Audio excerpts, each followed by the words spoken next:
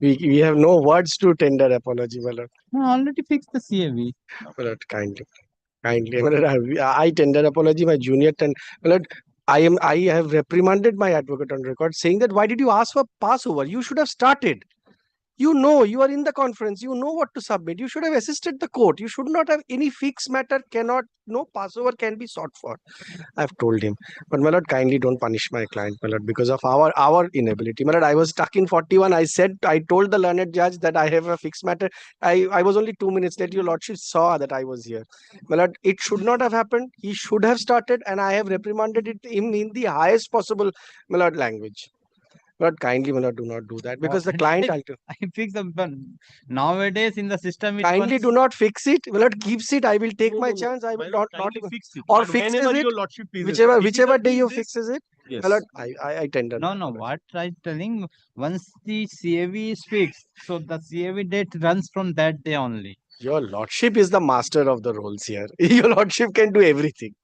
Your lordship will recall that and not sign that and fix it any day. My lord, I am here. We are ready. My lord. Your lordship will not do that. And I tender my apology. All three of us are tendering. Because apology the should problem not is have been that done. next week I may not be available. My lord, any day. I am here. Any day your lordship day. fixes it. Any day. It should Because not my have lord, been we done. have My lord, almost completed our argument. I have For Mr. told Ghosh him, to reply. I totally believe your lordship's my lord, policy. In a fixed matter, nobody can ask for a passover. So you start.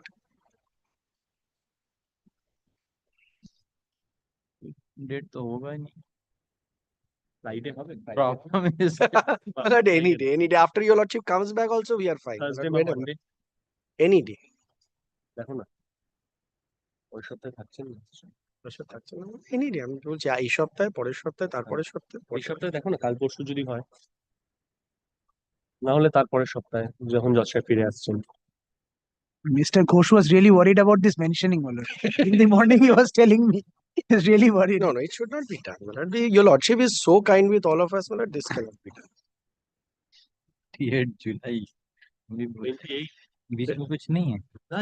Phone করুন क्या ना 14 तारीख को सब fix है. 14 full हो गया. I will not take more than 10 to 15 minutes. 10 to 15 minutes, my lord. 10 minutes any day. 18 को ऊपर कर दो. 18 जुलाई. 18th July. My lord. 2 p.m. at the top. My lord. I will not take more than 10. I am not fixing 2 p.m. It will be at the top order. Top 5 or something. For the one, I am doing one thing and let it be fixed tomorrow. Yes, well, to be mentioned, let that be recalled and tomorrow. Very good. Well, may I have my lord's kind leave to mention? May I have my lord's kind leave to mention item number 21 of my lord's list? Now, this is a change brief for us. My lord, on the last occasion, we found that my lord, the pagination was not there. In fact, that was the ground on which the ad interim order was recalled by a coordinate bench. So, my lord, I was humbly praying for leave to correct. That's why I'm thinking this court is not so harsh on that. My lord, we are very grateful for that. But I find still, my lord, in my brief, it's not paginate. I do not know whether it has been subsequently done, but kindly gives leave to my learned advocate. He shall do it here in court, my lord. What you want? Just to paginate, nothing else. My lord, may I be permitted to mention a matter? My lord, item number 32 is fixed for witness action. However, my lord, the GA1 is still pending before your lordship, my lord. My lord, Item number 32. 32 for issues. Shakambari. For framing is 31 witness action. Shakambari is the 31. My lord, I apologize. Item number 31. My lord, however, GA1 is still pending before your lordship. For what? My lord, GA1 What is is our GA1? application for judgment upon admission, my lord. My lord, I'm humbly praying for the listing of GA1 in this matter, my lord, so that we can proceed with the suit, my lord. GA1 कहाँ गई? GA1 नहीं है. My lord, on the last occasion also GA1 was running in the list. CAV हुआ ना? मेरे पास कोई CAV नहीं है. Judgment हो गया. Judgment delivered, I think. My lord, your lordship had disposed of the GA1. We had preferred an appeal, my lord, and the GA1 was further restored after that. Restored means remanded? Yes, my lord. By the appellate court? Yes, my lord. By which order? My lord, this is 6th of January, my lord. Give the order. 6th of January remanded and it was not informed to this court. My lord, it was informed. My lord might also have a copy of it in the brief, my lord.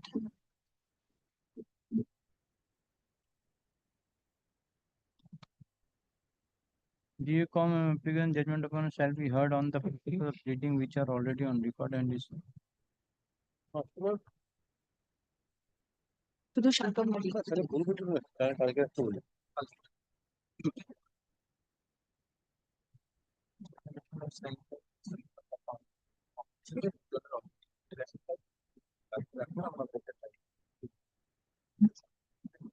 क्या बोल रहा है?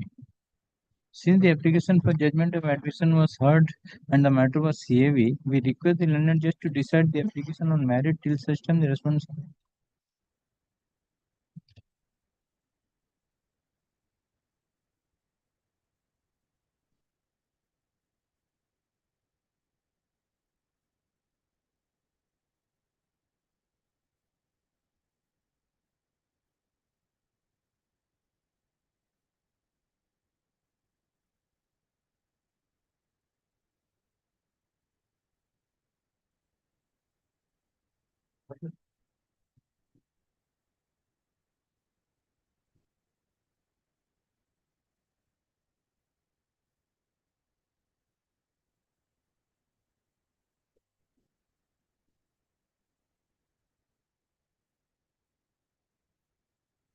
Okay, इसका एक काम करो, इसको पर टू भी मेंशन में रखो और जजमेंट मेरे को दे चैम्बर में। Grateful, my lord. But may I be lordship kindly to mention a matter? Lord, this your lordship has rightly issued warrant of arrest.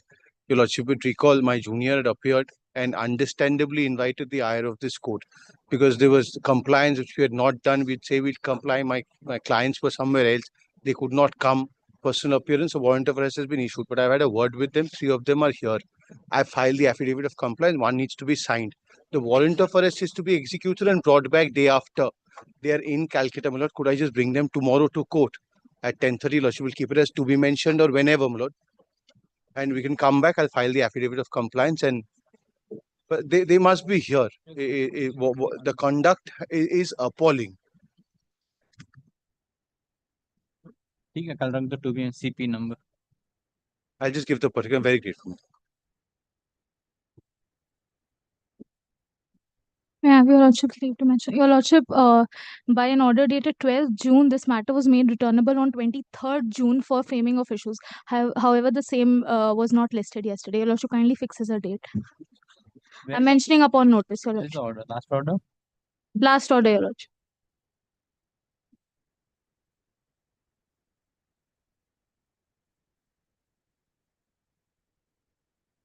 (23rd June). Today we are on 23rd. आज 24th. क्यों नहीं आया? It will be listed. Great, your lordship. Yes.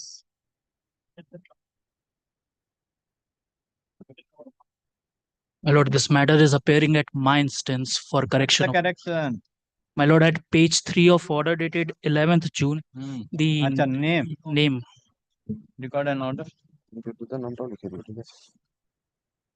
The matter is listed as to be mentioned on the prayer made by the counsel for the defendant plaintiff. I'm for the plaintiff. my For lord. the plaintiff, you are for the defendant. Counsel for the so and so for the defendant.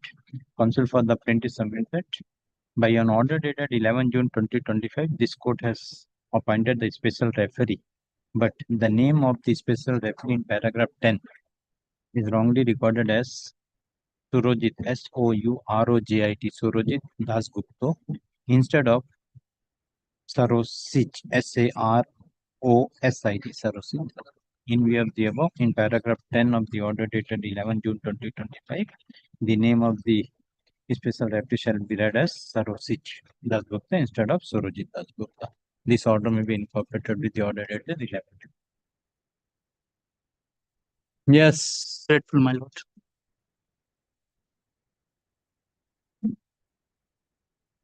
Yes. Why mention? Well, this was mentioned at our instance. 17 July. Yes, my lord. My lord, this matter pertains to the eviction by way of 106 notice, my lord. Mr. Ghosh had filed an application, my lord, for rejection of the plaint on the count that, my lord, the suit as on the date of filing could not have been maintained in the commercial division in as much as but the law on that particular date was that eviction pursuant to 106 had to be a regular matter.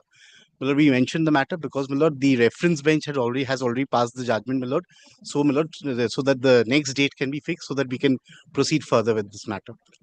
17 July, what is the 17 July? Let it be. Very good. I don't know. My lord, we were hoping if we could. No, If your you lordship budget is not already possible. indicated Right, absolutely because no, if no. your lordship is not there next week, if we believe that that Very is good. all that can be We'll done. come on In the 7th. circuit, so Yes, my lord. 14 onwards only. Let it come on 17. My We'll, lord. we'll then. If time permit, I will hear, then I will Lordship, take up. lordship. There are two applications, GF4 and GF5. GF4 is for इसमें disclosure दोनों of GL documents लगा by us, and GF5 is his return of all claim. GL लगा. Pleadings are complete in both matters.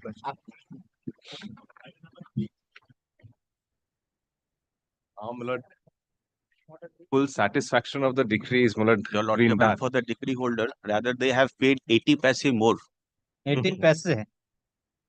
The balance So how amount, you will return?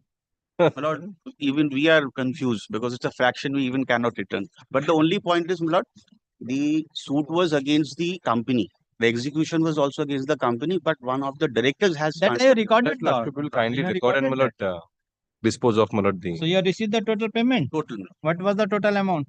lord, it's 62,87,399. No, total amount. Total is, my lord, 2,08,87,399.20. So earlier you received 146. 146. Now balance you have is- received to 6287. Yes. Yes, my So total. Total, that is lord. May I hand over a statement?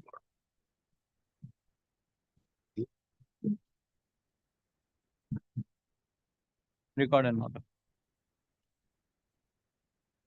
So appearing for the. This is the first case. I think in the execution case, the immediately disposal.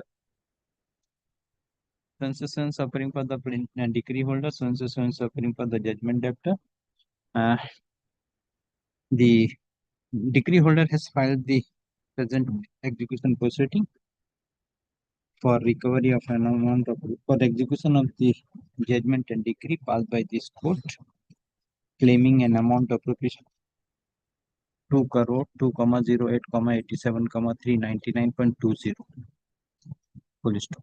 On 19th of June 2025, the judgment debtor has paid an amount of rupees 1,46,00,000, leaving the balance amount of rupees 62,87,399.20. Now the counsel for the judgment debtor submitted the balance amount of rupees 62,87,399.20 has also been paid, and the learned counsel for the decree holder has confirmed that he has received the total decretal amount along with the interest with this with full My lord, as satisfaction. far as that balance amount is concerned, my lord, that is also being paid by one of the directors, not by the company. With the full satisfaction. Counsel for the decree holder submit that though the execution, this court has passed the decree directing the defendant company Yes. for payment of the decretal amount, and the decree holder also filed the execution case against the company, but the amount has been amount is paid by one of the director of the company. The counsel for the judgment debtor submitted though the amount has been paid One by of the the directors of the director of one of the director of the company, and that may be treated that the amount has been paid by the company, and as such in future the director who has made the payment the total decretal amount to the decree holder shall not claim any claim against the decree holder, stating that he has paid from against the decree holder, claiming the said amount. In view of the above, this court find that the decree holder has received the total decretal amount with full satisfaction. Accordingly, EC Com 431 of 2024 is disposed. Great, my lord. The arrest warrant of arrest, my lord, your lordship had stayed, my lord. Your lordship may kindly. Warrant of arrest issued against the judgment debtor is recalled. Huh? Is recalled. Either it was recalled, my lord. Just the check last if it date is recalled or not. Very dropped. I'm Recalled and dropped. I'm great.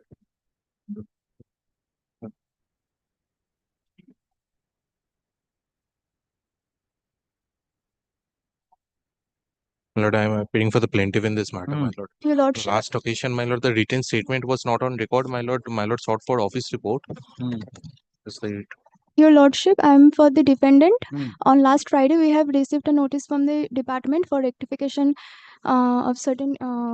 Yes, there are two defects. Yes, Your List of Lordship. documents as per Order 11 Rule 112 and affidavit under 11 Rule under Order 11 Rule 6. Those will be cured shortly, Your Lordship. Soon you will complete that Soon, Your Lordship. within 1 week. Yes, Your or 2 Lordship. weeks. 2 weeks would be fine, Your Lordship.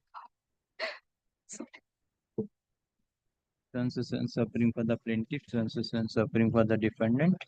The section officer attached to the office of the London Master and Officer Referee has submitted the report dated 21st of June 2025, wherein it reveals that the written statement filed by the defendants or defendant. Defendants. Dependents.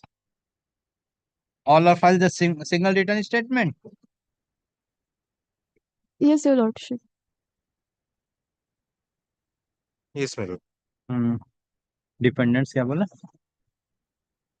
Dependents having two defects. According counsel for the defendants placed for 2 weeks time to rectify the defects.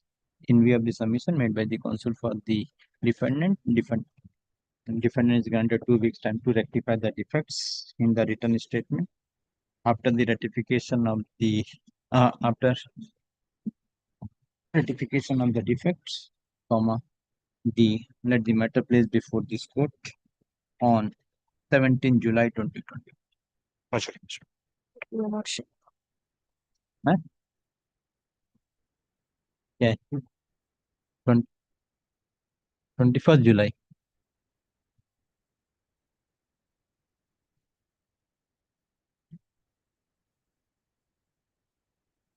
My lord, in item number 5, we are for the petitioners, the advocate on record is are for the stuck in for the plaintiff. Plaintiff. the advocate on record is stuck in another court. Hmm. I'm praying for a kind passover. There are 7 defects. How soon you will clear the defects? So I am granting 2 weeks time. Correct? All- Annexure at page number so is marked as annexure. So appearing for the plaintiff.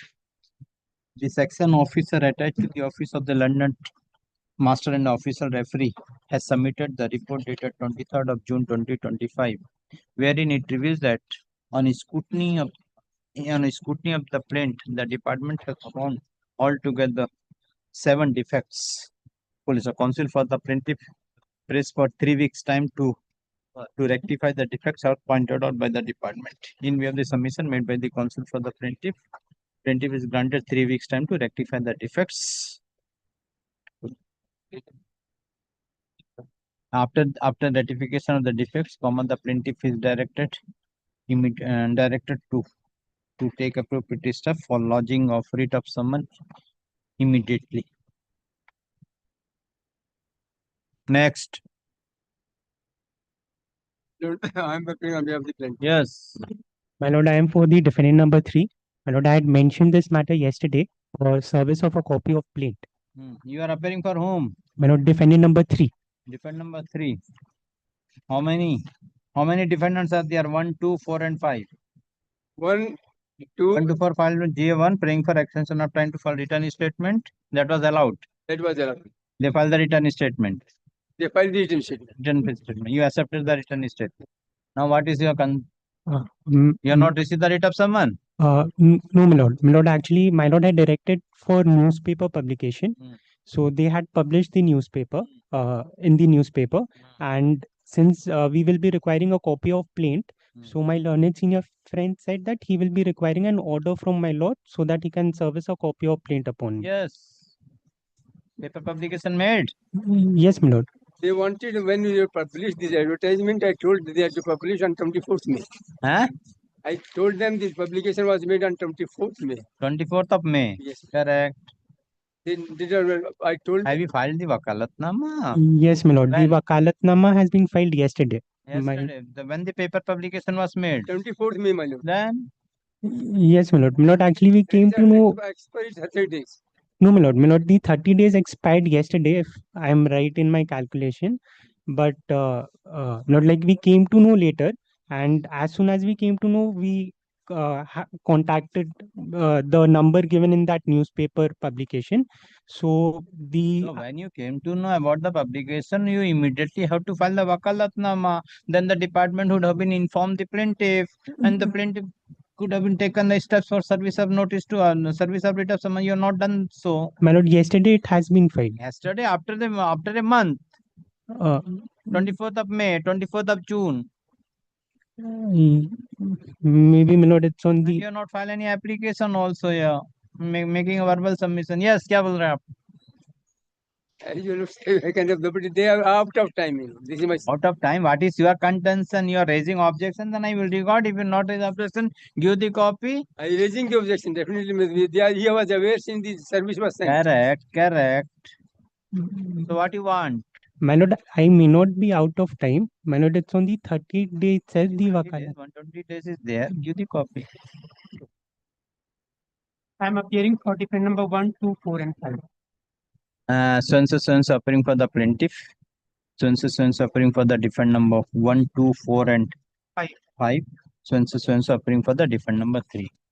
Counsel for the defendant number 3 submit that the defendant number 3 came to know about the pendency of the suit only after the publication of the notice in the newspaper, and subsequently the defendant number 3 has filed wakalatnama on. My lord, yesterday. Yesterday you filed? Yes, my lord. My instructions are it has been filed. Instruction you sure or not? File the wakalatnama on 24th of 20. Tomorrow क्या date? आज क्या date है? On 23rd of June 2025, and he mentioned the matter before this court for supply of copy of plaint along with the documents and connected application if any. Police. So counsel for the plaintiff raised objection and submits that the publication was made on 24th of May 2025. Police stop. Till 23rd of June 20, but in spite of the paper publication, the defendant number 1 has not filed wakalatnama and not informed the learned advocate on record of the plaintiff with regard to his appearance, and has not prayed for service of copy of plaint along with the document. Heard the learned counsel for the respective parties. This court finds that in terms of the order passed by this court dated 28th of April 2025, the plaintiff has made publication on 24th of May 2025. The defendant number 3 came to know about the same and has filed the wakalatnama on 23rd of June 2025 and now praying for a direction upon the plaintiff for supply of copy of the writ application and copy of the plaint along with the documents. In view of the above, for the interest of justice, the plaintiff is directed to serve the copy of the plaint, its annexes in along with the documents. And koi applications bhi hai kya? Any applications are there? No. No. To the plaintiff, to the defendant number 3. When you will supply? I shall by tomorrow. By? I will collect me for today itself. कितना तारीख है? 24 है ना? By 25th of June 2025. The defendant number 3 is directed to file the written statement. Please, when is the date fixed? It was appearing in the list earlier, my lord. Appearing in the list? But has today to be mentioned. No, earlier there is no date is first fixed. Let the matter appear on 28th of July 2025. Grateful, my lord.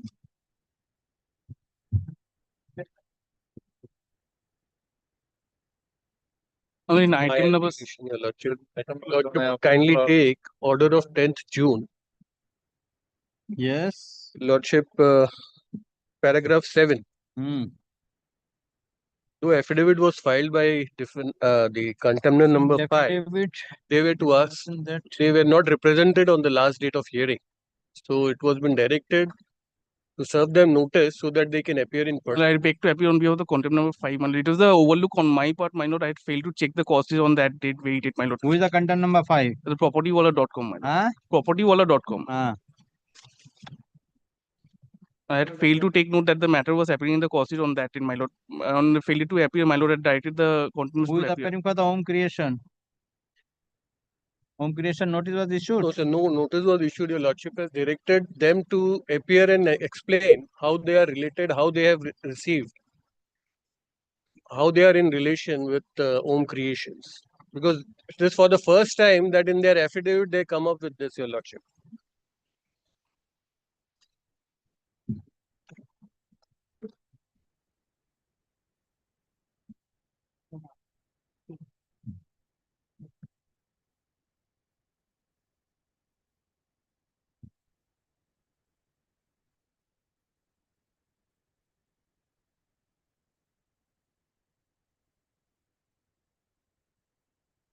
Yes, 1, 2, 4, and 7. I agree for the 7, but we had filed a compliance report on the 17th of June. 17th of June. filed in the department. Yes. I saw the copy. Yes, your lordship. Okay. What about the 1 to 4? Lordship, I'm appearing for 1 to 4 and we are filing the affidavits in relation to Amazon AWS and Just Dial.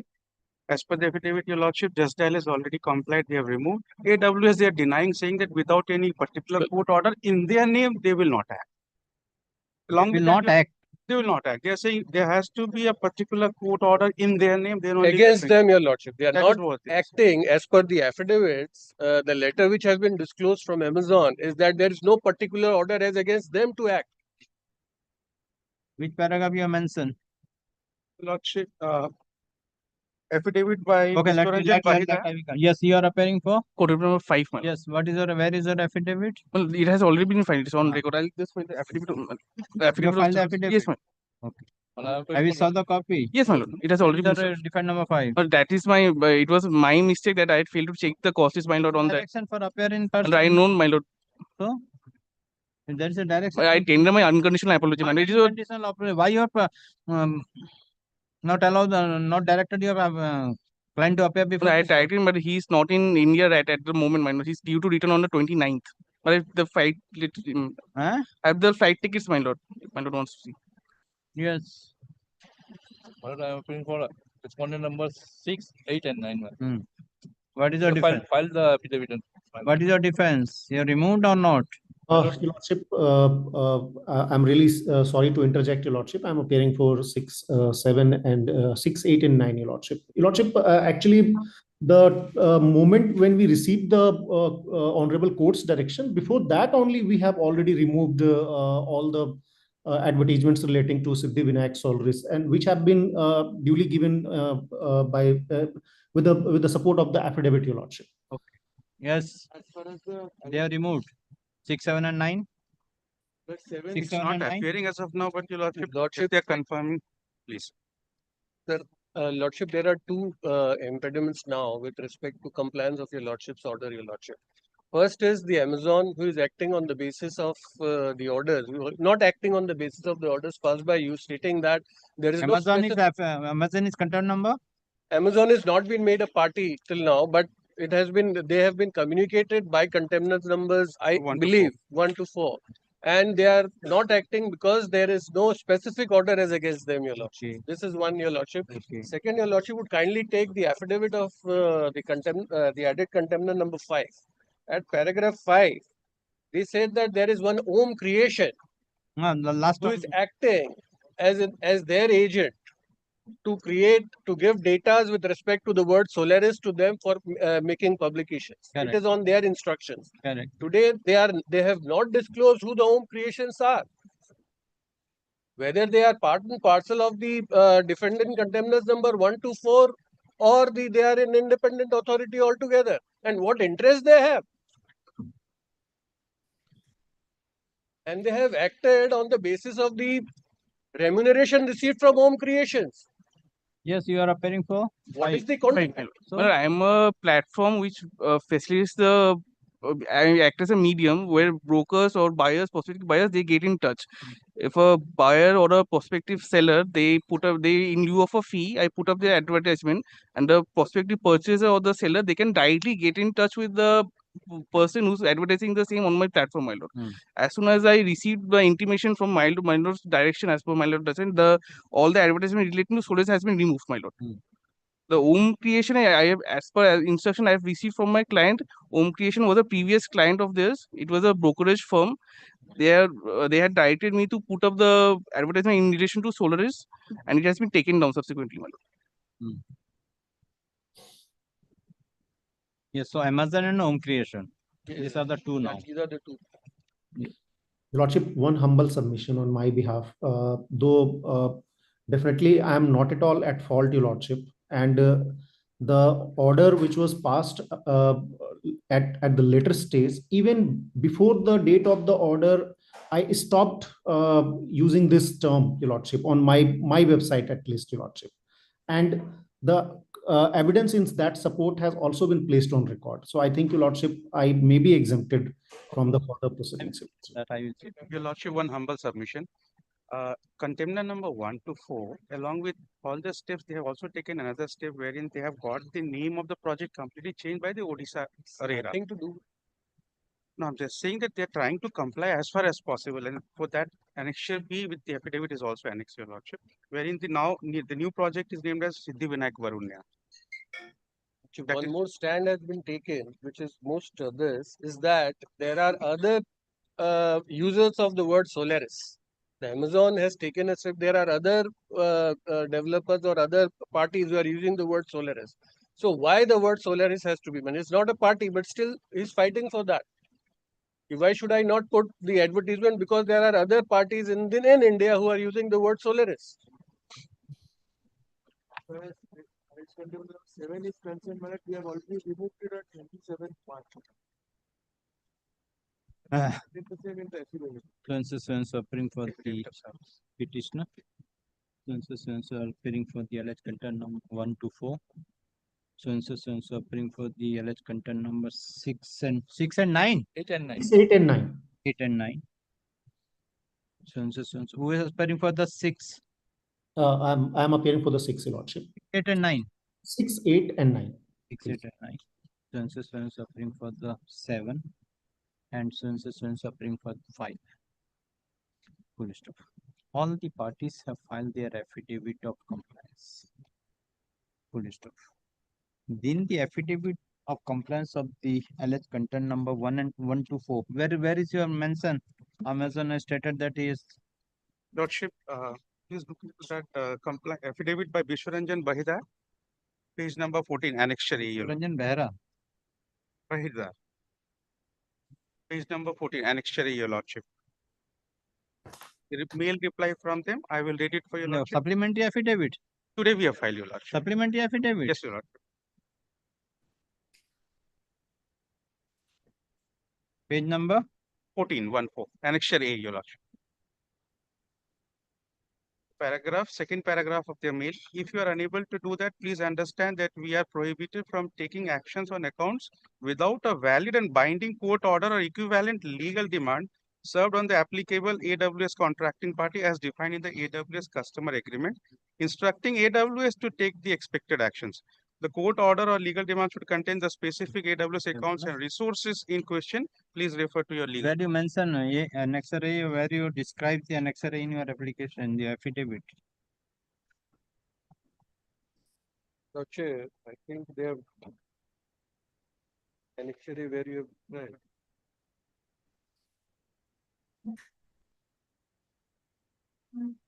Paragraph 5, I think.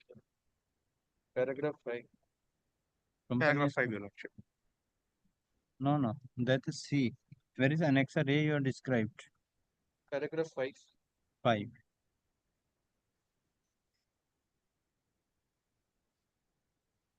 In accordance with the officer judicial mandate, yes, what?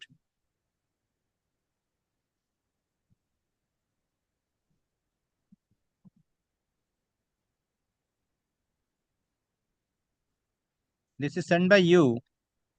Your Lordship, and page number, paragraph number 7, we have described that they are denied. No, where is the Amazon? You have stated that the Amazon stated that they are not the party, and they. Where is that? Sir, Your Lordship, it is mentioned on annexure A, page number 14. the second paragraph of their mail. Please note that Amazon does not accept service via email, fax, support. Mail of the contemners are, so, Your Lordship, the below 3 paragraphs, Your Lordship, you see the report team, we have been given a mail. We are writing to intimate you. I think this is the mail given by the contemners. Where? This mail is, Your Lordship, this mail is from the Amazon, the second paragraph. If you are This is unable. your mail, right? Page number annexer A is whose email? This is your mail which is in reply. It is a reply to our mail, Your Lordship. And the first paragraph, the top page number 14, annexure A, is their reply. And it's no page number 14 here, only annexure A is mentioned. This is your mail, right? That is what I. Vishwaranjan Bahirdar. There is no point page number 20. This and this you are relying upon. Yeah.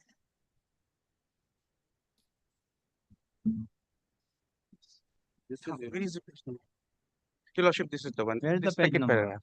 I apologize, Your Lordship, for the page number. And But how this it is the has been second paragraph. how it has been got affirmed without the pagination? Give.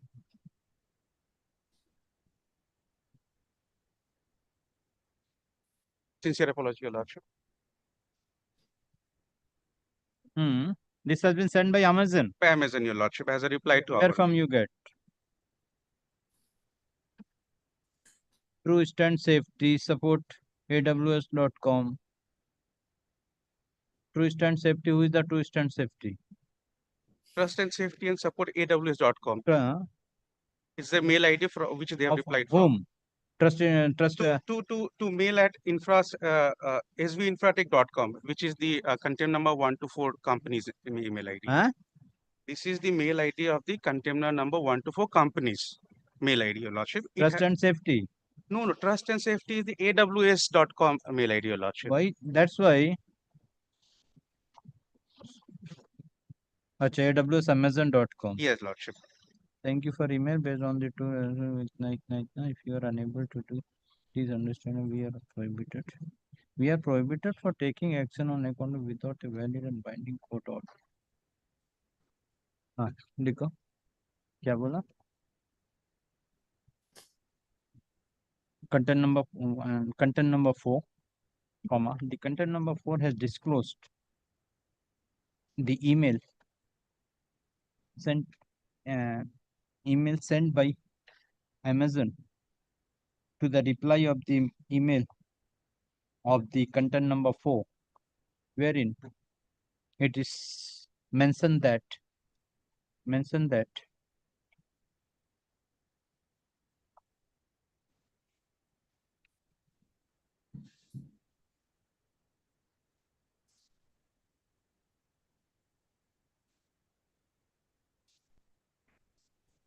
wherein it is mentioned as follows.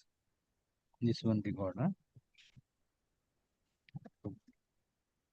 In the email, have you annex the court order, which the email which you have sent. Your Lordship, on Whether the email next page. Email from us. I am attaching the court order. Kindly remove all the content immediately on the next page. Okay. Very next page.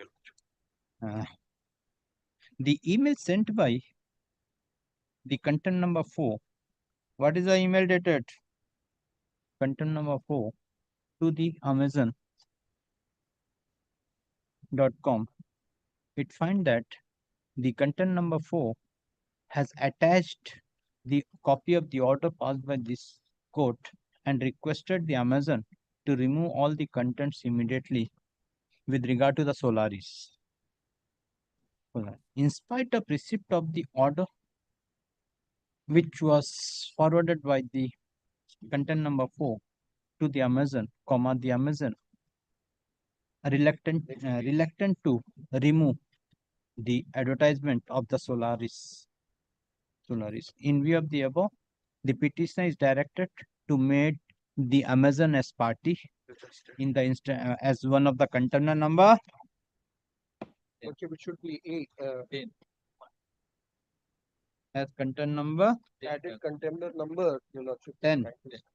As content number 10, and issue notice upon the Amazon.com. On receipt of the notice, the Amazon.com shall file a reply as to why as to why rules shall not be issued for violation of the order passed by this. Full stop. The mail was sent on 9th April 2020. and the content number 5, ये 5 का affidavit कह दो.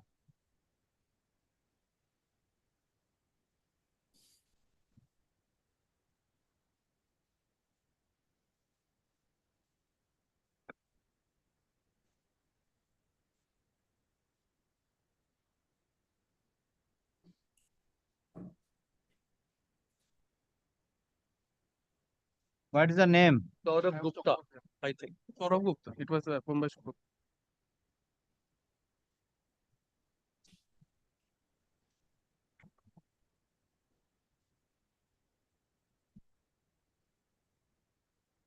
Kindly take paragraph 4. Huh? Paragraph 4 of that affidavit, page 11. Last 7 lines, Your Lordship, that the advertisements are put up on the added respondents 5's website either directly or by buyers or purchasers or realtors or brokers. That the added allows for advertisement in lieu alleged of content number 5 has filed affidavit of compliance wherein the alleged content number 5 in paragraph 4 and paragraph 5 has stated as follows. Just note kar lo. Paragraph 4, paragraph 5. Okay. My lord, kindly comes to paragraph number 9, page 13. Stated that I've taken it down on 27th February 2025. In view of the averment made by the alleged content number 5 in the affidavit, the petition is directed to make home creation as content number 10. 10 or 11? 11, yeah. As content number 11 and to issue notice upon the content number 11. And on receipt of the notice, the content number 11 is directed to show cause as to why rule shall not be issued for violation of the order passed by this. to disclose, Your Lordship, the contracts and Let they come. Shall not be published. The alleged content number 6, 8 and 9. 6, 8 and 9 ka do? Manish Sharma. Yes. Manish Sharma, 8 and 9, my lord, Syed Firdaus Alvi. They are the authorized representatives of the concerned company, Your Lordship. Manish Sharma, exponent number 6. And Syed Firdaus Alvi is 8 and 9. और एक होगा ना, 3 होगा ना? There are 2 only. Your Lordship, actually, Makan.com, it's alleged contempt number 9, which has already been merged with the contempt number 8. Way back in 2022 only, Your Lordship. Compliance. In which paragraph? You know, at page number 9, paragraph number 4. This is for the alleged contempt number 6, Your Lordship. The affidavit filed by the 6. Stated that on 27th of March 2025, kya bola? In paragraph. Para number 4, Your Lordship. Page number 9. Stating that on 27th March 2025, the company received a request for removal of an advertisement from the platform submitted by Siddhi Vinayak Infrastructure and Development Private Limited.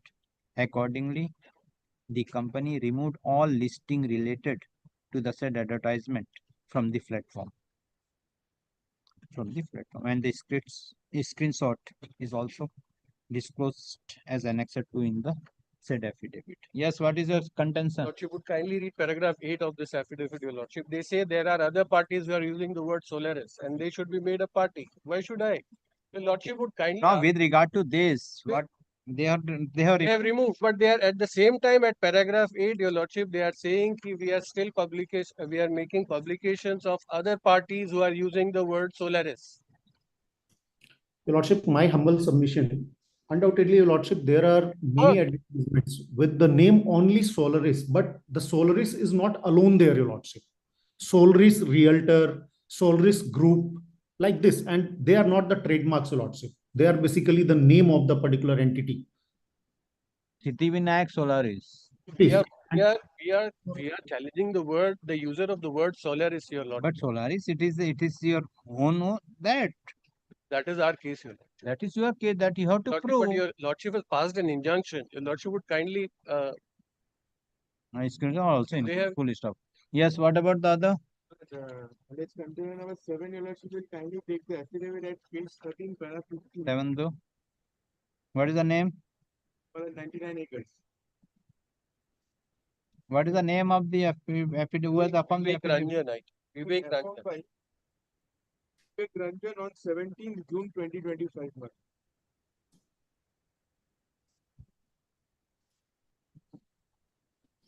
Here also Om creation is involved, your lordship.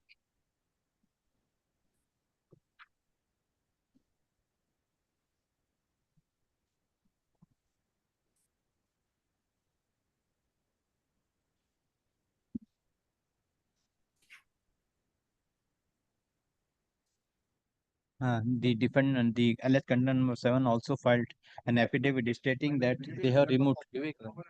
You are removed on when? They have removed on 27th March On 27th of March 2025. Lordship, they were acting on the basis of Om creation again. That will kindly take page 13 of the affidavit, para 15.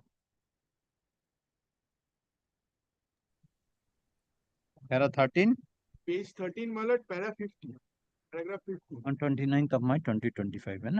29th of March 2025. Remove the advertisement of the plaintiff, namely Siddhi Vinayak Solaris, from their website on 29th of May 2025. Full stop.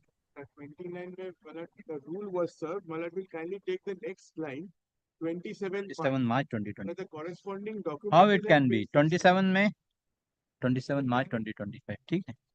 27. Full.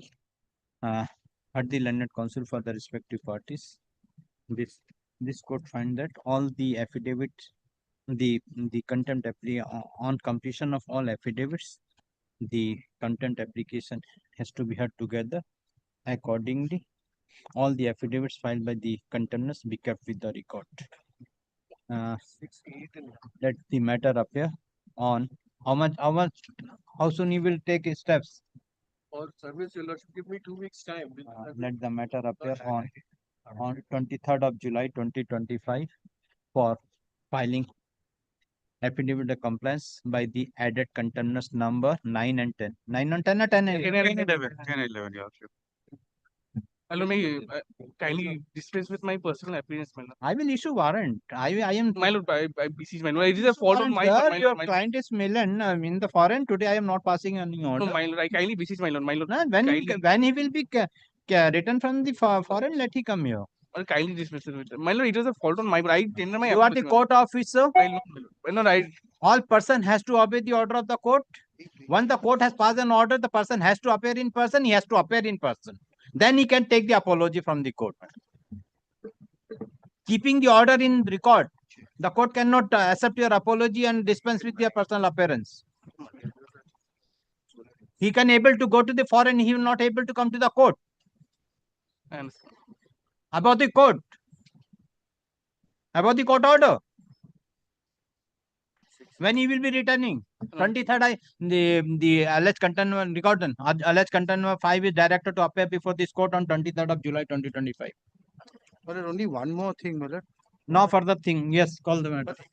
Much obliged, Your Lordship.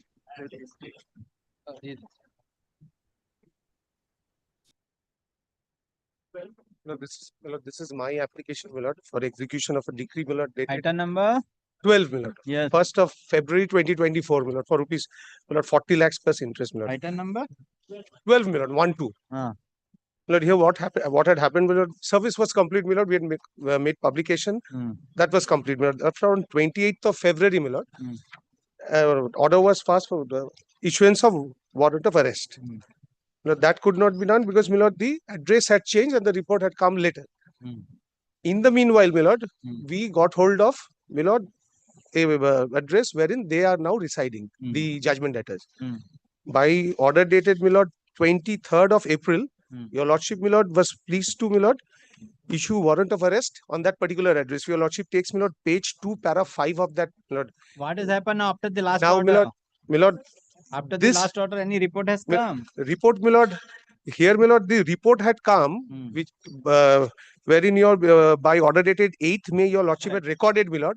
This was, my lord, pursuant to the first issuance of warrant, not the second one, my lord.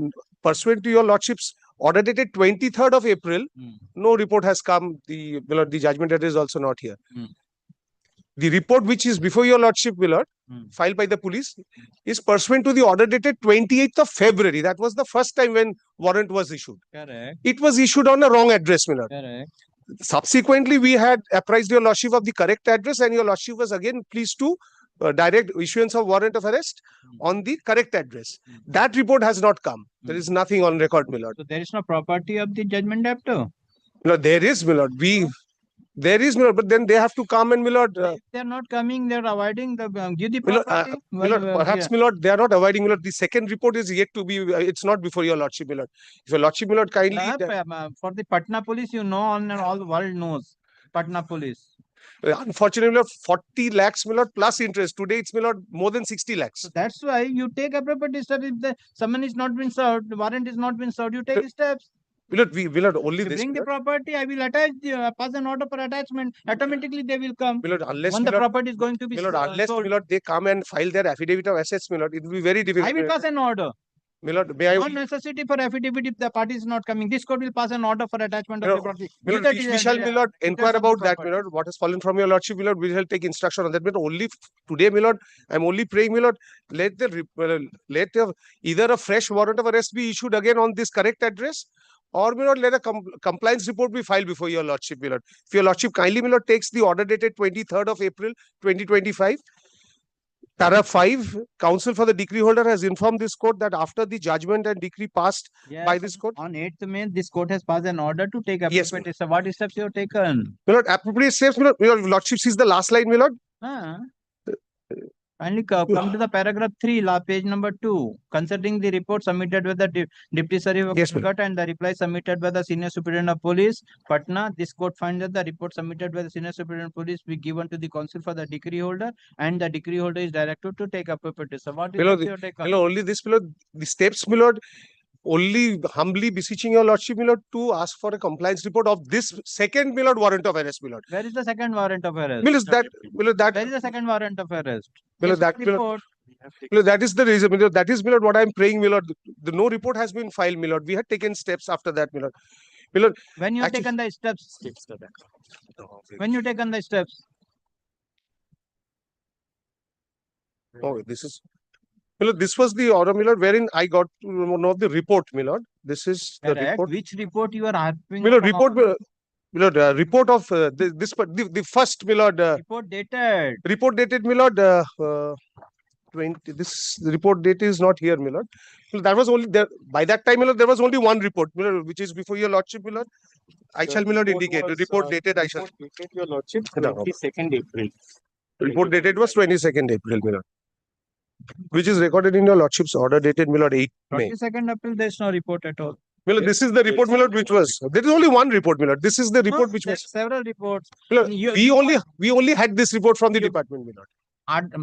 8 मई का order को आपने apply इसको दिया, copy दिया? 8 मई का order comply हुआ? Have you received the order report in terms of the order dated? 8th May? No, my lord. We have only got this report. Have you gone through the 8th May order? 8th May order we have gone through, my lord. Have you received the report? No. Report. In this report you mentioned. No, my lord. We have not received. So this court has directed be given to the counsel for the decree holder, and decree holder is directed to take up a step. You are on record. Pursuant to my lord, I shall, my lord, indicate. Pursuant to your lordship's 8th May order, we immediately wrote to the registrar on the same day, my lord, 8th May.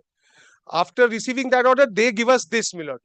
This is the order, this is the report which we get. Where is the report? Where is the forwarding letter? This is the forwarding letter, my lord. Give. This is in a punch, my lord. Lordship, may kindly excuse me.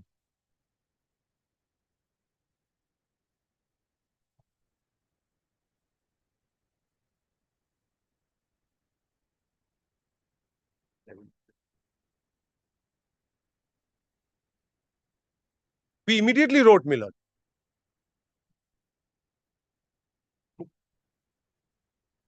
Those are, my lord, miscellaneous correspondence between me, my lord, the client, and my lord, the other orders also there.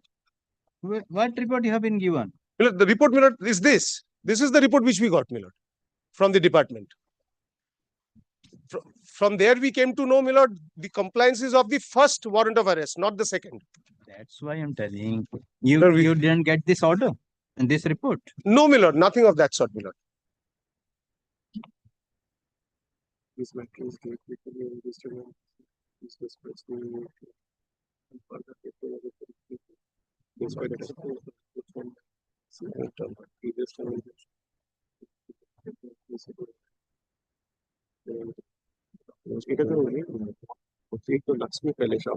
This particular, my lord, report we have not got. That's why after going to that, But, my lord, this reply has been, my lord, given to us. This is report is not received. My lord, this page we have not received. This one we have, my lord, which I just handed over to. Usko do and you take a paper. My lord, the only thing is, my lord, this, my lord, particular report, my lord, is almost, my lord, the same to, my lord, similar. It's an interpretation of this, my lord, particular show cause notice. So what you want now? My lord, all take steps. My lord, may I, my lord, ask my lordship, please, my lord? Your lordship, first warrant of, kindly give me 1 minute only. The first warrant of arrest was issued by an order dated 28th February. And that is the address mentioned in the cost title. Now, your lordship, this report is pursuant to that warrant of arrest issued. Subsequently, we apprised your lordships that we had found another address, which is not mentioned in this report at all. Show me the another address you submitted the requisites for issuance of warrant of arrest. May I have the bunch back, please? Have you submitted the requisites of the new address? That my learned. What is the problem here? You know, you all persons are getting the order from this court and leaving upon the total to the department. I have neither the department nor any of the advocates knows how the warrant is to be executed, how the subpoena is to be given. You person have where is the where is the requisites? This is the requisite, your lordship. When you are submitted, where is the warrant? Warrant will be issued from the Where is that? Copy of the warrant, but there was the requisite we had submitted. What requisite you have submitted?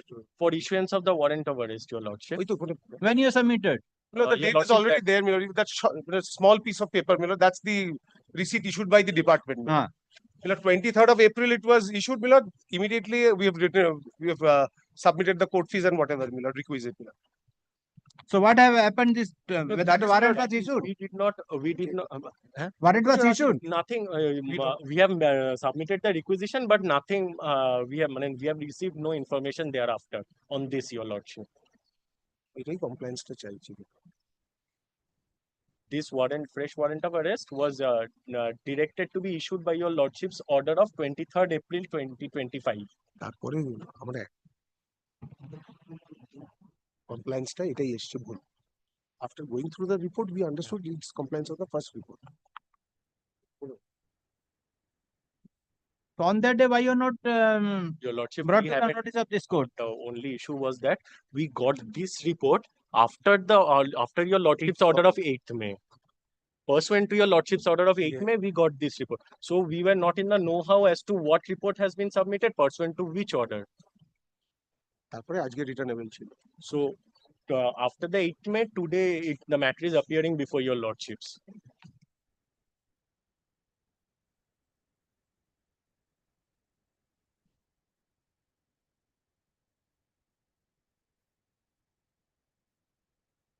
So suffering for the decree holder. By an order dated 8 May 2025, this court has directed the office to provide the report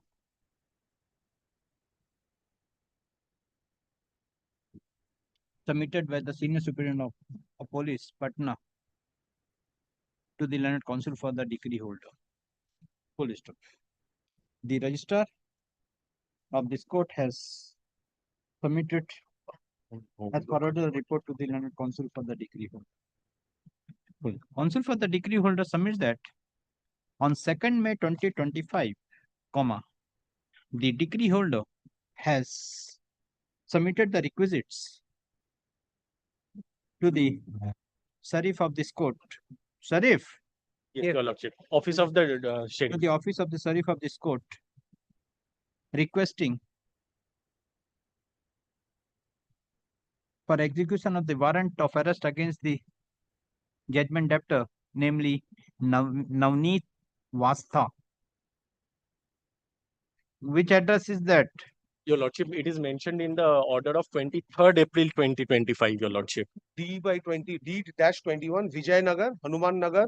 At the address D-21, Vijaya Nagar, Hanuman Nagar, Kankar Bagh. K-A-N-K-A-R-A-B-A-G-H, Bagh, P.S. Patrakar Nagar, Patna, -80020. Counsel for the judgment debtor submitted that there is no report furnished by the office of the sheriff whether any warrant was issued against the judgment debtor in the said address or not. Would your lordship be pleased to mention the order dated 23rd April by which Address or this not. In view of the above, the London Master is directed to inquire into the matter whether any warrant is issued against the judgment debtor at the address mentioned above. If not issued, take appropriate steps for issuance of warrant of arrest against the judgment debtor to the Superintendent of Police of Patrakar Nagar immediately, and to submit the report before this court by 24th of July 2025. Let the matter appear on 24th of July 2025. Your lordship, only two things, your lordship. The office of the Superintendent of Police is at Gandhi Maidan Road. The police station is Patrakar Nagar. Superintendent of Police? Gandhi Maidan Road. Your lordship. At the bottom, your lordship. The police station is Patrakar Nagar. The office of the SSP. Superintendent of Police of which district? Gandhi Maidan Nagar is the office address. Patna, your lordship. Patna is having several districts. That's the only place, your lordship. That SSP has the office. Superintendent of Police having the jurisdiction of Patrakar Nagar PS. Yes. And having the jurisdiction of Patrakar Nagar PS. And only one thing, your lordship dictated in the last line, the learned master to look into. Yes. The master will look into, or the sheriff. Master. Very good. Sheriff is making the confusion to all. Grateful, my lord, extremely grateful.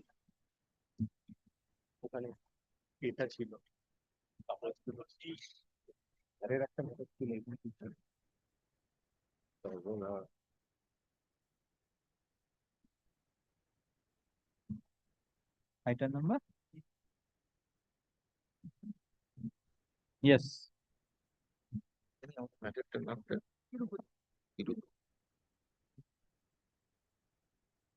This is an undefended suit. Your lordship has, my lord, heard it on 2 occasions. My lord, we had already Insurance claim. Yes. My lord, I had already addressed you on, my lord, the wrongful repudiation of the claim. Correct. My lord, extensive submissions were made in this regard. Now, my lord, so far as this is concerned, I now need to address your lordship on the claims.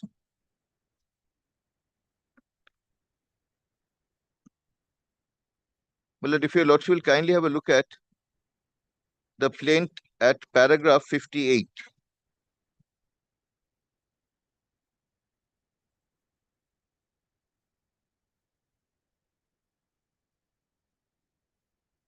Let claims 1 and 2 are for, my lord, insurance claims on account of, my lord, breakdown of machinery, which was admitted for 6,103 rupees. My lord, a discharge voucher was given and thereafter withdrawn.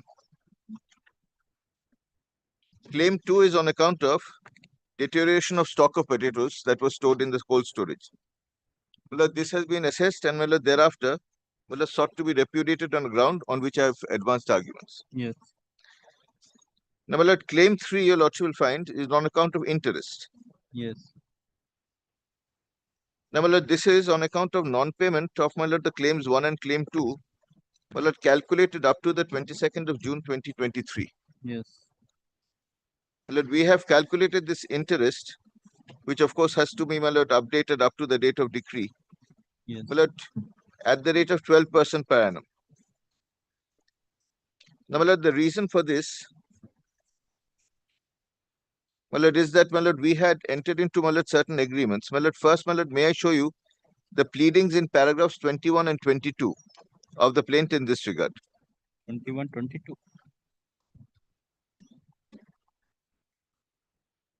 Yes.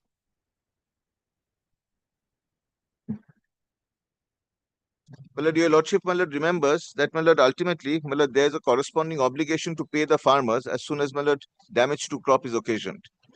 Now, my lord, there is, my lord, directives from the, my lord, Department of Agriculture to pay this. My lord, we had contested the matter before court. The court said make an ad hoc immediate payment of 3 crores of rupees. The total claim was around 7 crores of rupees. Now, my lord, paragraphs 21 and 22, two paragraphs I shall place before your lordship. In the meantime, on June 20, 2022, the Director of Agricultural Marketing, Government of West Bengal, proceeded to pass an order determining the rate of compensation payable by the plaintiff to the hirers whose stocks had been damaged by ammonia contamination on 19th May 2022. The rate of compensation fixed by the said order was challenged by the plaintiff by filing a writ petition, such and such, before this honorable court, which is presently pending adjudication. Defendant has been made a party to the said writ petition, though no relief has been sought against it. Defendant has entered appearance in the writ petition through an advocate. In the said writ petition, honorable court was pleased to pass an order dated 12th August 2022, directing the plaintiff to pay an amount of rupees 3 crores as ad hoc compensation to the hirer farmers whose produce had been damaged due to ammonia contamination. In terms of the said order, plaintiff has already paid to the district magistrate Purva Bardhaman such amount for disbursement to the hirers. Such payment by the plaintiff has been recorded in an order passed by the honorable court on September 27, 2022. The defendant is aware about the such fact. Copies of orders are referred to. And paragraph 22.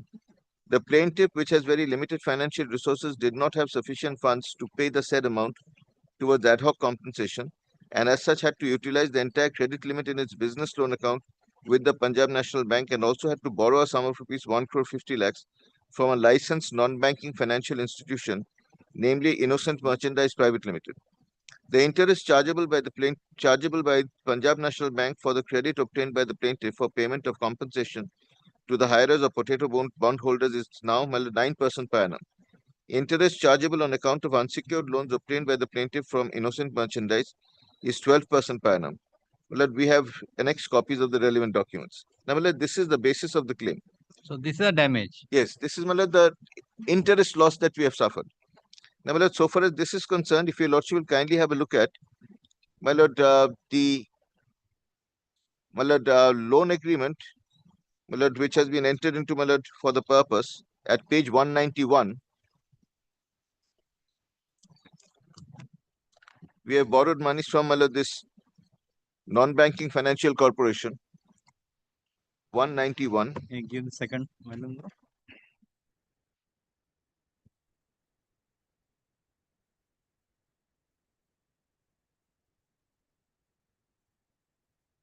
191.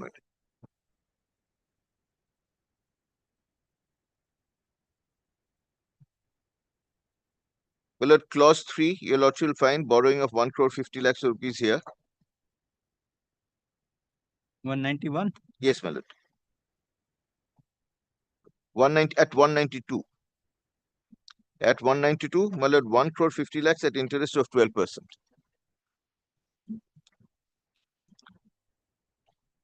And you had also. Which paragraph? Which paragraph? Well, at 191, paragraph 3. 192, paragraph 3. No paragraph. Well, this is, my lord, the compilation. No, there's a claim in short. Judge's brief. Judge's brief. Judge's brief.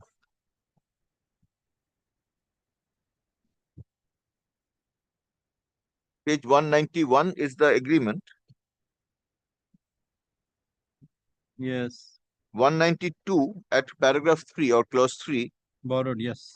Well, borrowing, my lord, at 12% per annum. My lord, your lordship will also please have a look at page 183. Well, this is my borrowing from the Punjab National Bank.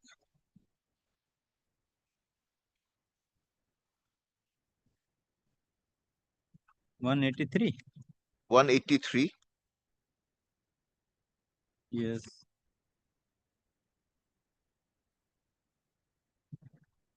Well, here, of course, my lord, I must point out to your lordship in all fairness. Well, at page 184. Well, your lordship will find that one, the rate of interest is 7.15%. Well, because it was really an agricultural loan for all practical purposes.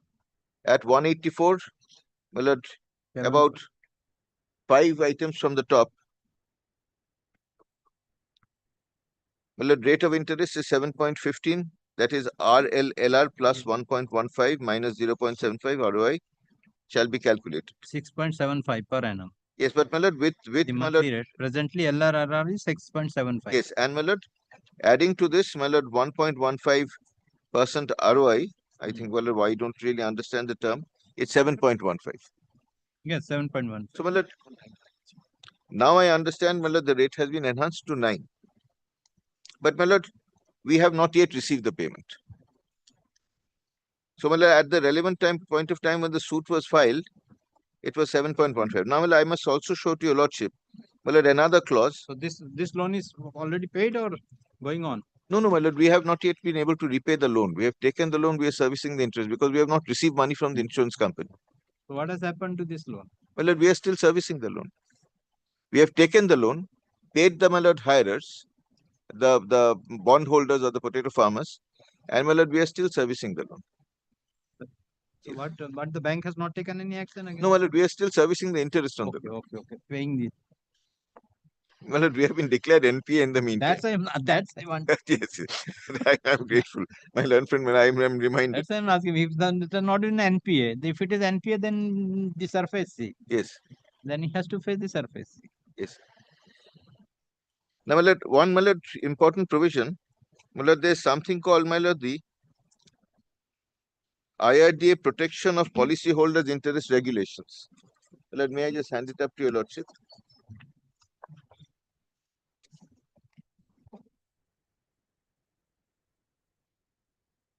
My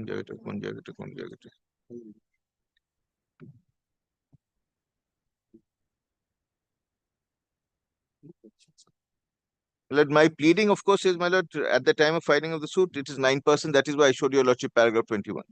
Now, my lord, please see, my lord, this had clause 15, claim procedure in respect of a general insurance policy. What is this? These are regulation? Yes, my lord, this is, my lord, called the, my lord, IRDAI Protection of Policyholders' Interest Regulations. Yes. Well, the relevant clause that I want to draw your lordship's attention to is clause 15 at page 23 of these regulations.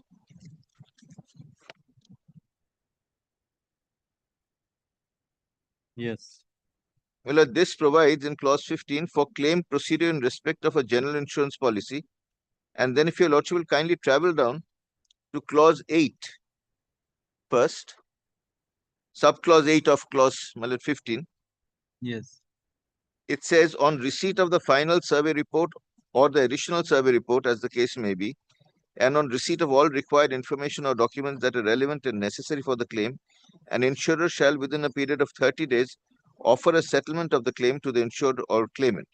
If the insurer for any reasons to be recorded in writing and communicated to the insured or claimant decides to reject a claim under the policy, it shall do so within a period of 30 days. Then, my lord, please come to clause 10. 1510. In the event the claim is not settled within 30 days as stipulated above, the insurer shall be liable to pay interest at the rate which is 2% above the bank rate from the date of receipt of last relevant and necessary document from the insured or the claimant till the date of actual payment. Claim is not settled within 30 days, the insurance is liable to pay interest at the rate of to whom? Well, this is, my lord, to the insured. To the insured. So, my lord, it is, my lord, 2% above the bank rate, because, my lord, the contemplation is that, my lord, there will be some amount of business borrowing from banks and financial institutions. Now, my lord, so far as this is concerned, my lord, the two final survey reports in this case were both, my lord, published on the 22nd of August 2022. So survey completed, but claim repudiated. 22nd August 2022. So, my lord, within 1 month therefrom, my lord, we were entitled to, my lord, charge interest.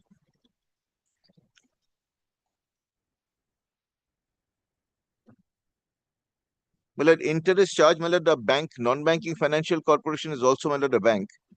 My lord, NBFC, my lord, 12%. It should be plus 2%, but we have confined our claim to 12%. And my lord, bank is, my lord, 9% plus 2%, 11, but we have confined our claim to 9. And well, that is the basis of computation of the claim. Well, the total amount of claim on account of interest that we have claimed, well, on this basis, till, my lord, 22nd of June 2023, well, it is 67,46,417. Well, it has been, my lord, rounded off to 12%. So, my lord, if your lordship takes, my lord, 9% plus 2%, that's 11%. 12% plus 2% is 14%. Well, lord, we have rounded it up to, my lord, 12% generally. So, my lord, it is calculated at 67,46,417 till 22nd June 2023. On, my lord, the aggregate sum of 7,92,35,258. That is, my lord, the surveyor's assessed amount, which, however, has been repudiated. My lord, this is, my lord, the quantification of claim 3. So, claims 1, 2, 3, my lord, is there. Yes. Then, if your lordship will kindly see claim 4 at page 59 of the plaint. Yes. Well, compensation due to loss of business opportunities as pleaded in paragraph 41. Well, before I take your lordship to, my lord, paragraph 41, in fact, my lord, paragraph 37 onwards is relevant. My lord, what happens is, my lord, today, my lord, at the beginning of the loading season, I have to inform the Directorate of, my lord, Agriculture that, my lord, my chambers are available for hire. Now, my lord, in this case, what happened, my lord, chamber number 3 was filled with, my lord, rotten, my lord, potatoes. Well, they had to be removed, for which the insurance company is under an obligation to remove and bear all costs of removal. Well, I shall show you, lordship, that. That is the next claim. After the incident? After the incident. Now, my lord, two things happened. My lord, because payments were not made, my lord, there was, my lord, gherav of the cold storage by the farmers, my lord, which is recorded. My lord, we had to repeatedly approach the authorities. My lord, they did not allow us to remove any stocks without, my lord, payment to them.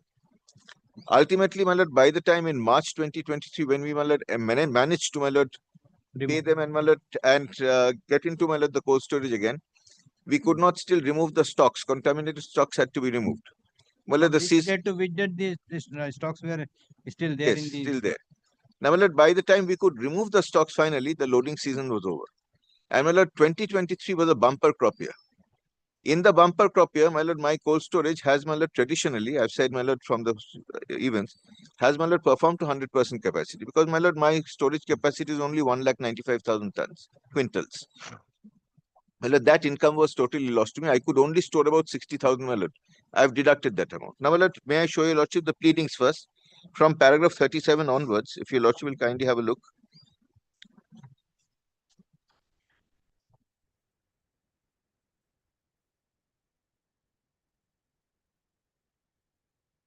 For payment of compensation to the potato bond holders or hirers, the plaintiff was completely dependent on payments to be received out of the insurance claims from the defendants, since it earns meager profits as cold storage rent.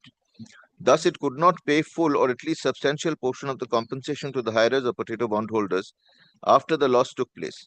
For such inability of the plaintiff to pay compensation, the said hirers or potato bond holders continued to hold agitation in front of the entrance of the plaintiff's said cold storage and had put up a blockade on the entrance of the cold storage. Then, well, a few lines thereafter. As such, the contaminated bulk of the potato continued to get further deteriorated in the chamber, causing secretion of toxic fluid. Then, my lord, please see the next paragraph. Plaintiff had already exhausted credit limit provided by the Punjab National Bank under the plaintiff's account with the said bank in paying the ad hoc compensation to the hirers of potato bond holders to comply with the order passed by the Honorable High Court at Calcutta.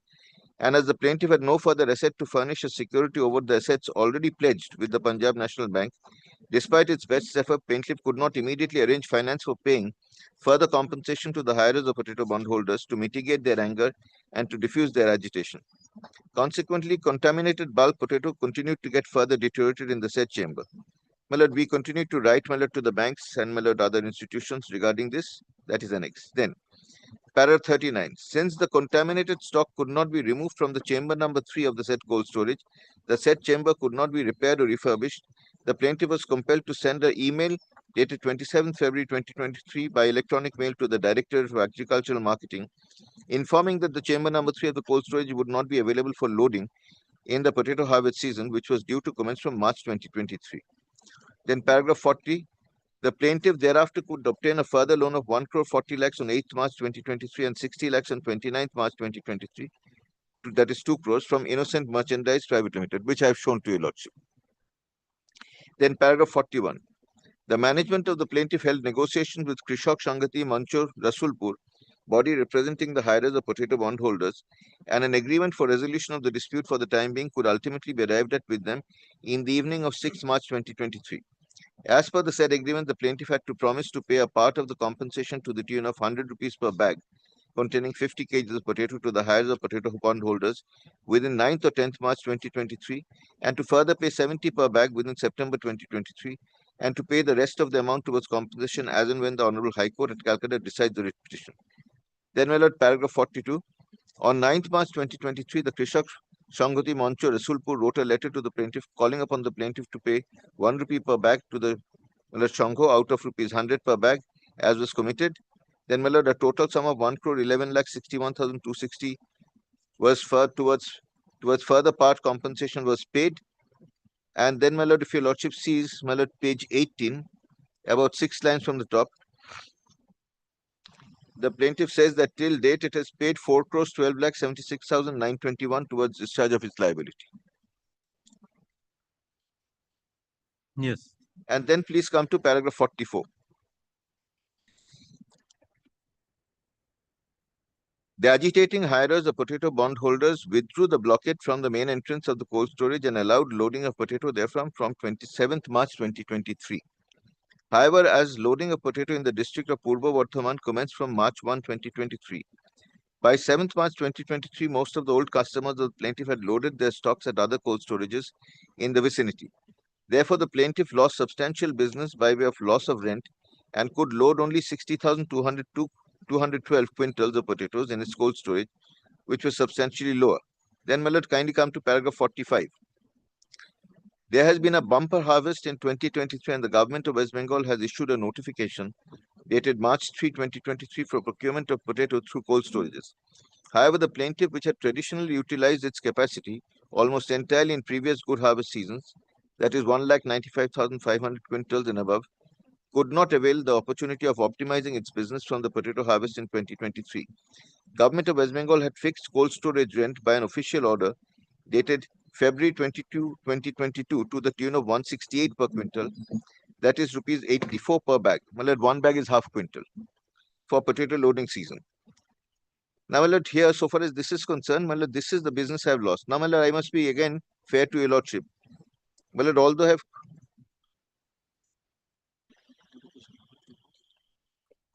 ঠিক আছে.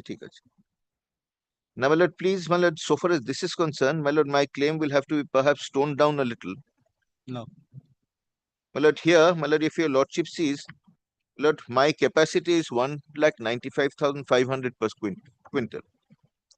My lord, the storage rent fixed by the government is 168 rupees per quintal. My lord, I could store 60,212 quintals, which means I could not store 135,288 quintals. Correct. My lord, the loss that I have therefore suffered, my lord, on account of storage is, my lord, 68 into 1,000. 1,33,288. My lord, that is about 2 crores 27 lakhs 828,384. Now, my lord, what, my lord, in all fairness, I inquired of my clients. My lord, this is the total revenue I would have earned. But there are, my lord, operating expenses also, my lord, which has not been accounted for in this. So, my lord, the operating expenses will have to be factored, my lord, while determining what is the actual loss. Now, my lord, for that, my lord, we have disclosed a balance sheet. My lord, if your lordship will kindly have a look at the balance sheet, my lord, of 2022, 31st March 2022, which your lordship will find at page 303.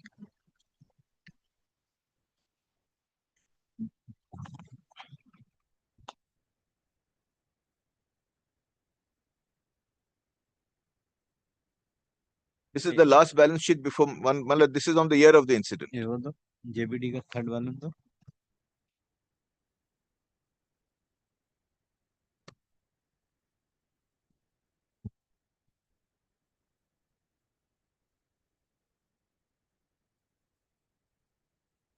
yes 303 is मतलब the balance sheet for the year 31st March 2022. मतलब this was the year of the loss. yes मतलब please see 304 303 balance sheet for 31st March 2022. correct. Now let please see मतलब 304 मतलब expenses Roman 4. My expenses मतलब in the year मतलब 2021 31st year 20 March 2022 was 2 crores 35 lakh 70,688. Correct. So मतलब what I have done is I have calculated the rental that I would have received on the full quantum of 1,95,950 quintals at 168, that is the government determined rate. This would work out to 3 crores 28 lakhs 44,000. From that I have deducted this entire amount to expense of 2 crores 35 lakhs 70,668. The amount that then would be justifiable as loss is 92 lakhs 73,332, not the 2 crores that I have claimed. So 2 crore 27 lakh. It will stand reduced according to me to 92 lakh 73,332. 2 crore 27 lakh 28,338 384. Yes. That should now in all fairness be reduced to 92 lakhs 73,332. 92 70 92 lakhs 92 73,332. Okay. After deducting this. Yes, madam. Because naturally I can't claim the full amount. I would have incur operating expenses in any case. Well, the next claim, your lordship will find, is claim number 5. That is at paragraph 58 again of the plaint. This is on account of disposal of contaminated potatoes. Now, the first question would be whether I am entitled to this claim at all. Here, if your lordship will have a look at the policy document once, that your lordship will find at 82, page 82. I am only showing you the lordship the relevant clause. 82 of? 82 of the judge's brief. One. This is a part of the DOS policy.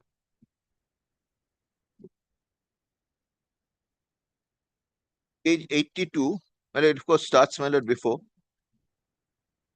Well, it really starts from page 77. Yes. Well, please see page 82.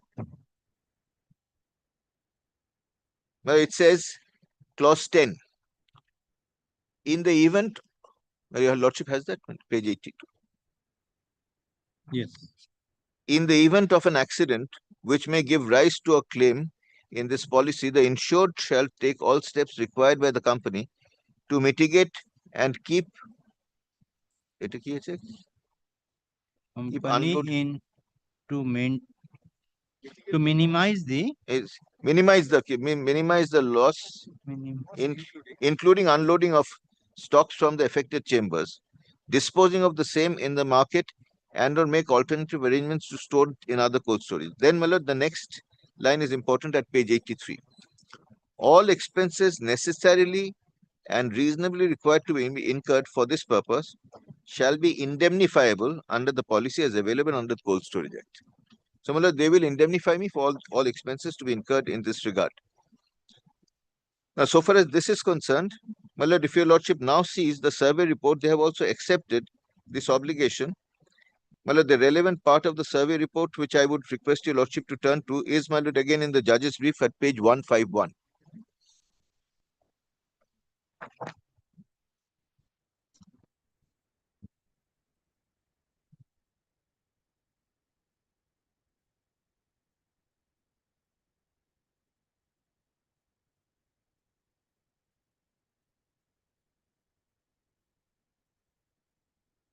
Yes.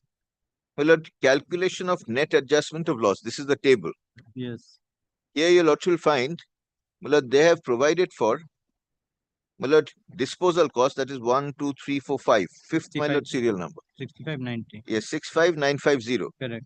Now, my lord, so far as this disposal is concerned, my lord, this was in respect of 2,600 bags. 2,612 bags. Where do I find that? Well, this was in respect of 2,612 bags. Well, it is there somewhere.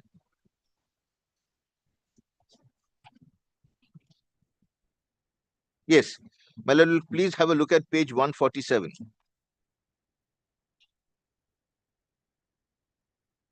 Page 147, my lord, second last paragraph. Regarding segregation and disposal cost, insured have confirmed us with a mail dated 30th June 2022 that 2,612 bags of potatoes are disposed of, and they have also provided us the list of segregation and cost, including disposal cost. Entire payments are made in cash, and the prints are and the thumb prints are obtained against each payment, which is money receipt proof. Yes. So, my lord, they have, my lord, really accepted, my lord, this amount is to be paid on account of disposal. Now, my lord, here the total number of bags disposed till that date was 2,612. Thereafter, my lord, we ultimately proceeded to dispose of the rest of the bags, for which your lordship will, my lord, please have a look at.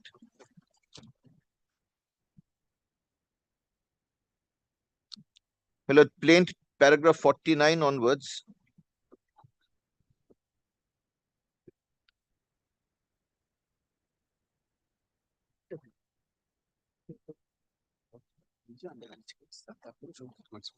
Well, at 49 and 50.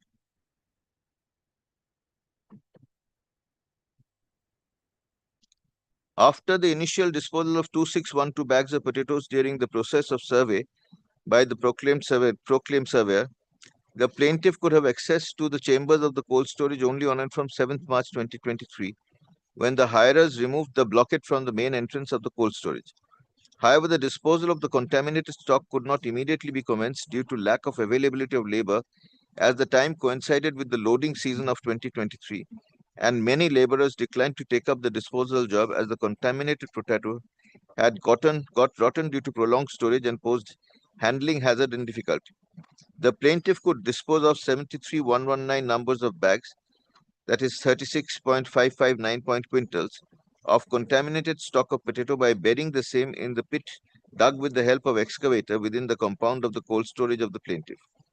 As the plaintiff's own premises could not accommodate more than 73,119 number of bags, the remaining bulk of the contaminated stock of potatoes in 39,930 number of bags, which is 19,965 quintals, had to be disposed of at an available land around 5 kilometers away from the cold storage, which involves transportation cost over and above the cost on account of wages to laborers for unloading toxic and contaminated stock of cargo. Now, so far as this is concerned, for this we had to obtain permission. You can't dispose of contaminated stock anywhere.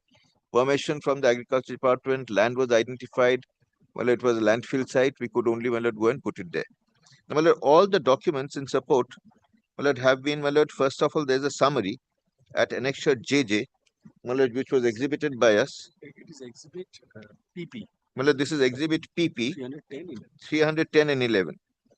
That your lordship will again find in the judge's brief. This is, my lord, a summary, and all accompanying documents have been annexed.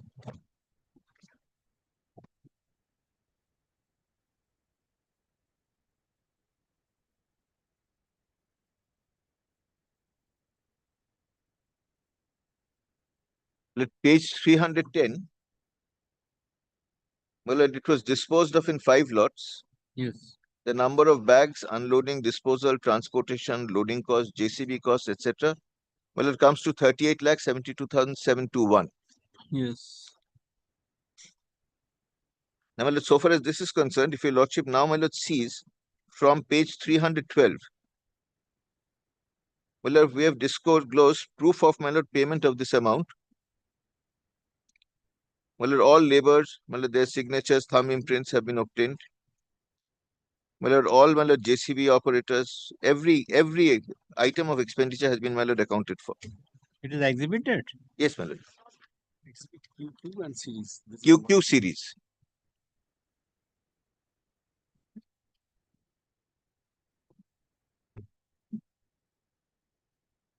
question numbers, chief question numbers. Yes. ठीक है, don't worry.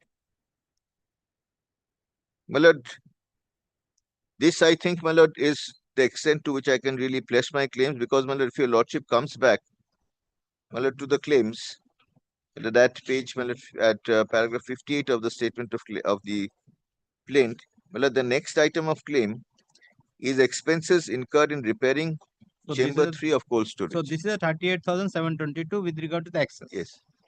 And that 695 is admitted. Yes. Now, my lord, Expenses. expenses, my lord, this For was in chamber contemplation, it was not incurred, because, my lord, we did not have the money to, my lord, carry out the repairs. So, my lord, there's a prayer made under order to rule 2. My lord, if at any time, my lord, the expenses are incurred, then, my lord, a claim can be made if, my lord, within the period limitation. And, my lord, per claim 7, additional cost of interest. What has happened? There is Well, this claim I can't press because I have not incurred There's this. no- No. And, my lord, also, that was not repaired subsequently. no, my lord, we did not have the money to repair it. So it is lying as it is. Yes, because, my lord, we have still not been able to pay, my lord, the entire amount to the farmers. And what is happening to this cold storage? The cold storage is now lying closed. Operations have been suspended. My lord, we are trying to negotiate. Suspended? Yes, my lord, we are trying to negotiate, my lord, the sale of the cold storage. We don't have the money to run it. Because the portion which was damaged, it cannot be segregated. My lord, portion which can be damaged can be repaired. Correct. But, my lord, unfortunately, I can't sell one chamber of the cold storage, or, my lord, keep one storage. My lord, what has happened is, my lord, the estimated cost of repairs was almost 1 crore of rupees. My lord, we did not have the money, my lord, immediately available. So, my lord, we have not incurred that expense. My lord, only had we incurred that expense on account of, my lord, the damage, then it would have also come out of, my lord, the cost of insurance. I can't claim more than that. So, my lord, this is not a claim I can press now before your lordship.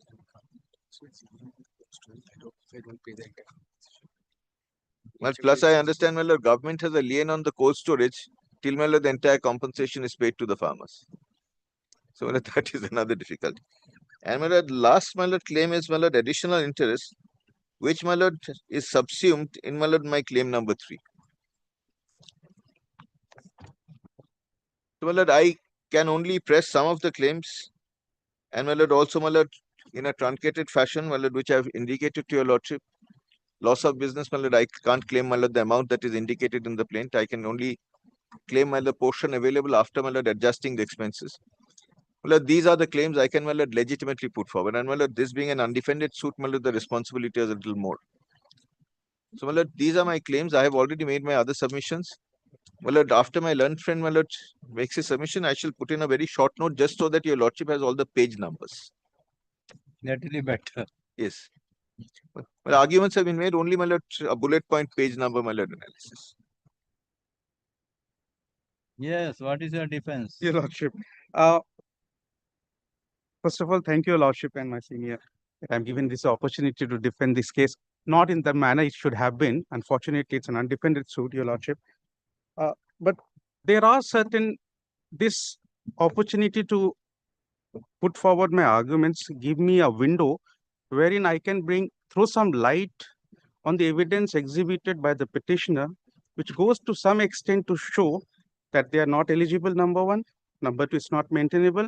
Number three, they did not come up with clean hands. Before, Your Lordship, I may not be able to conclude today, so I'll just start and then we'll defer it, Your Lordship. Before I start my argument, Your Lordship, there are certain questions that I asked to myself through this court. Is the suit speculative? And I'm asking this question. There are 8 questions I'm asking, and my arguments are going to hover around those 8 questions, and which will bring to the light what they have not come, because some selective exhibits have been given to the court, have been shown to them. So it appears that they did not come with a clean hands, Your Lordship. So my first question to myself is that, is the suit speculative? The second question is the suit filed as an afterthought, or is it pre-planned?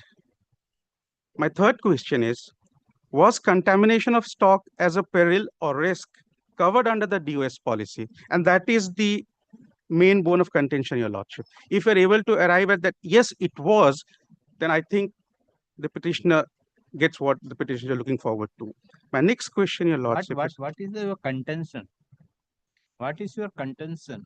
It is not covered under the. It is not covered under the Your Lordship. And I will show this to the Honorable Court through their exhibits, Your Lordship, through their evidence why it is not covered, Your Lordship. Okay.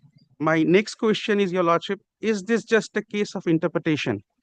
My learned senior has been saying on this a lot that this is more about interpretation. We need to understand and come to a conclusion. Is it really a case of interpretation, or is it a case based on fact itself? My next question, Your Lordship, what was the cause of damage to the potato stalks? And that is also very important here, because this links to my previous question, whether the peril of that whether the contamination was covered under the DOS policy or not, Your Lordship. Your Lordship, my next question is, can these clauses number 4, 5, 6 of DOS policy be declared void, non-est and inoperative? That is also very important in this case, Your Lordship. Why inoperative? Why I will come to that. I have certain points, Your Lordship. My next question would be, Your Lordship, was there an accident? Was there an accident? This is also linked to the MBD policy as well as to the DOS policy, Your Lordship. So if it is not an accident, is there any criminal case initiated against the petition? No. As far as I know, there is no criminal case, Your Lordship. And my last question would be, Your Lordship, is the plaintiff trying to cover its operational expenses or debt through the insurance claim, Your Lordship? And this I bring in, Your Lordship, because there are certain documents which indicate that, yes, the petitioner or the claimant is trying to cover their operational expenses through the insurance claim, Your Lordship. With this, Your Lordship, I humbly request to defer the argument today, and it can be fixed on 23rd of July if it is fine with my family. Quote, Your Lordship's convenience is important. We can't really want to suggest things. When from that side asking the date, then it's very difficult for the. Well, Your Lordship has been asked to fix a specific date. I'm quite surprised knowing Your Lordship's predicament with the diary. Come hoga. It's very difficult. Or any other, Your Lordship, as per the convenience, Your Lordship. August, July, 345, 28, 29 July. 29 July. 28 and 29 July, 345 will get. No, I'm asked to expedite, but I know Your Lordship's position. We are an NPA, so naturally. No, that's why I asked the specific question. What you have shown that loan, and you're telling that you are not in a position with the. No, my lord, I what would happen to the loan? I did not know that. I had known. When suffering for the plaintiff, when suffering for the defendant. Counsel for the plaintiff has concluded his argument. Counsel for the defendant has argued the matter at some length and prayed for adjournment. Accordingly, case is adjourned. Let the matter appear on 28th of July 2025 and 29th of July 2025 at 3:45 p.m. for argument on behalf of the defendant. Wait for Your Lordship. 29 July. 28, 29, 28. I'm good. 28, 29, 3:45. Very good. Item number 30.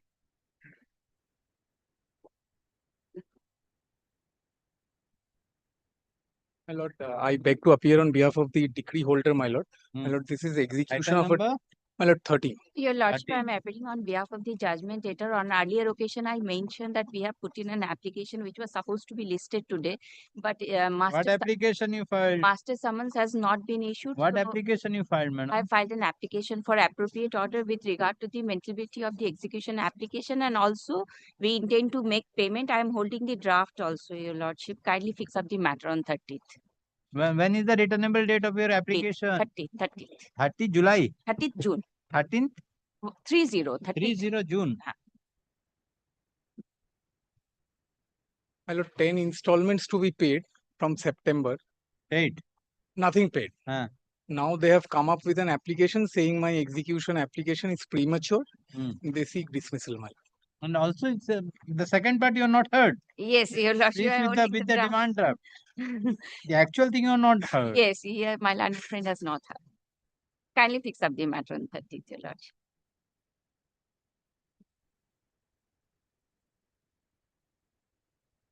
First the compromise, settlement. Yes, your lordship. No, your lordship, they submitted before your lordship. Your Correct, lordship, that on the yes, basis yes, of yes. that. No, they paid for installments. Now, my lord, they have not Entire complied. payment along with the interest by 27 September. That's why they are taking that. Yes, your lordship.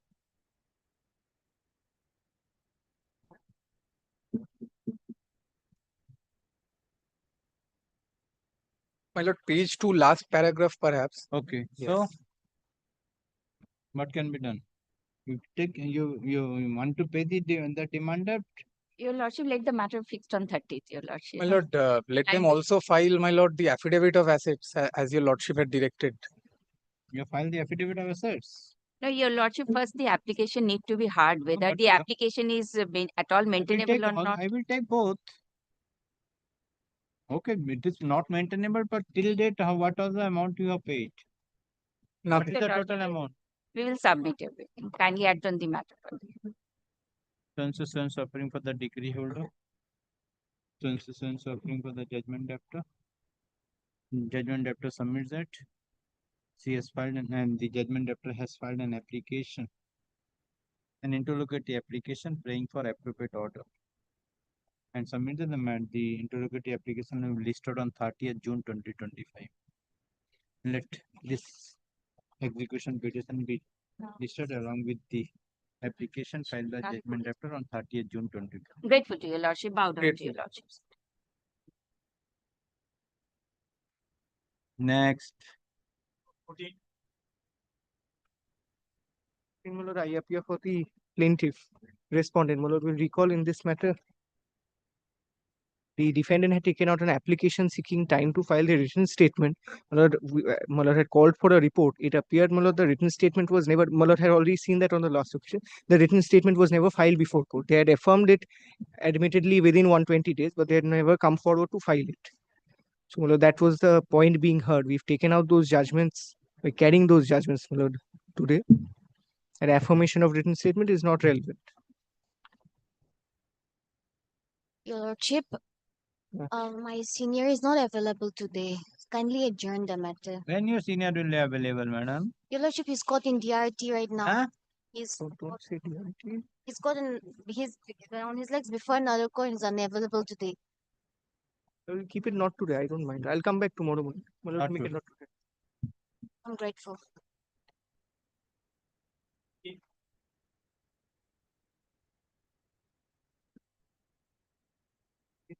For the petitioner, my lord, I'll seek a short passover, my lord. For what? What is the application?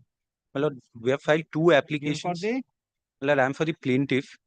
Who is We for have the filed two defendant? applications. Who has filed this application? My lord, the plaintiff has taken out the application, my lord. On one under the order 12 rule 6 and another under the order 38 rule 5 seeking attachment of the defendant's properties. My lord, Under kindly order? give me a short passover, my lord. My learned counsel is on his I would legs. anyways have prayed for directions for filing affidavits. File affidavit. It's really a claim on account of goods sold and delivered. So, my lord, and That there admitted. they are saying they're admitted. My lord, There is one balance confirmation which the Yes. defendants have issued on. I was just seeing, we have just now got the Let the file affidavit. Lord, there is another thing. Lord, kindly give me one passover. My lord, my learned counsel is coming. But kindly. Passover. Yes.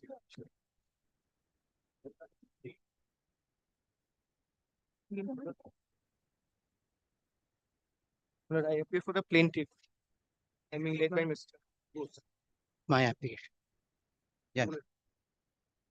Yeah. Led by Mr. Chaudhary is on his way. My lord, may I start? Ad interim. Yes. Ad interim. Yes. What is the prayer? I was seeking, my lord, injunction over bank accounts and properties, at least today. I'll tell you why. Suit is on account of price of goods sold and delivered. Defendant is my dealer. Now, my lord, if your lordship kindly takes the petition, paragraph, kindly come to page 5, subparagraph G.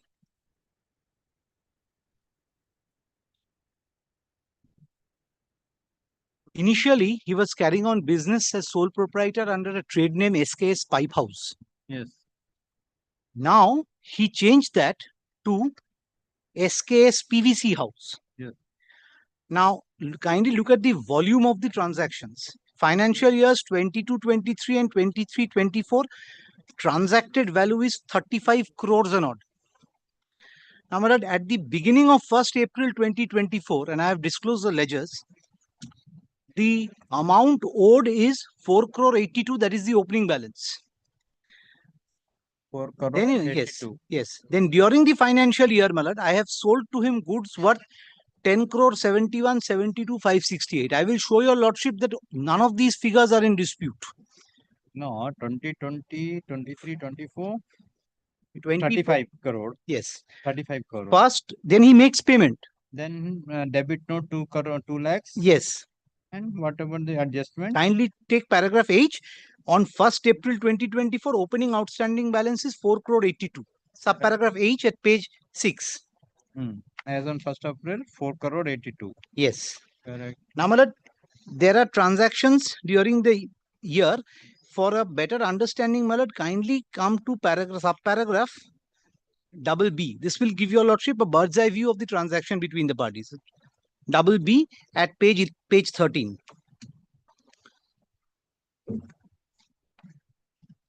Yes. So opening balance, then add total value of the invoices. Then, my lord, here there was a system where I raised bills on my dealers. I entered into a channel facility agreement with Hero FinCorp. The procedure was, when I raised the bill, I say this is a nominated dealer. Hero does a background check, enters into a facility with the dealer, whereby bills raised by me on that dealer are discounted. I'll show your lordship the agreement. Discounted, the payment is made to me. It's like a credit system for him. The payment is made to me by Hero. He has to pay back within the due date at a particular rate with a particular rate of interest. Now, Hero makes payment of 12 crore 54 to me. Kindly see, I have given him. Then is what he has made direct payment, then credit notes and return of materials.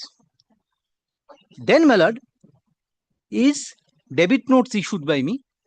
And last, under that agreement, there was a provision that if they don't repay Hero within the due date, then Hero is entitled to call upon me to return whatever is outstanding and paid by Hero.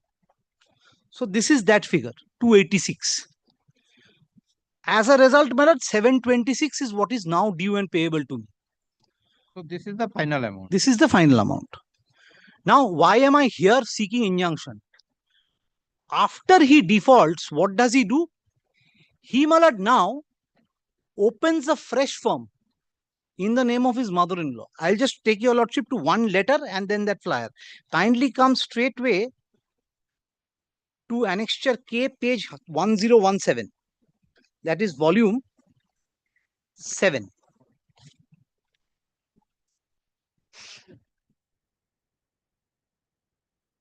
Just admission to देखिए, कागज तो देखिए थोड़ा अच्छे से.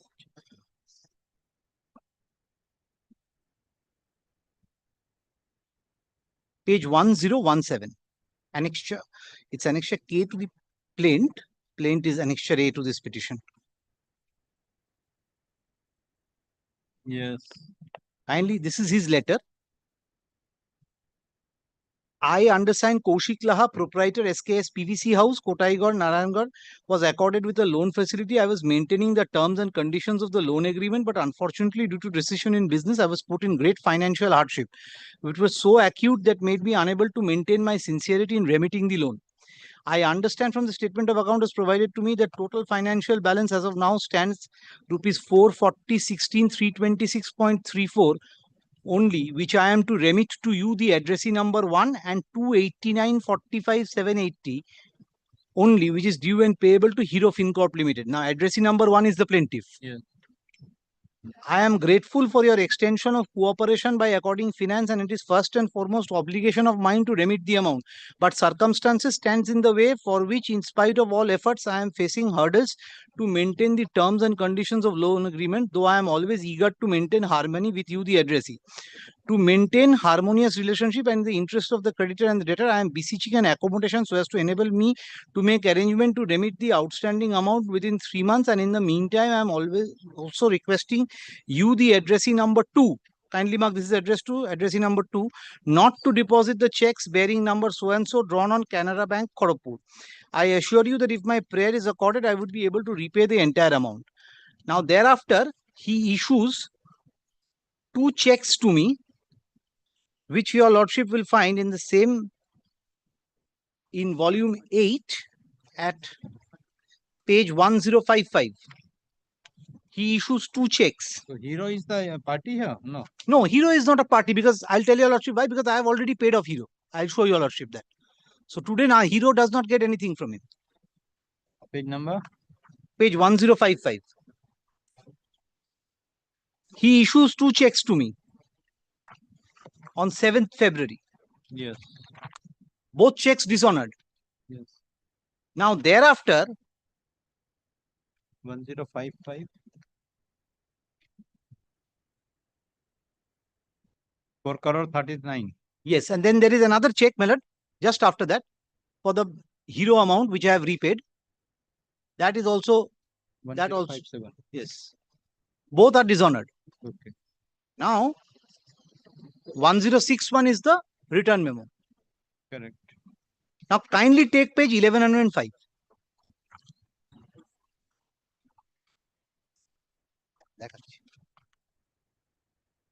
Yes. Kindly see SS Enterprise. What he has done is, he has now opened another sole proprietorship firm in the name of his mother-in-law. Kindly see the phone number on the top, 9800418978. And kindly take, my lord, the letter I have shown your lordship, 3rd February 2025. Kindly see the phone number on the top, on the letterhead. 8978.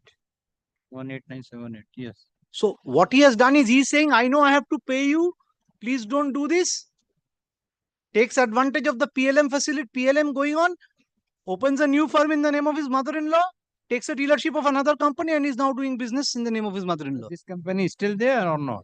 SKS PVC, it is still there. It's a sole proprietorship. So there is no company as such. So he's just using another trade name. So whether this board is still Yes, there? yes. This board is also still there. Now, what is happening is, what we fear is, he is dissipating everything. But kindly allow, the facts I have placed, will kindly allow, Mr.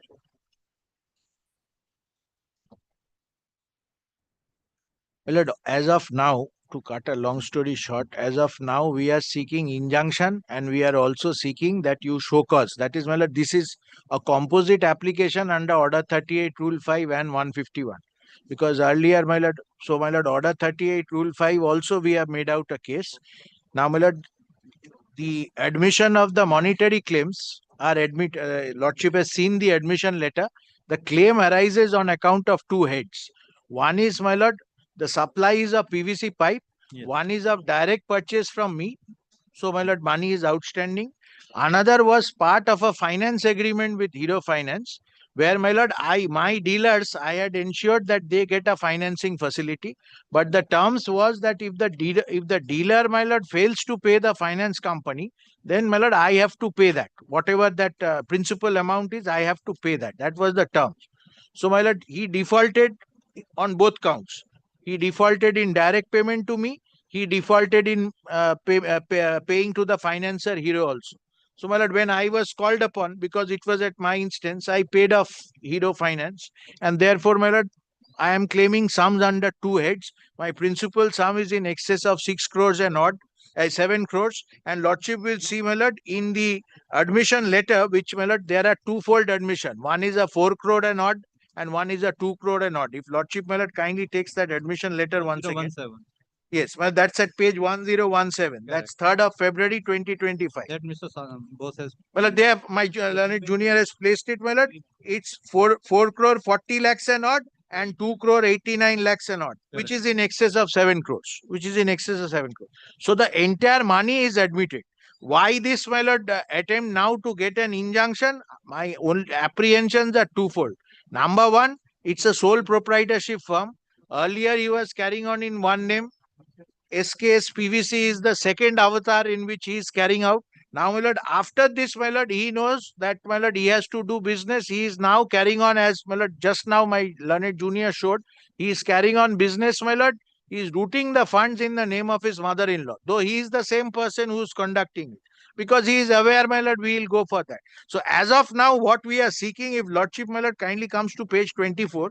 Lordship, as of now, prayer A, my lord, it's innocuous to show cause why he should not furnish security. Because, my lord, entire claim is admitted. And, my lord, as of now, I am only claiming, my lord, prayer C. Sorry, prayer E, prayer E. C and E. C is immovable property and E is, my lord, bank account. Yes. Where is the document or proof that you have paid the hero to the hero? Well, that is otherwise also admitted. If Lordship takes the admission letter, and we also have the document. Page 1013.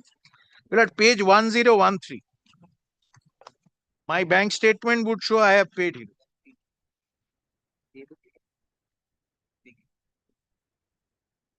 Yes. Page 1013, my lord, Lordship will see an entry of 31st January 2025. 2 crore 8650 614.57. So that is the figure plus the RTGS charges. So it's slightly more what has been debited. And Miller, that has also been pleaded. We have said that we have paid. Yes. Anything further? Yes, well, the pleading, relevant pleading is at page 12, subparagraph Z.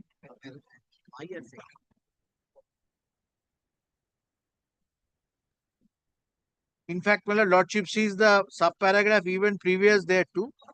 There was a recourse clause and, my lord, they raised a demand. So, my lord, we, in terms of the obligation, we paid it. We have given the UTR detail also. That's of the online payment one. So, this is the pleading and the... And, my lord, this recourse, Lordship will find that reference, my lord, the relevant provision of the agreement is at page 988. 988 is the relevant clause. Agreement starts at 984. My lord, will take volume 7. Volume 7 though. 988. Yes, volume 7 if Lordship is pleased to take.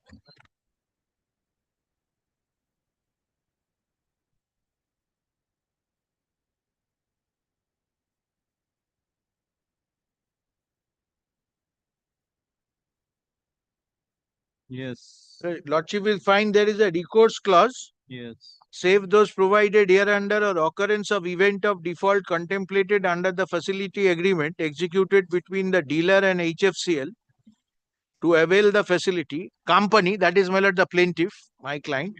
Company hereby agrees and undertakes that at the time of expiry of 45 days from the date of default, within 7 days of receipt of notice from HFCL for any default committed by the dealer, company shall pay 100% of the total net outstanding due, principal and interest, but not paid, that is T plus 45 days, and payable by the dealer to HFCL in the designated account of HFCL details of which shall be provided, and we have paid it in the designated account. So my second claim is qua a guarantor who had guaranteed and had discharged his obligations as a guarantor. Because, my lord, HFCL had extended this credit facility to my dealers only at my guarantee. And the event of default recourse facility said that if there is a default and 45 days expire, they will issue notice to me and I have to make good the money. So that is why, my lord, two heads of claim, 2 crores are not and 4 crores are not. Entire claim admitted. As of now, Lordship will consider injunction and, my lord, issue show cause. Those are.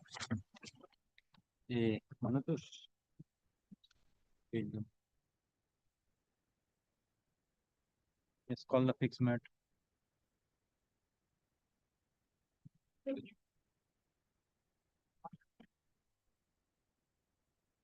May it please.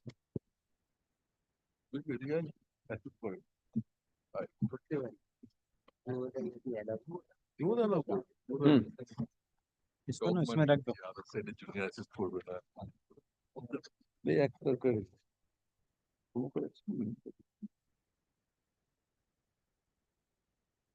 reason for was finally we know it has been disclosed after the suit was finally decreed. But only one correction, Mana. Question deposition 39. Question answer to question 39. On the 4 lines or 5 lines below. We know now because it was disclosed after the suit was finally, it should be decreed. Decreed or disposed, maybe. Decreed. Oh, the disposed. I think that's the disposed. Yeah, great. Other than that, it's absolutely good. Yes. A record karo. उसी में counsel for the plaintiff has pointed out that the evidence of this witness held on 23rd of June 2025 and 19. One more, page 5, one question number has been skipped. Your Lordship will see page 4, question 19, and then after 2 lines was the contention. Page 5. That can be marked 19 capital A because then otherwise it will 18, disturb. 19. The third line is the question has begun, but it's they've missed the numbering. Where from? Was the contention? Yes. 19A. That can be 19A.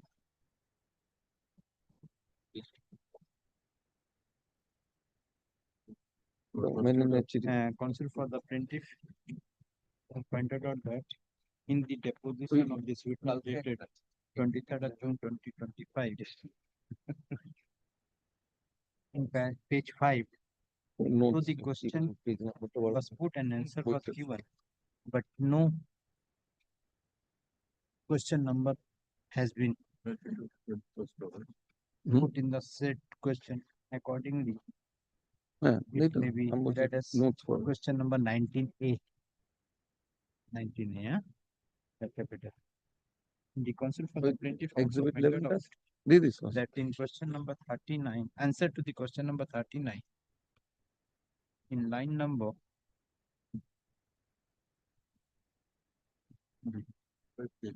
4,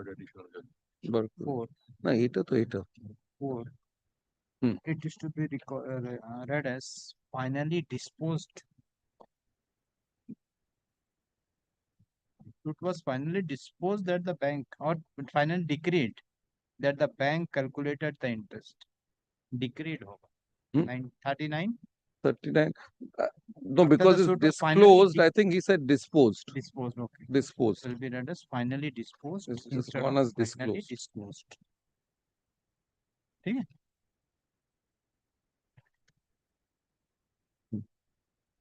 उसे लिख दे तो difference pen से करते हैं कल कोई बात होगा तो और it can it be corrected in this or Well, your lordship does the corrections recorded.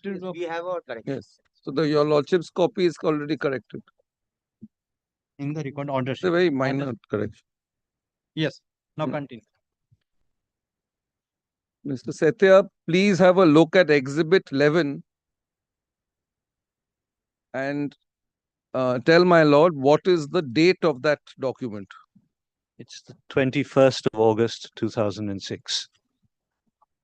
Yes. Did RK Agencies Limited reply to this letter? Yes, through the advocate, Mr. U.S. Menon. Yes. Yes. Yes, through the advocate, Mr. U.S. Menon. I am showing you a document, a copy whereof has been disclosed as DD 95 at page 24 of the 3rd additional judge's brief of documents. What is this document? This is the reply written by Mr. U.S. Menon to Mrs. Charu Chandra Basu on the 25th of August, 2006. 25th of August 2006. Koto of August? 25th. Yes. Under whose instruction was this letter written? Mine. No. Where is the original letter? It must be with Charu Chandra Basu. How was it delivered? It would have been delivered by hand. There is a stamp receipt on the letter, on our copy of the letter. Here is a stamp on our copy of the letter. Where did you obtain this document? From the lawyer, from Mr. Menon. And finally, who has signed this document? Are you acquainted with the signature? That's the signature of Mr. Menon. Well, may I tender this document? Exhibit with objection. Why? On the same ground that it's a communication between the two advocates. Well, since Exhibit.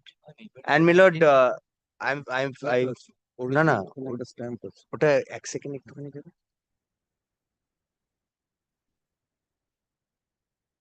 original এটা তো original মনে হচ্ছে এখানে ওঠেনি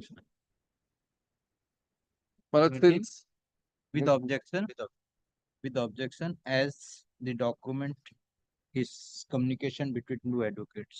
Well, since Mr. Dutt is not here today, my learned friend takes this point. How is this a presumption?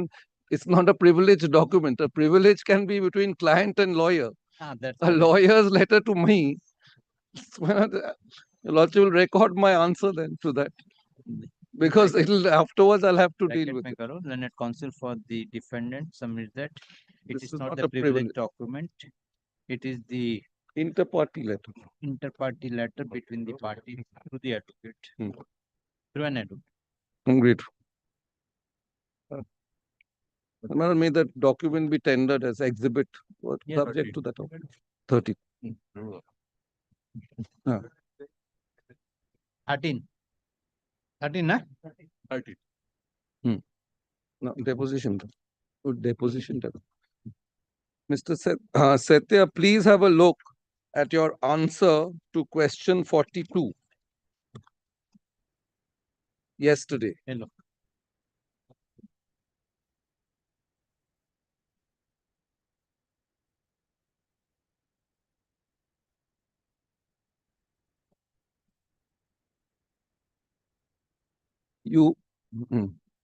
Yes. You have mentioned that inverted commas, there is evidence for this. What did you mean by that expression? In the records, there are 2 or 3 places where there is evidence. For example, where the evidence is there. For example, at the end of the trial proceedings, both sides were asked to submit their written arguments. The bank submitted its written arguments and disclosed the first manifold, but did not disclose the second manifold. And from the explanation given by the bank, it is very apparent that the second manifold was not disclosed. Second manifold was not disclosed. Is the note, are the notes referred to by you disclosed in this proceeding? They are in the judge's brief of documents. I'm showing you volume 4 of the judge's brief of documents, page 459 to 487. Can you tell my lord what this document is? 487. Being DD 54.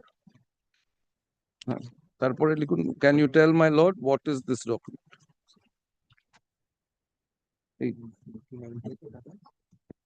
440, 1887. Yes. So,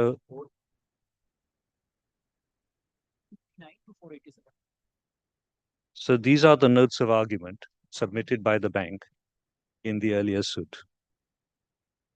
Please have a look at page 459. Yes. What is the number 459, which is the first page of the document? What is this document? This is the letter, the covering letter, whereby Charu Chandra Basu forwarded the notes of argument to Mr. U.S. Menon. It shows that it has been received by Mr. U.S. Menon's office. When was it received? On the 28th of July, 2010. Are you in a position to disclose the original letter? I have seen the original letter, but I could not find it immediately. I have found the paper book, the judge's brief of documents during the appeal, which was filed by the bank, and it is included there. This full document is included in that. না এটা তো নেই আমাদের কাছে আছে okay one second.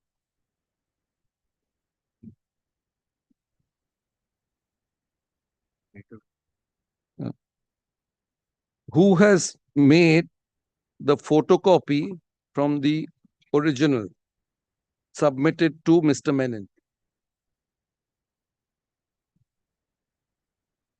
which is disclosed here? Charu Chandra Basu must have. Mr. Sethe, I'm referring to page 459. Oh, that we would have done from the original that was in the records. May I tender Mr. the Menon matter of probably. record? It's in the paper book also. Subject to. Yes. Let it be objected. The contents are not true and correct. Is there notes for argument? Exhibit 14 Yes. with objection. Now, you have stated, Mr.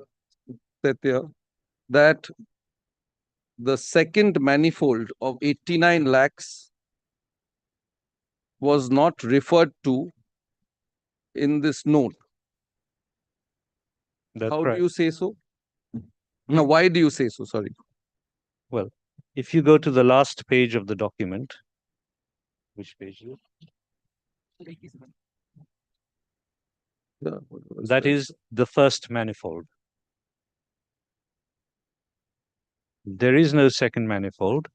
And if you look at the text, which refers to the first manifold, I cannot remember the page where it is marked interest. Annex করা আছে notice. এটা তো এমনি exhibit হয়েছে দেখো না একবার। Ah, yes, page 479.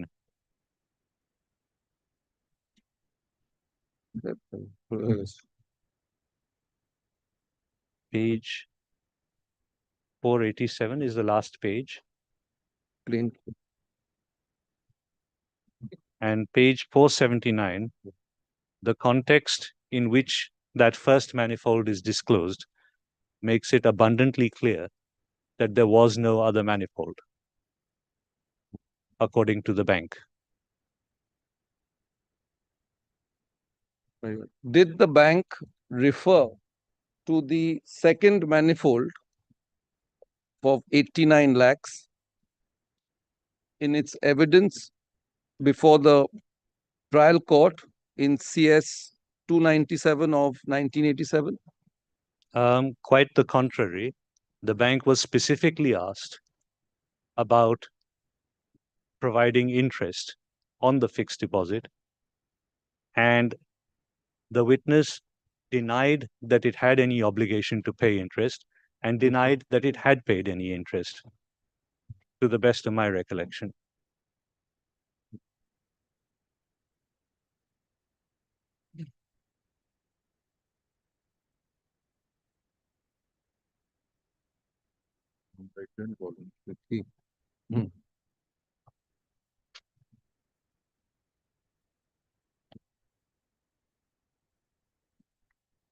The plaintiff has referred to its London branch in the plaint. Did RK Agencies Limited have any account with the London branch of the plaintiff? No. Did RK Agencies Limited have any dealings whatsoever with the London branch of the plaintiff? No.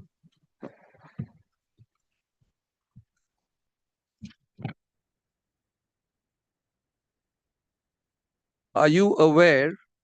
No, sorry. Do you know whether the plaintiff still operates from London? No, the plaintiff's London branch was closed on 31st of December 1986. Do you know why the branch was closed? Yes, it was public knowledge at the time. Its license was taken away by the Bank of England. You know, it's like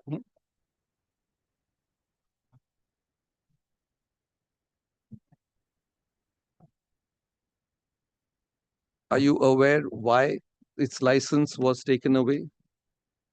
There were many irregularities of banking and law which were taking place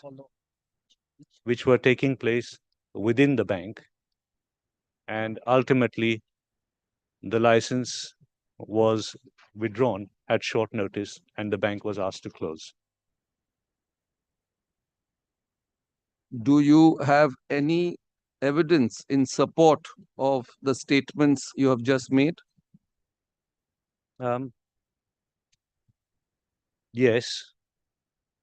When I was, if we look at the records in the suit, Exhibit A26 shows that Mr. Patankar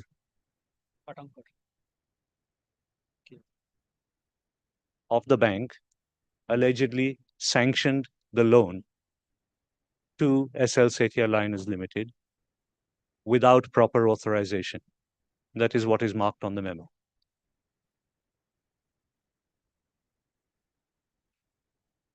When I researched Mr. Patankar, I found out that he had been prosecuted by the Central Bureau of Investigation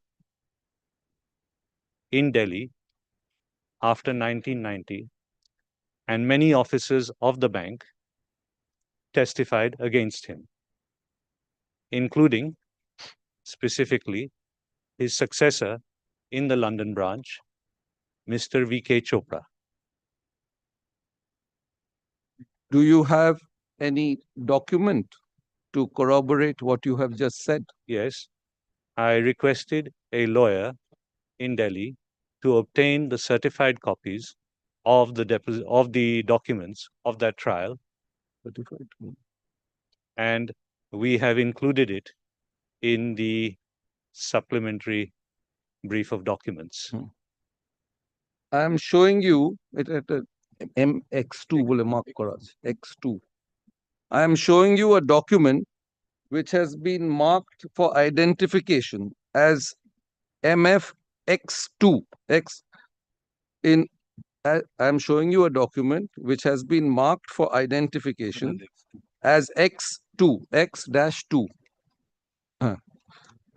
In answer to question 436 of the plaintiff's witness, and a copy whereof has been disclosed as DD 84 at page 60 to page 104 of the judge's brief of document. I'm sorry, to the additional judge's brief of document. Is this the document you are referring to? Yes, it is. Can you tell my lord again how you obtained this document? I requested an advocate in Delhi to obtain certified copies of the documents that he could obtain regarding this trial, and he did so by paying the requisite fees to the court. Will it appear from this document that this is a certified copy? Yes, the stamp is there, that it has been attested by the court officer. I think the covering page is not here, Absolutely. but the they normally give a stamp on the back of the first page, which explains how many pages were copied, etc. That's not included here. But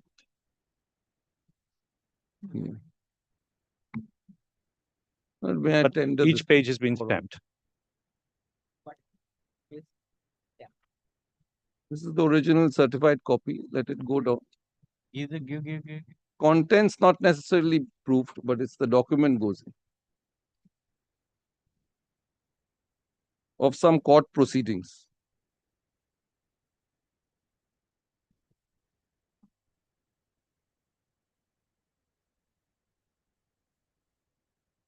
Appeal ground 23.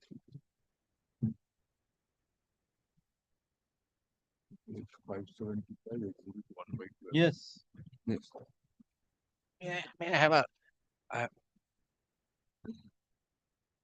Page inspection. I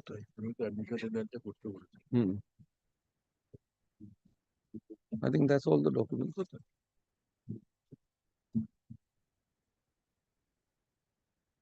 You had mentioned. Excellent. Oh, sorry. Millard subject to objection. Give. Because Millard, three objections. Millard, one is Millard, my learned friend is not a party to these proceedings. One. He is Millard, we do not know whether he says he's asked some advocate to apply. The document nowhere bears any proof that endorsement or that it was applied, approved, where he's got it. It can be subject to Millard, marked for identification. Millard, I don't think my learned friend is in a position to prove this document. It's been proved. When I asked his witness, he said, I have no recollection of this. That's it. That's what And our witness has said how he's got it. It's a certified copy. It's there. Even if My it's a learned certified copy, friend will Millard, cross-examine him as and when it happens. no, when you are trying to mark it as an exhibit, I say that he is not the person to identify this document. He is not a party to this proceedings. But it's a certified copy of the Could be, Millard, certified copy, Millard. Suppose, There's Millard, no I other take out a certified copy from any other, it doesn't even show Millard Millard, when he applied for a certified copy, nothing of the, no endorsements are there. I was trying to. Where is that page? I have the. You have the? This is covering. Where's the stamp? It's the whole volume. We haven't disclosed the entire proceedings. We've got the thing. Millard, Only the relevant part which we thought. Then he's taken. And he has said the evidence, the deposition of the bank, and it hardly. It's not even a disputed position that the person was. 15 with the objection, and Yes. he is not the witness to this document. Yes. He is not the person to identify this document. And Millard, my learned friend says that he is taken out a part of it. And it does this witness. I'll disclose the whole.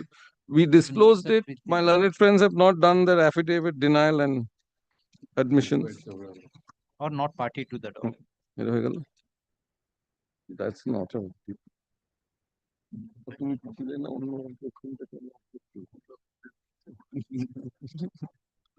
Okay.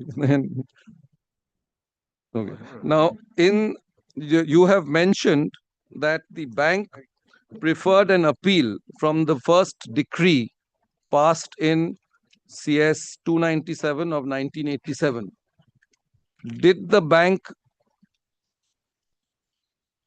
disclose before the division bench that it had that interest had accrued on the fixed deposit to the tune of 89 lakhs odd?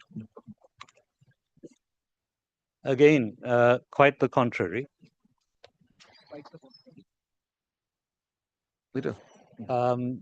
Ground number 23 of the appeal of the bank states that the bank has been prevented from paying interest or earning interest on the fixed deposit by the blocking order of the Reserve Bank of India. I'm showing you a document marked as Exhibit 1/12, being DD 58 at pages 563 to 599. Document, volume 4. bracket say volume 4. No. Volume 4 is 563. Can you show, now can you indicate the ground of appeal which you have just mentioned?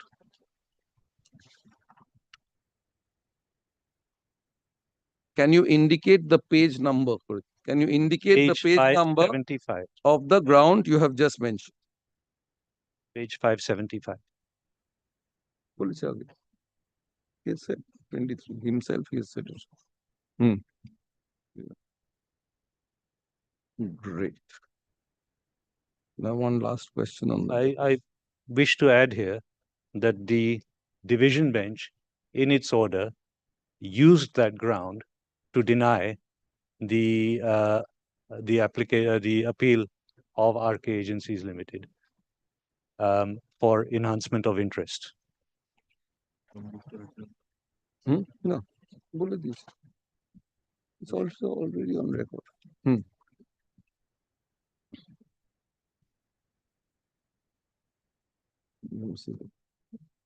Yes. Please have a look at your answer to question 33.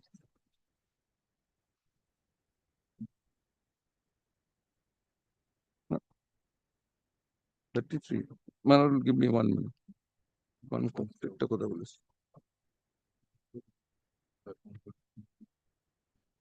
No, 33. Sorry, question 31.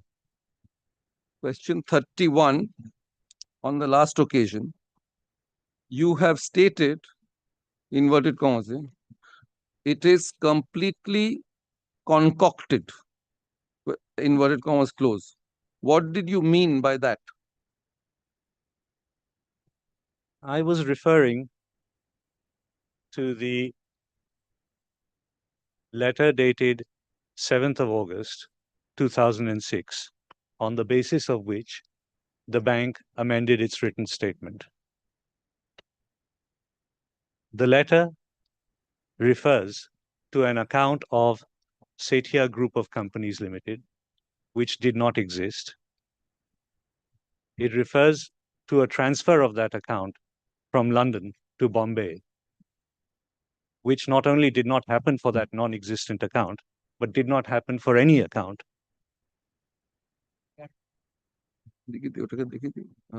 But did not happen for any account, according to the evidence that has been disclosed after filing of this suit.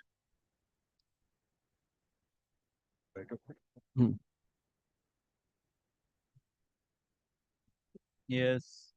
That's it. Okay.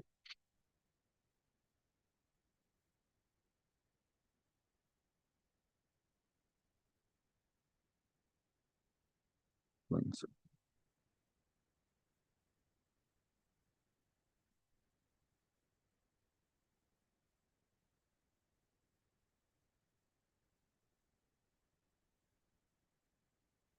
Now,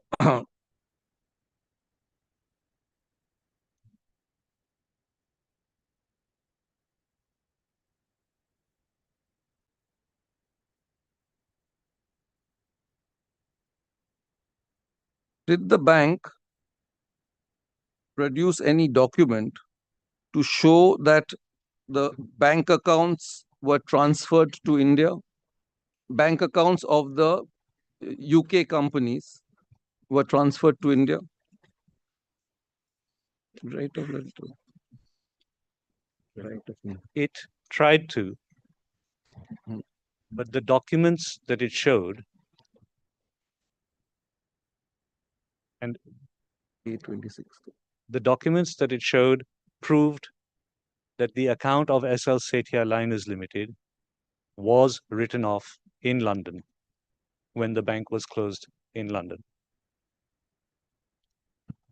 I am drawing your attention to exhibit A26, bracket say, which is also PD 26 and DD 17, brackets close, at page 62 of the First judge's brief.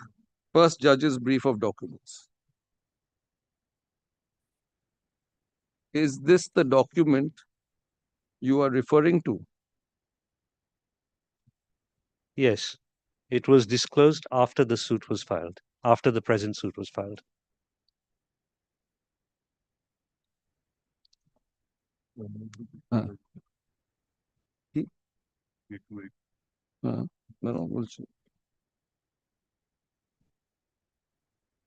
Does this document show that any bank account was transferred from the UK to India?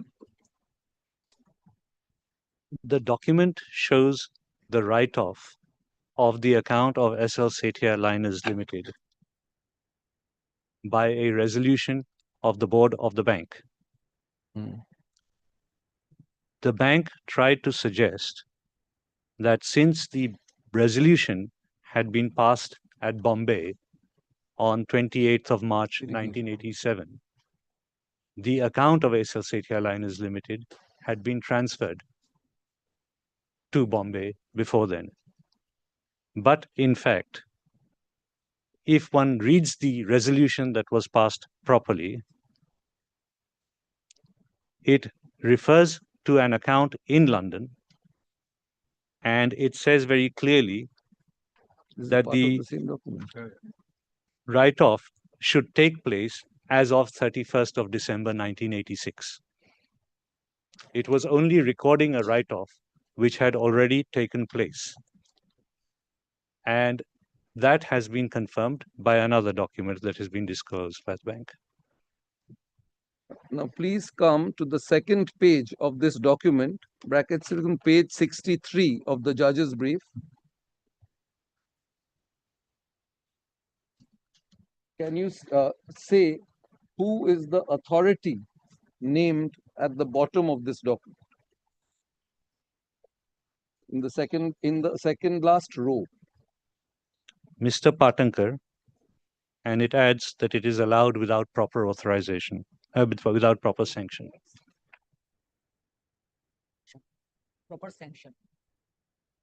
Mr. B.R. Patankar, ex-DGM of the bank. Resolution. Sure.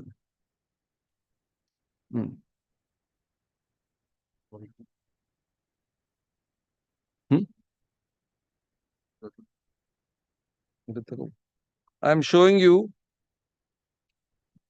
another document which has already been marked as Exhibit 7. The judge's brief. No, this was not in the judge's brief. They had disclosed this letter. Answer to a question.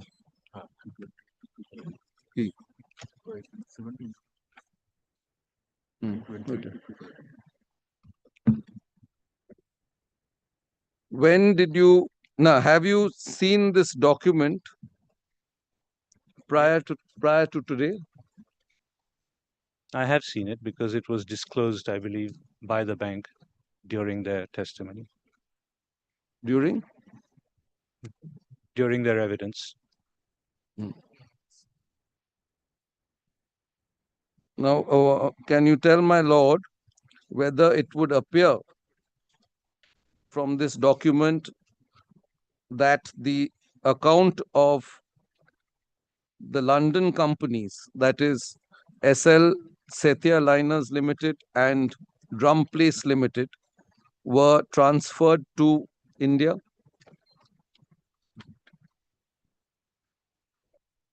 The fourth page of the document gives a list of accounts headed provisions vouched on 31st of December 1986. The name of SL Setia Liners Limited is in that list as a debtor for some pounds and some dollars. The name of Drum Place Limited is not in this list because, as I have said earlier, the account of Drum Place Limited must have been written off in 1985 when the company was wound up. Wound up. Are you no? As he has said the item number, he could have. It would have been easier for us to identify. I'll just ask that one. That which item number which item is SL Setia liners mentioned on this page that you have just referred to? Item number 12. Right. Is the name of Mr. Ranjit Setia mentioned, Ranjit Singh Setia mentioned in this document? No. What is your relationship with Mr. Ranjit Singh Setia? He's my father. Does the Central Bank of India have any decree or claim against Mr. Ranjit Singh Setia personally, to your knowledge? To the best of my knowledge, they have never made a demand against him.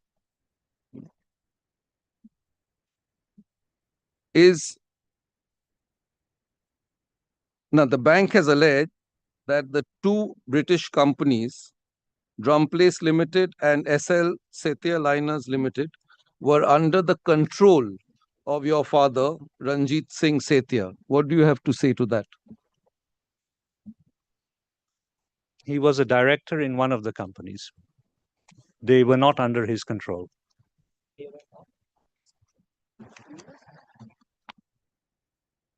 No, not. No. Now,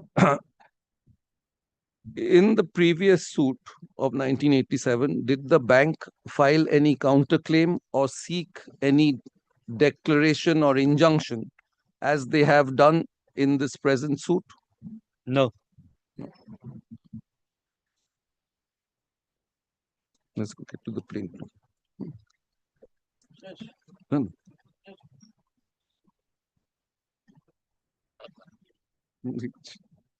Haven't started.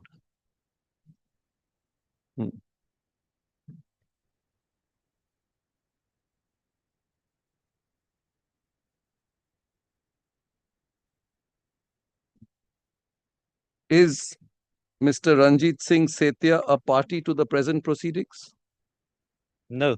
No.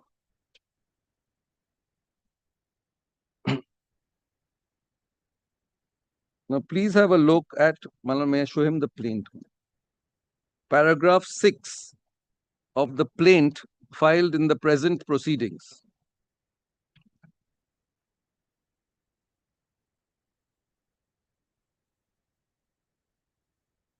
The bank has referred to a letter of Khanna and Company dated November 27, 1984.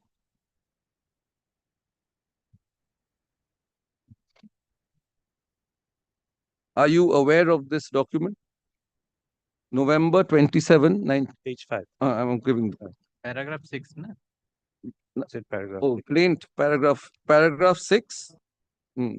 Paragraph 6 of the plaint. Yes. Yes. Document है DD exhibit No. Are you aware of this document? Yes, I am aware. I am showing you exhibit A3. A by 3 at page 6 of the first judge's brief of documents.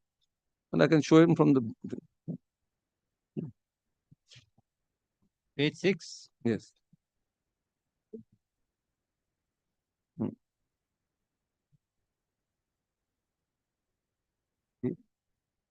What? Yes, what is the question? Can you tell my lord what is in what context this letter was written? Yes. The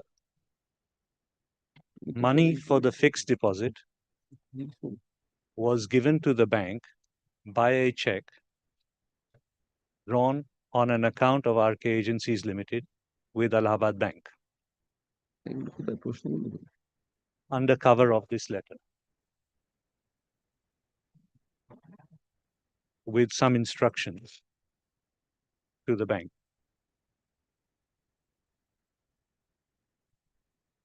Did RK Agencies Limited owe any debt to the Central Bank of India? Not at that time and not at any time.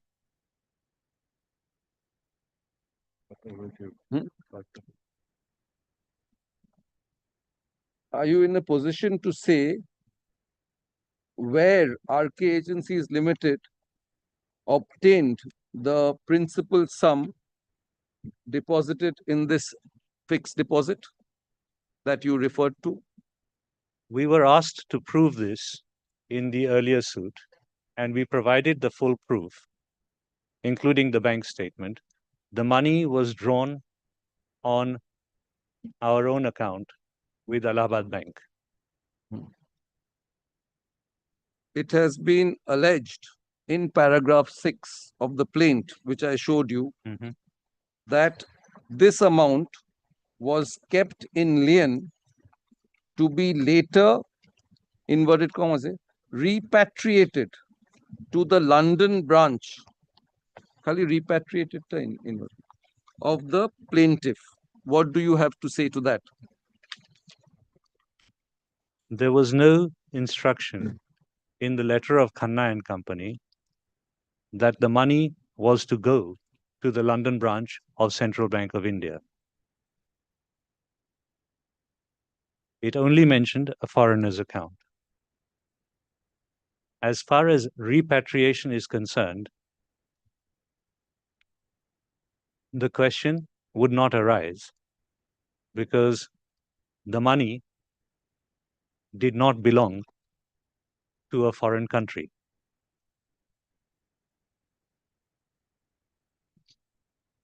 To a foreign?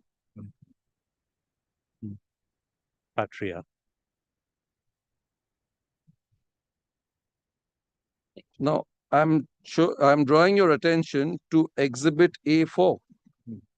Exhibit A4 at page 8 of the judge's brief of documents. Sorry. Is this first? Yes. Yeah. Can you tell, my lord, in what context this document was issued on behalf of RK Agencies Limited?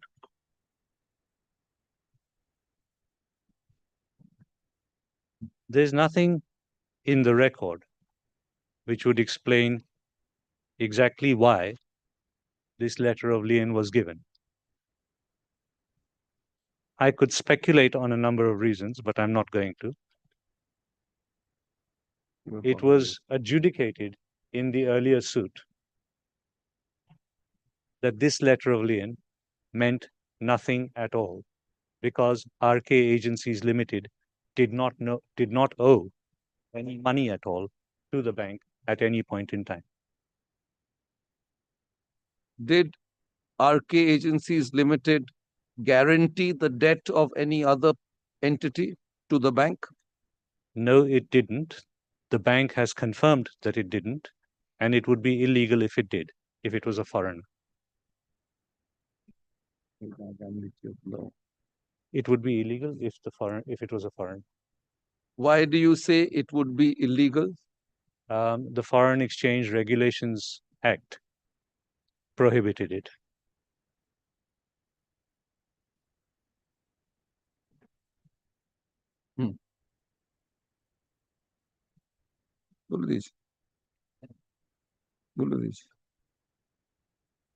Well, I'll stop here. Just tomorrow I should be able to complete the plaint.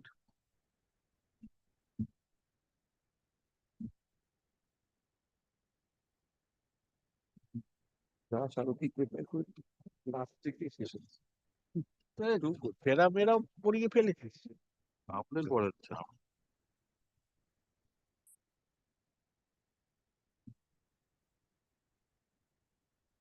So, of the plaintiff, Dependent witness is present. Examination chief resumed.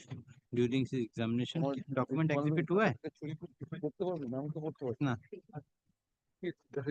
The documents were marked as exhibit 13, 14 and 15 with objects. Due to paucity of time, examination chief could not be completed. According examination chief defer. The criminal lawyers. कल भी है. Let the matter appear tomorrow at 12:30. At 12:30.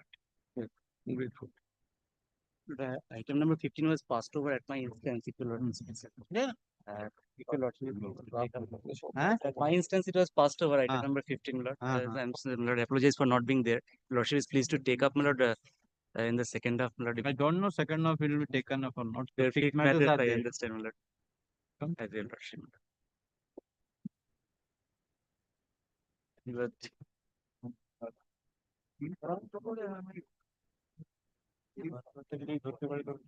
চেষ্টা করেছি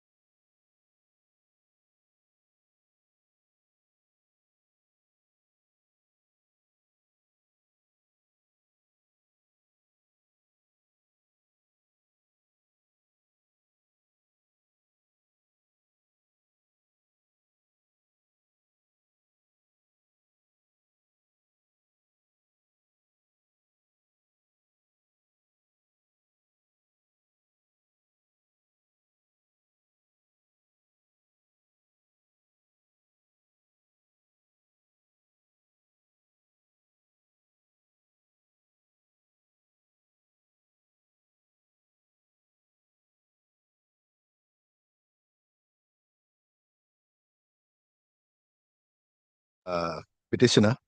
I am appearing for the respondent number 1. We request Lordship to provide us a leave for submitting the original copy of the rejoinders. I will serve the copy to the other side.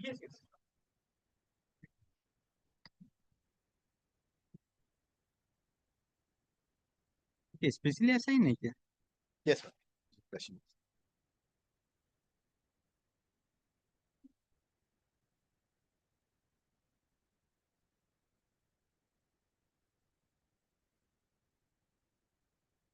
Your Lordship has heard them. If your Lordship kindly recalls, your Lordship had heard a suit, an application regarding the same product.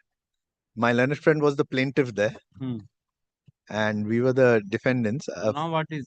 No, this is for revocation of that patent which was granted. If your Lordship recalls, there were 2 patents that were granted. One was the parent patent and one was the patent of addition. My lord, we have filed a revocation against both the patents. This one is, however, on the main parent patent. The product involved is something called ferric carboxymaltose. My lord, it's an iron compound which is used for the treatment of anemia, basically. And the patent out here is a product by process patent. It's not a product patent. It is not a process patent. It's a product by process. My lord, this is very important because What has happened to the appeal? nothing. No steps have been taken. Your Lordship, the last the order. The last order. The counsel of the respondent number 2 also prays for the time to file a affidavit in opposition to the main application. Your Lordship, I appear for That's the in this respondent number 2. My instructions are that we don't have much to say, so we won't be filing an affidavit. My lord, We have anyway, retracted from the previous instructions, Your Lordship. I apologize. that is fine. My lord, the only thing is that on the last occasion, I had specifically made out a point regarding section 59 of the Patents Act. My lord, I'll cite some judgments also, because section 59 of the Patents Act, it was clearly upon the controller to allow or reject amendments to the claim, because the patent application process is such: a patent, there's an application, then there's a request for examination. In the request for examination, the controller gives a FER, a first examination report. Now, whether the first examination report can reject, can say that you change this, you change that, so that it comes within a particular purview, and it cites prior documents if required, whatever it is, in the first examination report. Now, after the first examination report, the applicant may choose to reply. If he replies within the prescribed time, then it goes further. If not, it is deemed to be amended. We are not on that. So in this case, the patent application the claims were amended. And that is one point I had taken on the last occasion, that amendment has to be strictly in accordance with section 59 of the Act. And that is why I had said that it was very important for the patent controller to file an affidavit in opposition to say something on affidavit, because section 59 is squarely on the patent controller and nobody else. Not on the opposition, not on the applicant, nothing, because the patent controller has to allow. If your Lordship kindly takes section 59 of the Patents Act once.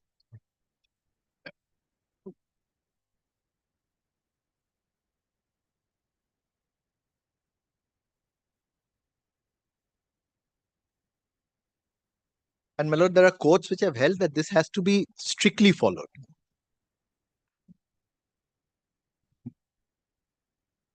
Yes. Section 59, supplementary provisions as to amendment of application or specification. No amendment of an application for a patent or a complete specification or any document related thereto shall be made except by way of disclaimer, correction, or explanation. And no amendment thereof shall be allowed except for the purpose of incorporation of actual fact, and no amendment of a complete specification shall be allowed, the effect of which would be that the specification as amended would claim or describe matter not in substance disclosed or shown in the specification before the amendment, or that any claim of the specification as amended would not fall wholly within the scope of a claim of the specification before the amendment. Yes. So this is the limited scope on which the amendment can be allowed, and this amendment can only be allowed by the controller. Yes. Therefore, I had made my submission that it was very important for the controller to file an opposition, at least regarding this, because this is only upon the controller. Anyway, so if your lordship kindly takes pages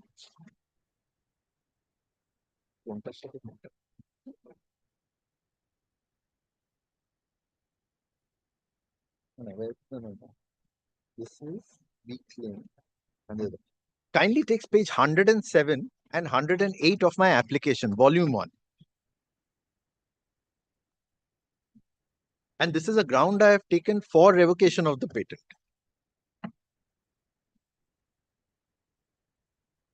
Volume 1. Yes. 107. Page 107. Lord, page 107 was the original claim. Correct. No.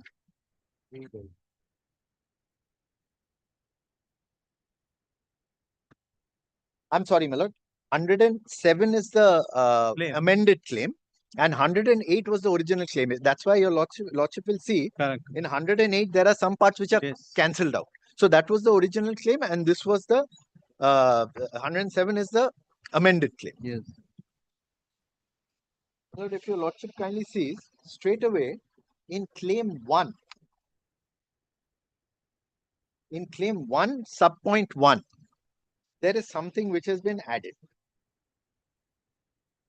A simple cost-effective process for preparation of water-soluble ferric carboxymaltose in good yield and purity comprising 1.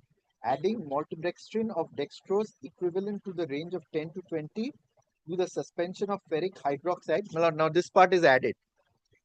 Obtained from mixture of FeCl, that is ferric chloride, and NaOH, that is sodium hydroxide, wherein NaCl with, again, this part was the original part, with sodium chloride level not more than 45 ppm and the chloride content not more than 2.5% WW, weight by weight. Not here itself. This obtained from mixture and obtained from mixture of ferric chloride and nitric oxide, sodium hydroxide, where and this is very important. So this has been added. This has been added, and I'll show your lordship how it has changed the entire composition. This is one. My lord, now the important one is claim 4. Yes. A pharmaceutical composition for treatment of iron deficiency by parenteral administration comprising. No, this part has probably been administration, that all the things has been deleted. This part has been cancelled out. Correct. Comprising stable ferric carboxymaltose. Comprising more than 90%. Yes. Now this part has been added. Comprising more than 90% ferric carboxymaltose by the process as claimed in claim 1, which was also been amended, having molecular weight of 82 kDa with iron content 34.55 and less than 10% ferric carboxymaltose complex having molecular weight less than 10 kDa. Yes. And 0.5, the claim 5 has been completely removed. Yes. So, in my respectful submission, none of these amendments fall within section 59, because section 59 says no amendment shall be carried on except by way of disclaimer, correction, or explanation. So these are the only 3 positive amendments which can be carried out. Everything else in the form of an amendment cannot. No amendment and application complete. So the first line is no amendment, and then except 3 points. Disclaimer, correction. Except for the purpose of actual, no amendment of the complete. Yes. So disclaimer, correction, or explanation, because after that again it says no amendment shall be carried out, no amendment shall be carried. Yes. So it is only limited to these 3 points, these 3 situations. Yes. Where an amendment can be made. Yes. Nowhere in the claim does it show that this is a disclaimer. Nowhere in the claim does it show that this is a correction, and nowhere does it show it is an explanation. Correct. And I'll show your lordship why. Because once these claims, and that is also a ground I've taken section 10(4), that the claim and the specification and the examples have to match. Because whatever you claim, you have to explain it, you have to describe it, Correct. so that someone in the field can actually carry on that experiment and come to that point. That doesn't match. Therefore, this, in my respectful submission, falls under the situation where this is an amendment which has changed the character. Not covered under 15. Not covered under 59. Now, my lord, may I cite 3 judgments on that point? So after this amendment, Yes, after this amendment, then the claim was allowed. The amended claim was allowed. That is why my learned friend has a patent now, on the basis of this amended claim. It is not on the basis of the original claim. Because once the claim is amended, then the patent, once it is allowed, it can only be allowed on the basis of the amended claim. where is the order? Lord, grant order. Right. Yes, I'll just tell you. Lordship.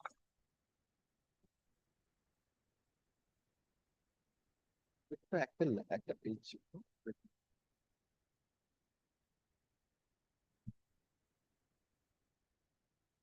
Well, the grant order is actually very innocuous. It just says that such and such patent is allowed. I'll just bring that out. Yeah, in the meantime, my lord, may I just cite a judgment regarding section 59 of the Act?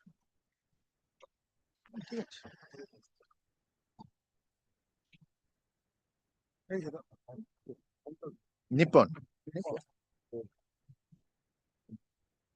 19.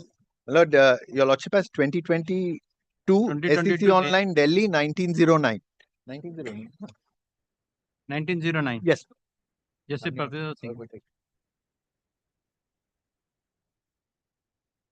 My lord, if your lordship kindly takes, straight away comes to paragraph 38. My lord, I'm taking your lordship straight to the the provision of the amendment. Oh, I have to copy it. 1909. My lord, paragraph 38, if your lordship kindly takes. Chapter 10 of the Patent Act 1970 deals with amendment of applications or the specification. Section 57 of the Act empowers the controller to allow the amendment of an application for patent or complete specification or any document related thereto subject to conditions as the controller thinks fit. However, this power of the controller to allow amendment of an application is subject to section 59 of the Act. The said section reads as under supplementary provision. My lord, what I placed. Your lordship will kindly turn the page. Section paragraph 39. Section 59 has 2 aspects. Subsection 1 deals with amendments of a pending application, its specification, claims, or any document related thereto. My lord, we are concerned with subsection 1 because this was the pending application when the amendment was allowed. Paragraph 40. A perusal of section 59(1) shows that an amendment of an application, specification, or any document related thereto would be permissible only if the following conditions are satisfied. The amendment has to be by way of disclaimer, correction, or explanation. None of it which is present in the current application, in the current patent, or the amended claim. The amendment has to be for the purpose of incorporation of actual facts. No such fact has been incorporated in the amendment. And the effect of the amendment ought not to be to amend the specification to claim or describe any matter which was not disclosed in substance or shown in the originally filed specification. And the amendment claims have to fall within the scope of claims as originally filed. Thus, for an amendment to be allowed, all conditions have to be satisfied. Any amendment falling foul of 1, 2, 3A or 3B above cannot be allowed. My lord, I'm relying on this because in my respectful submissions, the amendments that were carried out were not covered under any of these. Any of the provisions. My lord, the grant of patent is at volume 4, page 467. Your lordship kindly takes. Volume 4, the last volume.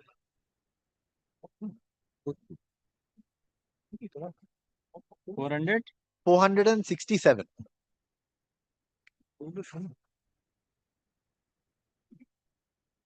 As I said, my lord, this is just a certificate to whomsoever it may concern. I understand being the officer duly authorized to assign certificate on behalf of the Controller of General so and so. Okay. Application number 370845. My lord, this is the application number. Name of document requested, granted patent specification. Yes. Yes. My lord, next judgment. No,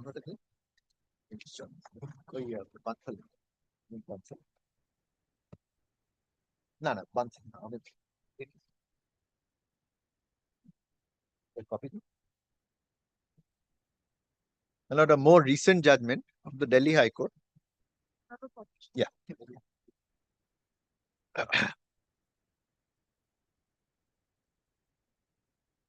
No, it will be good.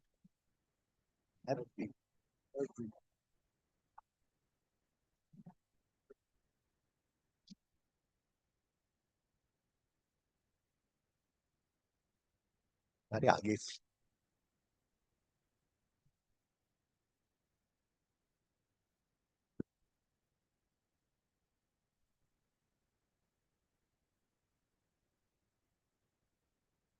Yes. Yes, madam.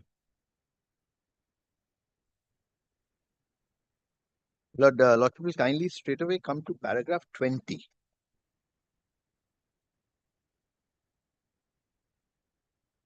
Now, Lord, I'm not getting into the specifications in this patent because that's not required for our purpose. Lordship will kindly take paragraph 18 onwards. The discussion regarding the amendment starts from paragraph 18. Yes. Section 57 to 59 of the Act deals with the amendments made in the patent application. Same thing, my lord. Section 59 is set out. Paragraph 19. The scope and ambit. So that Nippon has been. Yes, my lord. That's the judgment I relied on. Paragraph 20, my lord. The aforesaid observations of the coordinate bench in Nippon has been followed in Ovid Therapeutics. So therefore, there's another judgment. I have that I'm not placing because it's a slightly long judgment.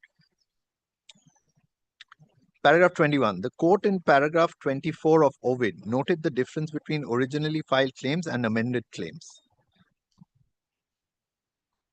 Well, this is again in that matter the difference in the two Original claims. and yes. Yes, that's the difference. And as I pointed out, page 107 and 108.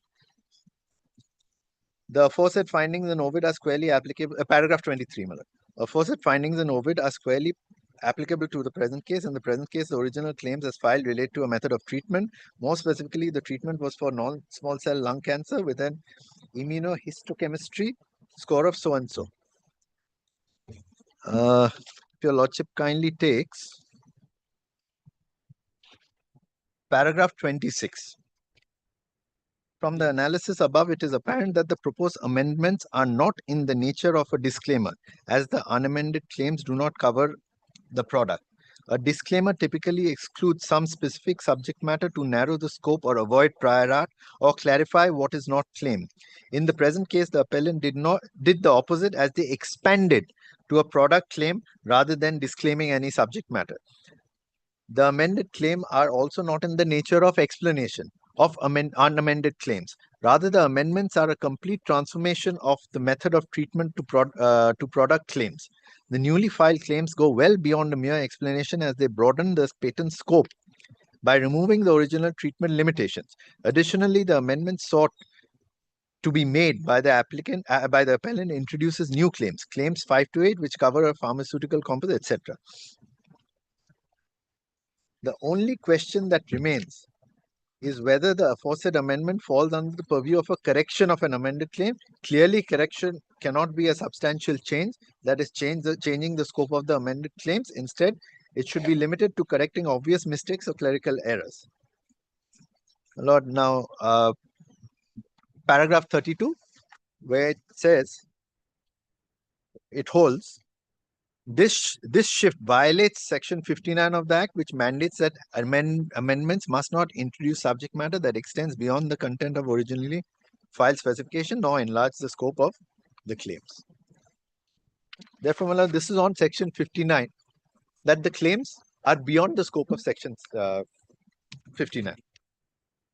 Lord, now your lordship will kindly take. Yes. Section 10.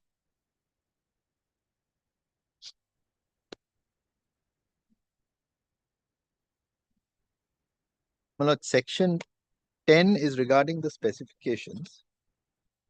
Kindly take section 10, subsection 4.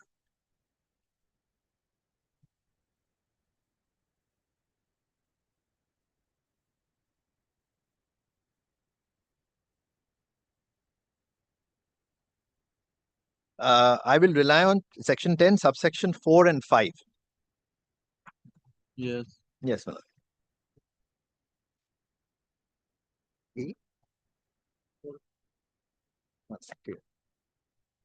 Every complete specification. So this is this says what every specification must have and how it must describe by example as to how the example and the specification have to corroborate.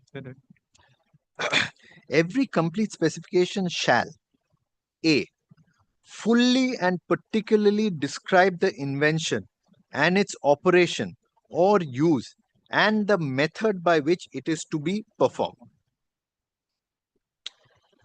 B. Disclose the best method of performing the invention which is known to the applicant for which he is entitled to claim protection, and end with the claim or claims defining the scope of the invention for which the protection is claimed. My lord, your lordship will kindly take section 10(5), subsection 5.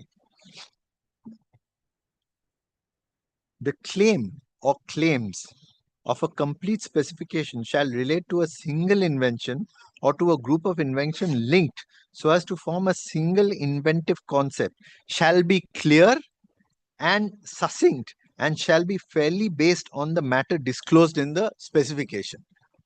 Like I said, the specification and the claim has to be similar so that the specification actually results in the claim. Correct.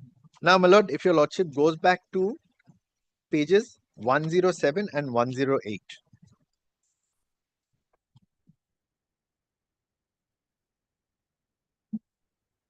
Well, there are a couple of pages that need to be compared because the examples that are the descriptions are from page 90 onwards.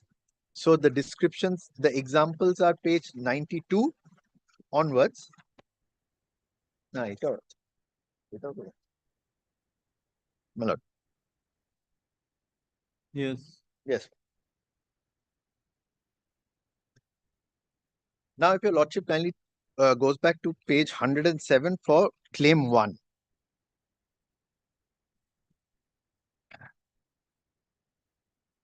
Claim 1 says a simple, cost-effective process of preparation of water-soluble ferric carboxyl maltose in good yielding and purity comprising.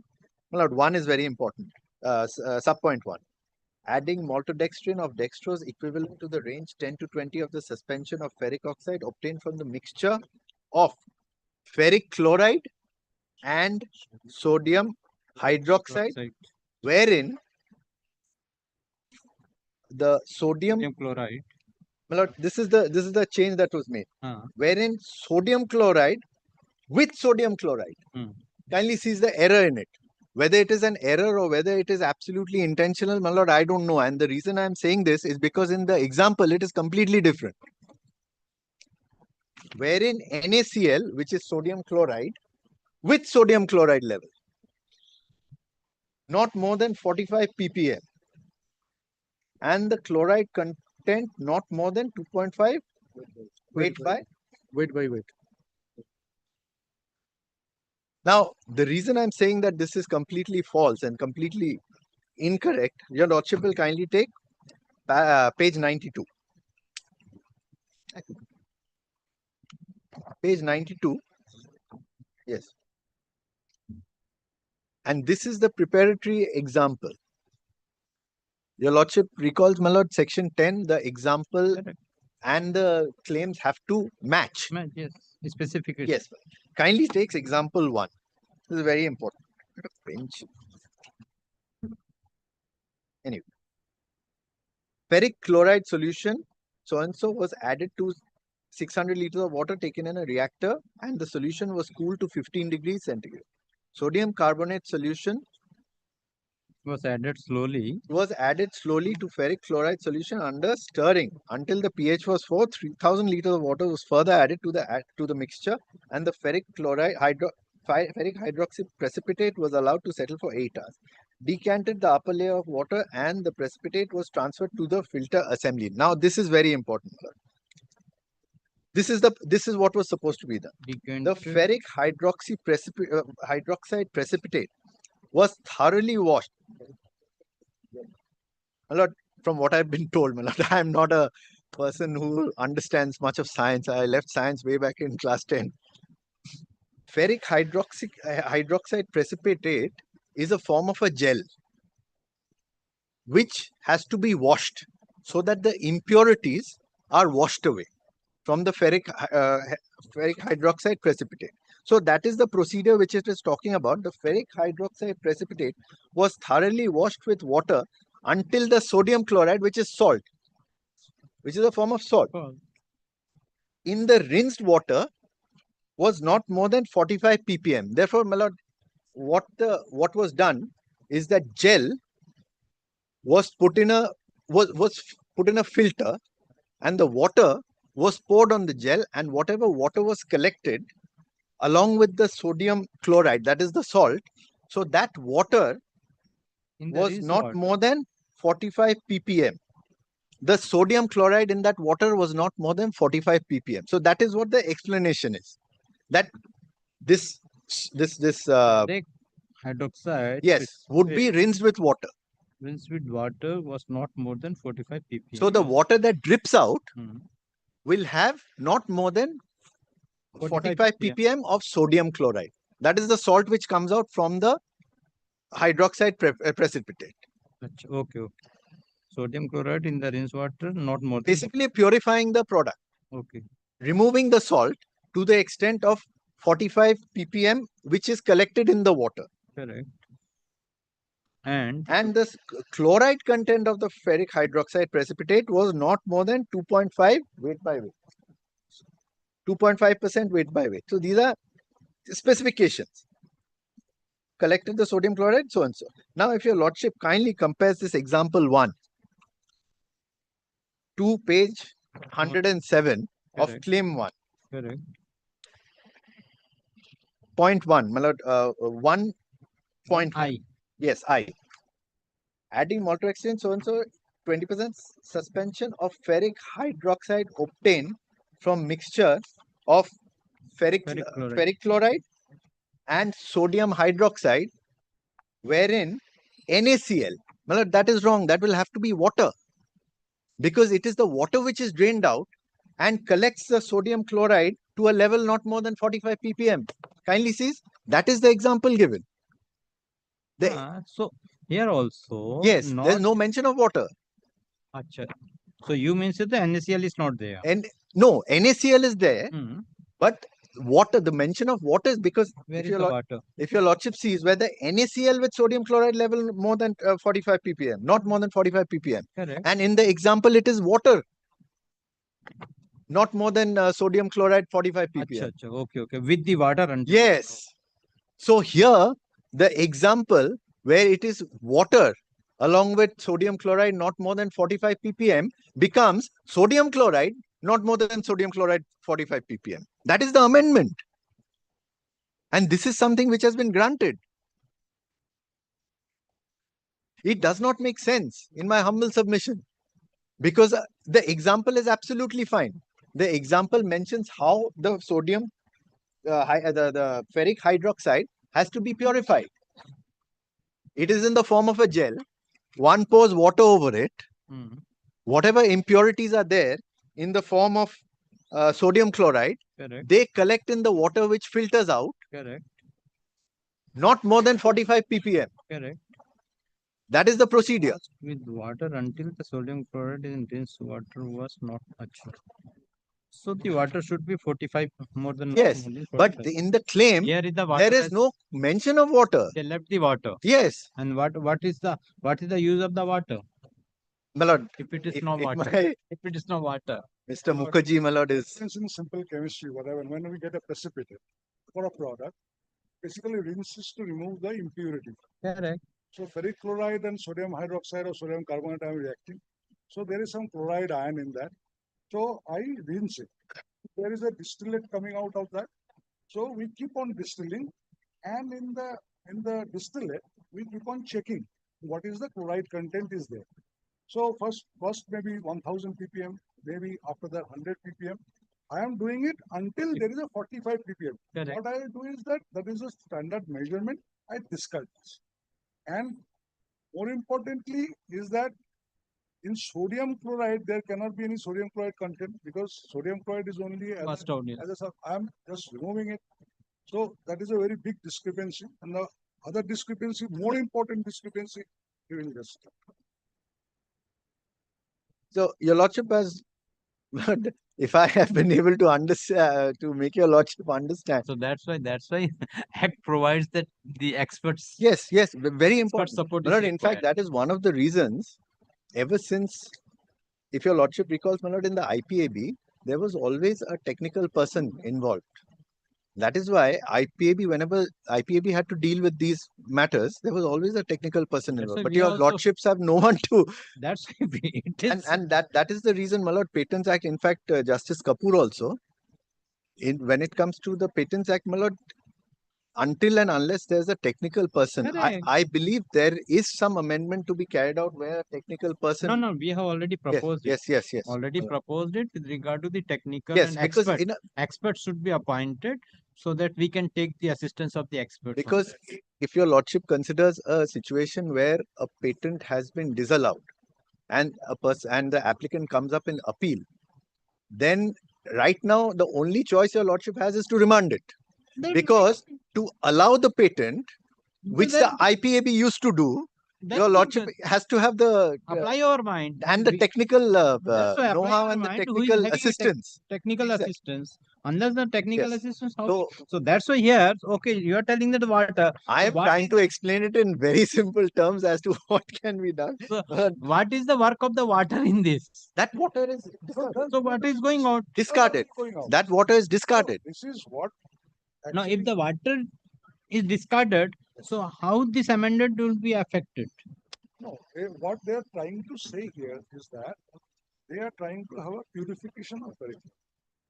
So in that event, what they have claimed is something absolutely different. So they wanted to have a purification of ferric chloride. Somewhere it is purified. But what they have claimed is absolutely different. That is what the problem is. What the parenthesis is allowed. And the biggest problem they have allowed is that what they have the reactant, what they have used there in the example and specification, they have amended in the claim to a different one. Leaving aside that. Leaving aside. So this is a secondary So point. they have to carry along with the example. They have to see Description. Okay. My lord, what my learned friend is saying is that the water which in the example, the water which is mentioned with the impurities to 45 ppm, that is removed. Therefore, that way the ferric hydroxide precipitation is purified. Correct. So once it is out, once that up to 45 ppm is out, then that is the product is purified. But in the claim, what they have said, there is no mention of water. Therefore, there is no question of purifying the product because the purifying process mentioned in claim The 1 example, yes. is talking about sodium chloride. Sodium chloride cannot purify that product. Unless the water is. Unless the water is poured, it cannot. Water is the reason it is purified. Water is the one which is taking out all the impurities. Sodium chloride cannot take out all the impurities. Yes. That is the difference, and that is a big difference here. And in fact, in my humble submission, my lord, this wherein NaCl with sodium chloride is impossible. Yes. Absolutely impossible. Because if ferric chloride is, if there's sodium chloride poured on ferric chloride, there'll be a completely different reaction. It's impossible. Okay. And my lord, the other thing is, and more importantly, that same point, my lord, adding maltodextrin of dextrose equivalent in the range of 10 to 20 of suspension of ferric hydroxide from a mixture of ferric chloride and sodium hydroxide. Now kindly takes page 92. Correct. Example 1, ferric chloride was added to water taken in a reactor, solution was cooled. Sodium carbonate solution. So the solution has changed. The reactant has changed from sodium carbonate to sodium hydroxide by amendment. 92, the example, where the example and the description and the experiment was conducted with ferric chloride and sodium carbonate, in the claim has become ferric chloride and sodium bioxide. In the amendment has become sodium chloride and I'm sorry, ferric chloride and sodium hydroxide. Correct. Sodium hydroxide. Yes. Kindly see. Sodium carbonate. Yes. Solution. And in the claim, it has become sodium hydroxide. Completely changed. This cannot be allowed. This amendment cannot be allowed, my lord, and this claim will get him nowhere because this reactant cannot happen. Yes. This product cannot be purified by this process. Unless there is water involved, which there isn't in the amended claim, it cannot. And in any way, the example is different. Now the next part. 91 to 91 says the same thing. The same thing. Which is page 93 if your lordship takes. And compares this with 4. 3 and 4. Page 93. Yes. My lord, this is the, after the example, this is the result. Yes. Yield, page 93. Yes. Yield 92, purity 96. Purity 96.88, iron content 34.55, molecular weight of the complex 82 kDa. My lord, lordship will kindly note, there's a specific molecular weight of the complex which has been made. Specific, 82 kDa, because in the claim, there's something else. If your lordship kindly takes paragraph, page 107.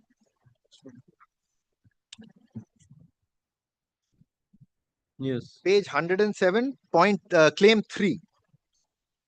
The process as claimed in claim 1, wherein, my lord, kindly notes this, the mean molecular weight. Mean means average. Correct. Whereas in the example, the molecular weight is a specific 82 kDa. Yes. It is not an average of anything. Because if it is an average, then it can be 82 can also be 78 and 85. Mixed together will bring it to 82. Wherein the mean molecular? The mean. Therefore, it is the claim is calculated on the basis of an average molecular weight. But it is as specific. Specific 82. Yes. kDa.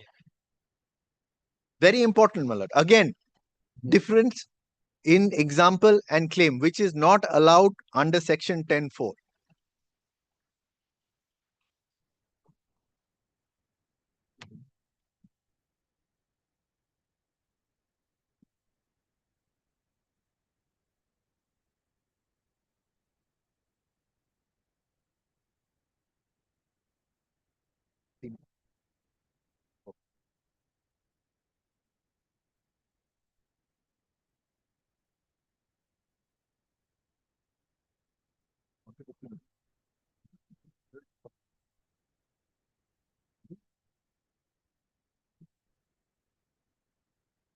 Yes.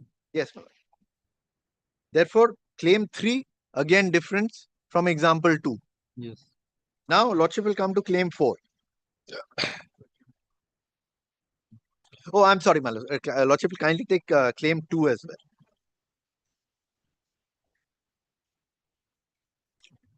The process as claimed in claim 1, wherein the citric acid in step 2 is used in amount of 0.72 equivalent of 1 aldehyde group per molecule of maltodextrin oxidized. First point, my lord, there is no supporting example of this amount of 0.72. Your lordship recalls, my lord, under section 10.4, the claims have to have some support in the examples. Correct. Why is it 0.72? Why is it not 0.75 or 0.80? Whatever it is. Why it has come 0.72? No explanation given. Nothing. Where is the example? Not example starts at page 91. No, example 92. But examples, if your lordship takes from 89, summary of the invention, then the description of the invention, page 90. Nowhere. In fact, if your lordship takes the last paragraph of page 90, accordingly, the carbohydrate for complex formation of iron was selected from maltodextrin having dextrose equivalent, which lies between 10. The citric acid was used in an amount of 0.4 to 1.2. So, they have created a range. Anything within that range. 0.1, 0.42 to 1.2 equivalent. Equivalent. Preferably of amount 0.6 to 0.8. Correct. But the example does not contain 0.72. As I said, my lord, why not 0.8? Why does the claim not have 0.8? So he has fixed. He has fixed it there. He has a fixed. But nothing to support that fixed experiment. An experiment or a description or an example on that fixed value, a fixed amount.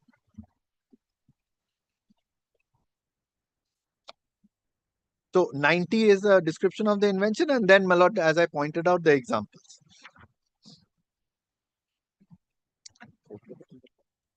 Yes. My lord, now claim 4. Claim 4 is the claim which has been amended completely. And this is the part which has made it a product by process claim. A pharmaceutical composition for treatment of iron deficiency by parental administration comprising more than 90% ferric carboxymaltose prepared by the process as claimed in claim 1 having molecular weight of 82 kDa with iron content of 34.55 and less than 10% ferric carboxymaltose complex having molecular weight less than 10 kDa. And lordship will kindly take the original one at page 108. Completely changed it. The original one, original claim 4, pharmaceutical composition for treatment of iron deficiency by parental administration comprising stable ferric carboxymaltose prepared by the process of claim 1 along with pharmaceutical acceptable excipients. That's it. That was the original claim. And this has all been added. 90% ferric carboxymaltose. No support. Changing the complex. Your lordship recalls that judgment I just cited?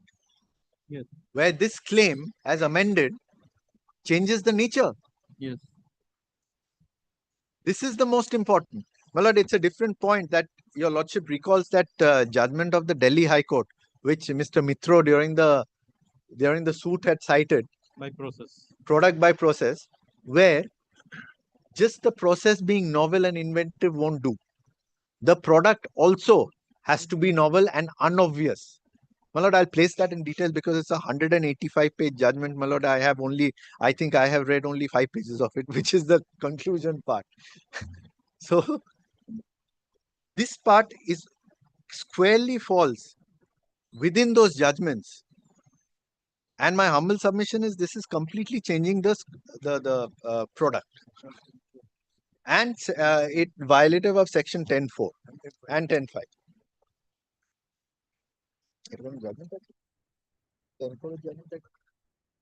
Yes. I'll just, I want to cite one judgment on 10.4. You think only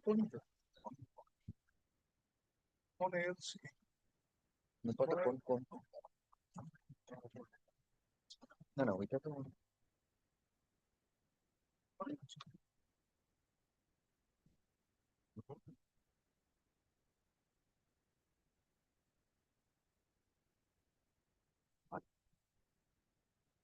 Lordship will kindly give me 1 minute, my lord.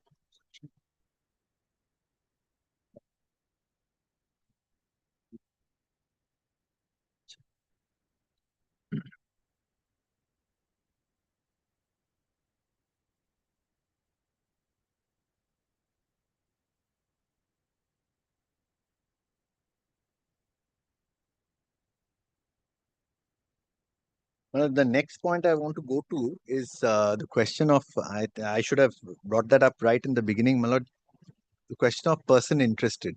My lord, I think my learned friends have taken the point that I am not a person interested, my lord, so I need to satisfy your lordship regarding that. My main answer to that is that I automatically become a person interested because my learned friends have filed a suit against me for infringement of this product, allegedly. Therefore, I automatically become a person interested. I may not have to expand on that because since once they have filed a suit against me for infringement, my lord, I think I automatically become, yes, sir. Okay, 2010 IPAB. My lord, copy with the, oh yeah, NRCom. 1 minute. My lord, your lordship will kindly forgive me for citing a judgment passed by the IPAB. As I said, my lord, because IPAB earlier was, yes. No problem.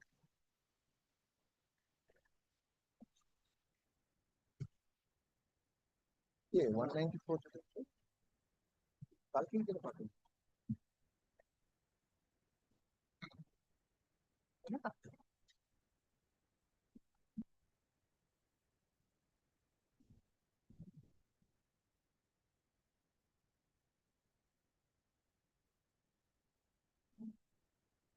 Now, this is to do with insufficiency of description.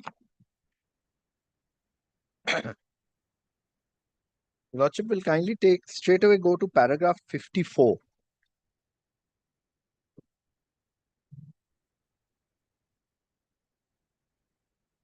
Paragraph 54, madam. Yes. Internal page 24. Insufficiency in the law. A patent, your lordship has that? A patent will be insufficient if the specification does not disclose the invention clearly enough and completely enough for it to be performed by a person skilled in art. Therefore, the example, what happened, what was mentioned in the example, the process mentioned in the example, and what has been claimed, where water was. That's why both cannot. So example therefore, cannot be ignored. as per the claim, that cannot be performed by a person skilled in art. My humble submission for your lordship. First thing, my lord, in the first line itself, the claim has to be such that it can be performed by a person skilled in the art. The duty of the patentee is to provide the description which enables the skilled person in the art to perform the invention with a will and to make the invention work. Therefore, that sudden transfer, that sudden change from sodium carbonate to sodium hydroxide, well, that will not work because it will have a completely different reaction from what it is mentioned in the example. Example, it is mentioned sodium carbonate, and in the claim sodium hydroxide, which has been allowed by respondent 2, and respondent 2 chooses not to file an affidavit in opposition. Kindly see. Such a person is not supposed to have exceptional skill and knowledge, and he is not expected to exercise any invention or any prolonged research, inquiry, or experiment. He must have a reasonable degree of skill and common general knowledge of the art in performing the trials, and to correct the obvious mistakes if there is a way of correcting them is conceived. Investigation for insufficiency of description of the invention is made at these three stages: examination stage, opposition proceedings, and revocation proceeding. Well, this is a revocation proceeding, therefore. Paragraph 56.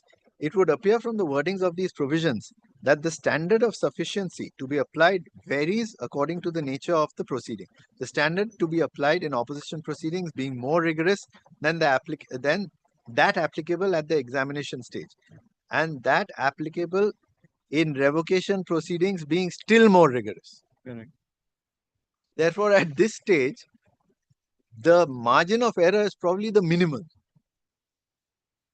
Of course, by virtue of section 64(1)(h) and I of the Act, a patent may be revoked if it does not disclose the invention clearly enough and completely enough for it to be performed by a person skilled in the art. Therefore, this is a ground. Well, what I pointed out is a ground for revocation. It is fundamental to the validity of patent that it not merely discloses a novel product or process, but that disclosure is enabling. The term sufficiency of disclosure refers to adequacy of pertinent information to be provided in the complete specification to enable an average skilled person in the art to perform the invention. It is stated in Halsbury Law's 3rd edition, para 138, that insufficiency of description has two branches. The complete specification must describe an embodiment of the invention claim in each of the claims, and that the description must be sufficient to enable those in the industry concerned to carry it into effect without their making further inventions. Whatever they have claimed,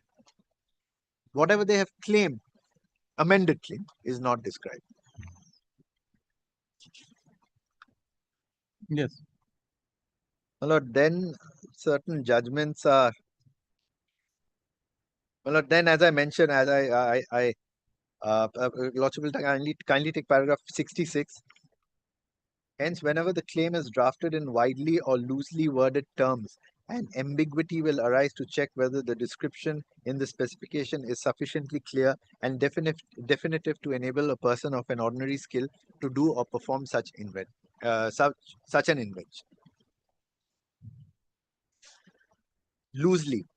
Now, the reason I say loosely is because water has been substituted. Water in the example has been substituted by something else. Therefore, the example and the claims don't match. Yes. Sodium hydroxide has been substituted. If your Lordship recalls claim 1, sodium hydroxide substitute. And my Lord, then I already relied on paragraph 60. No, I haven't really. This one. My Lord, here also regarding the amendment of claims, it talked about section 59. I'm relying on that.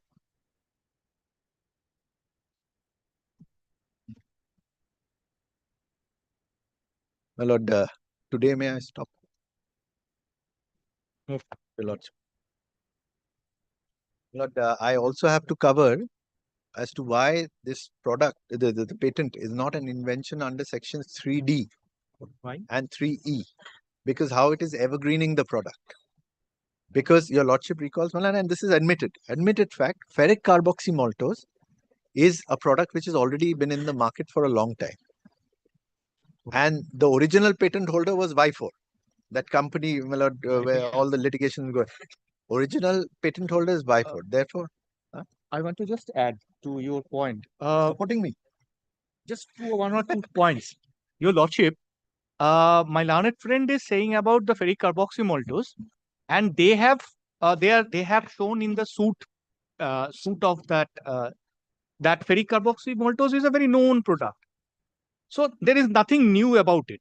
But they have also filed a patent, which we have filed the opposition in the patent office. So what they are saying is a type of contradictory, which we have submitted in our rejoinder also, that they what they say in the honorable court and what their actions are totally different. So we will come to that. That is a different procedure. That is an opposition procedure. If I don't succeed, I won't succeed. No, that is an old molecule. You are telling that. Whatever it is, if I succeed, I succeed. If I don't succeed, that is before the controller. Opposition proceedings, my learned friend has filed. He cannot bring the opposition proceedings to this proceeding. Here we are talking about his. No, he is telling with regard to that suit. Absolutely, my lord. But that is a completely different. Shown lot of what has happened to that suit? In the cold storage. It is. Well, and in the meantime, my learned friends have got another patent. I am sure they will file something against us very soon. Huh? No. Their patent, the new patent. Well, that is also a very interesting patent which I'm going to rely on. I'm going to rely on the statements made by my learned friend in that patent. That's why I asked whether you were supporting Your me. Lordship, this patent, what we know as my learned friends are also there, the patent is basically a techno-legal in nature. We are all known. So it needs a legal as well as a technical part. So it comes with the conditions of a patent of additions also. Because when we talk about the R&Ds, R&D used to develop new things on the existing molecules. So basically the respondent number 2 or respondent number 3, after a due diligence, after a FER, issuing of FER and reply to the examination report, after hearing and written submission, they used to grant. This process is more complicated process. So we will come the next days for explanations of that. Respondent number 2 has allowed amendments, which that's why they are not filing affidavit. We have nothing to say. That is why I said that it was very important for the respondent number 2. The authority like that. Authority pass order. Yes. One person got the benefit, one person has not. There is So a if checklist. they will challenging, so whoever will get, you will not be affected. There's a checklist. That is a simple theory of the authorities. Absolutely. That is a simple theory of the authorities. They have done their job. The authority could have explained how they have followed section 59. Because the courts have held that section 59. Naturally, she will not admit it is wrong. She will argue No, that. clarifying. Gone through the process. Showing without any affidavit, nothing on record, nothing on oath. On law point, but if they will not come in affidavit, not come in affidavit. Anyway, if your lordship kindly fixes whenever, my lord, unlike some of the other cases, there's not much of a hurry in this. Suffering for the appellant, suffering for the respondent. Counsel for the appellant has argued the matter at length, but due to paucity of time, hearing could not be completed. Accordingly, case is adjourned. Give the date at 1st August 11:30. 1st August? August. Your Lordship, I have a case in Delhi in 1st August. So August. दूसरा कोई date online থাকো না আমি তো বলবো হবে না আমার ইনফ্ল্যাক্ট রয়েছে তো অনলাইন হবে না আগে বড় তো করেছি না হবে না yes 4th August 4th August 12:30 12:30 মানে 12:30 I'm good.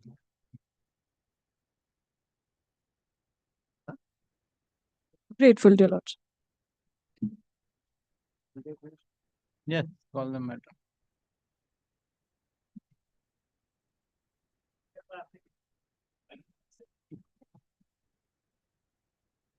My application, Millard, for extension of time to file written statement in a commercial suit. I received the Millard summons on 7th of. Who is for the other side? I appeal for the plaintiff respondent, Your Lordship. Whether it's I appeal for the plaintiff respondent, Your Lordship. Millard, after 30 days, but before 120 days. There is a written statement. Millard, I'm Not so filed. sorry. Yesterday only, Millard, I noticed that this is a practice of the court that we have to be ready with the written statement. Give me 3 weeks time, Millard. I shall be. When you received? But we received written statement and summons on 7th of April. April. Yes. April, May, June, July. And we have filed the entered appearance on 5th of May within time. And Millard on 6th You of. do one thing, come with the written statement. Millard, give me 3 weeks time. Kindly. 3 weeks time. Millard, By that time you will. I'm you so lost sorry your time. for saying this, Millard. I didn't know this. Otherwise, Millard, I would have taken this application later on after getting the written statement ready in my hand, Millard. This ought to be that I learned yesterday itself in the court, Millard. When in one of the matter, Millard, When you have 120 days will be going to over. Millard, that is going to be over on 7th of August. 5th of August. 5th of August. 5th of August. So I am 4 weeks, my lord. So I am fixing on 29th of July. Come on, 29th. Yes, my lord. I shall. Thank you so much, my lord. I'm grateful to your lordship, my lord. Sensation suffering for the plaintiff. Sensation suffering for the defendant. Defendant has filed an application being GA Com 1 of 2025, praying for extension of time to file return statement. Full stop. You will use affidavit? No. Will use. We might lodge, but I do not have any instructions regarding that. Let the matter appear on 29th of July 2020. I'm deeply obliged, my lord. This will not be, my lord, committed next time. My lord. This is the last time that is. Come on that day with the return. Yes. I'm deeply obliged.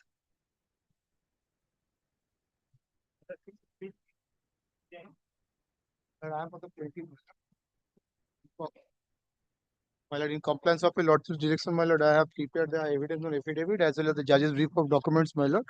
I am filing it, my lord.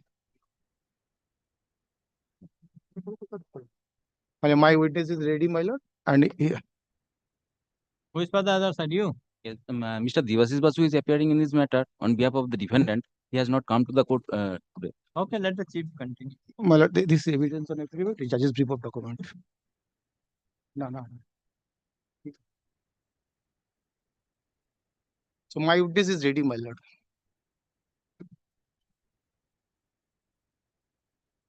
So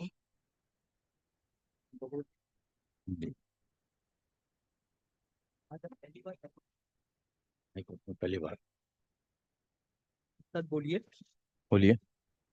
मैं कसम खाता हूँ मैं कसम खाता हूँ जो कुछ भी बयान दूंगा जो कुछ भी बयान दूंगा वो सच होगा। वो सच होगा। मेरे बयान में कुछ झूठ नहीं होगा। मेरे बयान में कुछ झूठ नहीं होगा। ईश्वर मेरी सहायता करेंगे। ईश्वर मेरी सहायता करेंगे।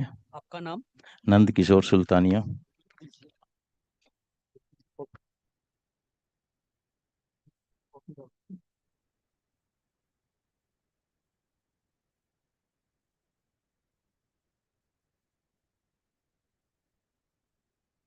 जी का नाम बोलिए, पहले बोलिए फिर लिखिए।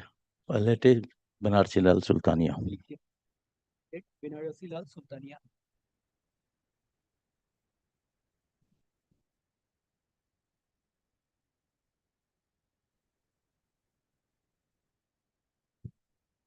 आपकी उम्र? अबाउट 62। 62 इयर्स। क्या करते हैं आप? ये बिजनेस करता हूँ। कहाँ रहते हैं आप? रेसिडेंशियल एड्रेस बोलिए मुझसे पहले। 27 मलिक स्ट्रीट, बड़ा बाजार। 27 मालिक स्ट्रीट, बड़ा बाजार।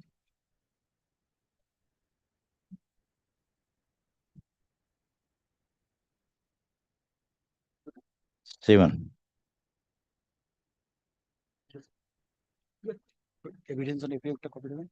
Well, I'm continuing. Well, PW.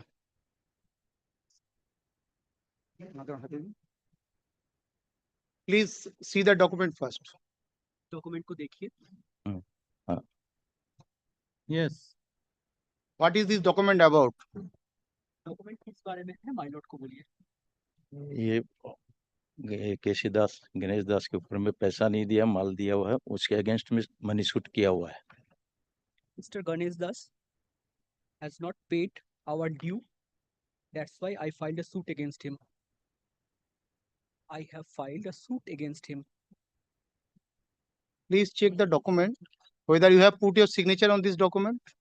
Document को देखिए और माय लॉर्ड को बोलिए क्या इस डॉक्यूमेंट में आपने कहीं भी अपनी दस्तखत किया है? हाँ, किया है। Yes, I have put my signature on this document. Is it prepared on your instruction? क्या ये डॉक्यूमेंट आपकी निर्देश में प्रस्तुत किया गया है? जी हाँ। Yes. Have you gone through the documents before signing of the document? इस डॉक्यूमेंट में दस्तखत करने से पहले आपने इस डॉक्यूमेंट को पढ़ा है? मैंने पढ़ा है, इनसे समझा है क्या है, और उसके बाद में समझ के फिर साइन किया है। I have gone through the document. I took the help of my advocate to understand what is written over here, and after what is written here, and after that I put my signature on the said document. On which date the document has been affirmed? इस तारीख को इस document को affirm किया गया था। ये 20 मई को साल बताइए। 2025. On 20th May 2025, the document was affirmed. So, my lord, I am relying upon the exhibited documents, my lord. Exam of evidence on affidavit part is over, my lord.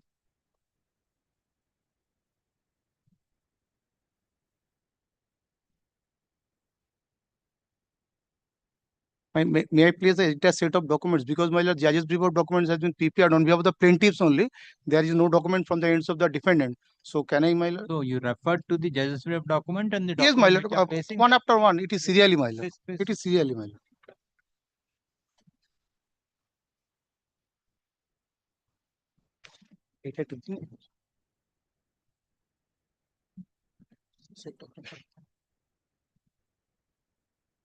bunch of document shown to the witness. Please see the document first, one after one. एक एक करके इस सारे document को देखिए। What is the first document about? पहला document है, ये किस बारे में है हमारे? ये पावर ऑफ अटॉर्नी का general power of attorney. Document is the general power of attorney. Who has executed it? ने ये डॉक्यूमेंट एग्जीक्यूट किया है, किसने बनाया है ये डॉक्यूमेंट? ये वकील साहब ने बनवाया था पहले से. आपके वकील साहब ने बनाया था, राइट? हाँ वो. The document was prepared by my advocate. Who has given you the power of attorney in favor of you? आपको पावर ऑफ अटॉर्नी किसने दिया? मेरी वाइफ ने, फर्म का प्रोप्राइटर मेरी वाइफ है. My wife is the proprietor and she gave me the power of attorney. Please tell the name of your wife to my lord. आपकी पत्नी का नाम बताइए। Shobha Sultania. Shobha Sultania. Spelling? SOBHA. SOBHA Sultania. Who is the proprietress of the plaintiff firm? Plaintiff firm का proprietors कौन है? मेरी wife है. My wife.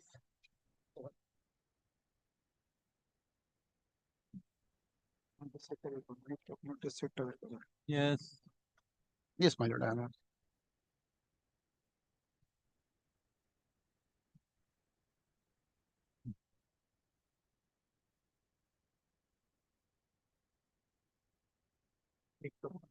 My lord, I am taking the documents first.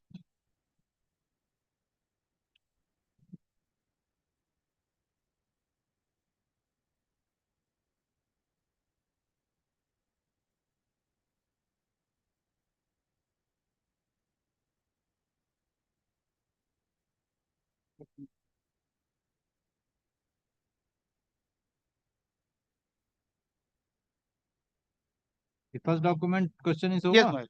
Over. My lord, only the power of attorney, my lord, as given by the proprietors of the firm. Proprietress is his wife. Affidavit competency. The document will be marked as exhibit, my lord. Power of attorney. No, रुको.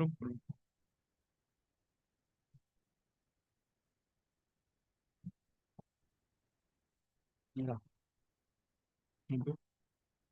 Document.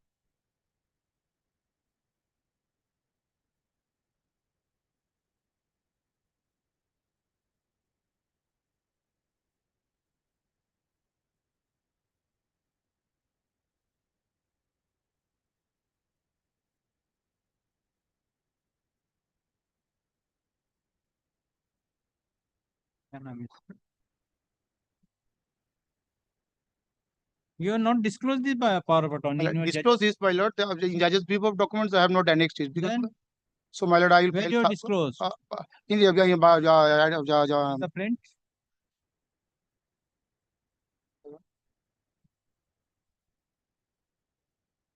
Yes, my lord. I have also filed evidence of competency, my lord. There, my lord, I have annexed it, my lord. That I checked. That is different. My lord. So, my lord, give me opportunity, my lord. What? My lord, only supplementary. What supplementary? This is a commercial suit. My supplementary judge's brief of documents to be filed, enclosing this document, my lord. How you can? The commercial suit. In judge's brief of documents, my lord. Judge's brief of document you not disclose. In the plaint there is no. Yes, my lord. Yes, There is a- I have stated it, my lord. I am coming, my lord. What? You're not mentioning, you're not disclosing your affidavit, this power of attorney in the judge's brief, this your plaint.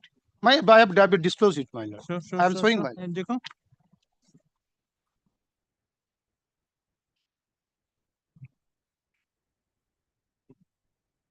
বলছি জোসেফকে দেখাচ্ছি না আমি দিচ্ছি এখানে জোসেফকে দেখাচ্ছি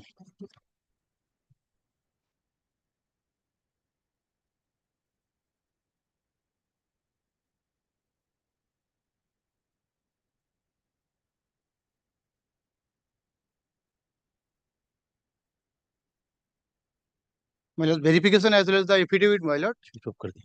I am asking you, your first document in the bunch of documents is the power of attorney which your client has identified. His wife has given this power of My attorney lord. to him. Correct? My lord. No problem. My lord. This document is disclosed. This document must be, where is your affidavit of document under order 11 rule 6? My lord, I am coming to that, my lord. In the plaint, you are not disclosed. I shown the plaint. In the plaint, this affidavit is not My disclosed. lord, by affidavit you. competency is there, my lord. Then you see the affidavit competency, the power of attorney and this power of attorney. Yes, my lord. Go through, please. Go through both. My lord, kindly give me an opportunity, my Go lord. through. Whether the same affidavit, same power of attorney.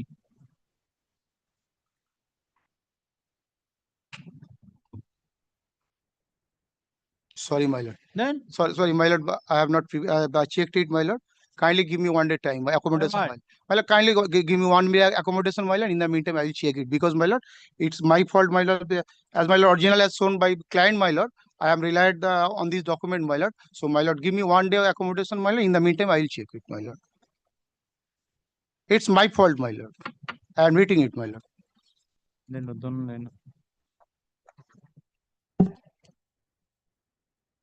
So and so appearing for the plaintiff. So and so appearing for the defendant. Today you filed the examination chief. Affidavit of evidence. Yes, my lord. और क्या file किया? Plaintiff has filed continue it, my lord. affidavit of evidence and judge brief document. After serving, have you received? Yes. Have you received? After serving the petition and counsel for the defendant, let the same be kept with the plaintiff witness is present. Examination chief. Some part of the examination chief is recorded, but the counsel for the plaintiff press for time. According examination chief of the plaintiff witness is deferred. Let the matter appear on. Give the date.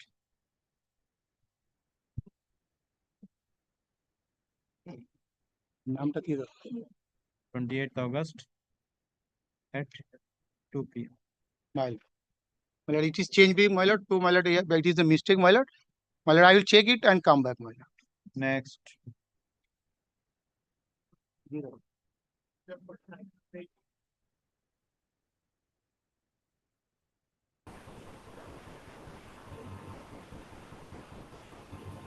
Please, your lordship.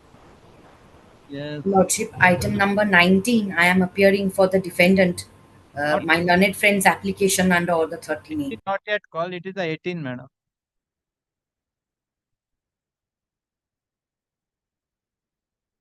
Yes. Actually, what has You are happened appearing yesterday, for? I'm appearing for the petitioner. Since yesterday the fixed matters had slipped and we missed over, that is the reason. I just place my application here, Lordship. Which was the other side? My learned friend is appearing for 18. Yes. I'm saying that she is appearing on 19. My lord, I mispronounced the item number. 18 is my number, my lord. Okay. I start my What application? This is my application under order 13A or summary judgment. Okay. This It is completed? Yes, reading is complete. Okay. The short matter, I'll just take not more than 10 minutes. Before I start, your lordship. GA4? GA4, yes.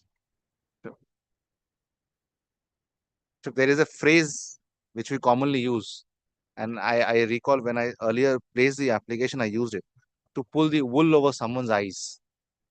It's like a trick. Your lordship, my client is a German national, entered into a agreement a commission agency agreement with the defendant, whereby my client would provide all the agency services and the defendant would sell and supply their goods and products, and my client would be entitled to a 3% commission. This was the arrangement. My client was receiving the payments. On or about November 2015, my client wrote back asking further details of whatever through him, whatever the business has been acquired by the defendant, to give the particulars so that my client can raise further invoices. So in response to that email, the defendant intimated that, look, you have been not up to the mark to your relationship on the contractual relationship. The commission agency is for 3.5%, which was there. Now it's been reduced to 1.25%. We are terminating. This was the case. Because my client discovered that through him, the defendant, Anil Saragi, had acquired and got a lot of business, and for which my client made it. Immediately, my client wrote back and asked, please provide me all my outstanding dues. These are the dues. I have equivalent to, after receiving whatever the monies, there was a USD 182.51176. That's around 1.5 crore. So when my client made a demand notice, that notice was not disputed. Immediately, the defendant files a suit in Shialda Court seeking a declaration that all the invoices which I have raised are not payable. It's in the nature of a preemptive action. I am not entitled to any money. In that suit, an Order 7 Rule 11 application was filed by my client, which was rejected. What is interesting, and I will just show why I have come in Order 13A, we thereafter carried that order before the High Court in a civil revisional jurisdiction. The learned judge then, Justice Banerjee, considering the prayers made and our petition, has set aside that order and granted liberty to the plaintiff, that's my client, to file a suit, because although there was a prayer for Order 2, Rule 2 for this, having said that, the rest of the reliefs, which the entire case stems out both in the written statement and the opposition, was struck down. I thereafter filed this suit. In the suit, a written statement. Initially, there was an issue of the summons because the defendant was avoiding service of summons. Having said that, your lordship's passed an order. We issued this summons. There was an Order 13 application taken out, and this is it. In my Order 13A application, I simply plead the contract, which the existence has been admitted. What the defense which they have taken out is that I am not entitled to any money and no grounds made out in Order 13A.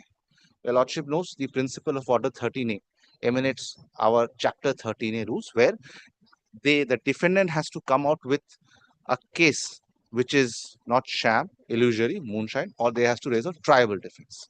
Now, two things I want to show: the conduct of the defendant. Lordship kindly has the application of my GA4.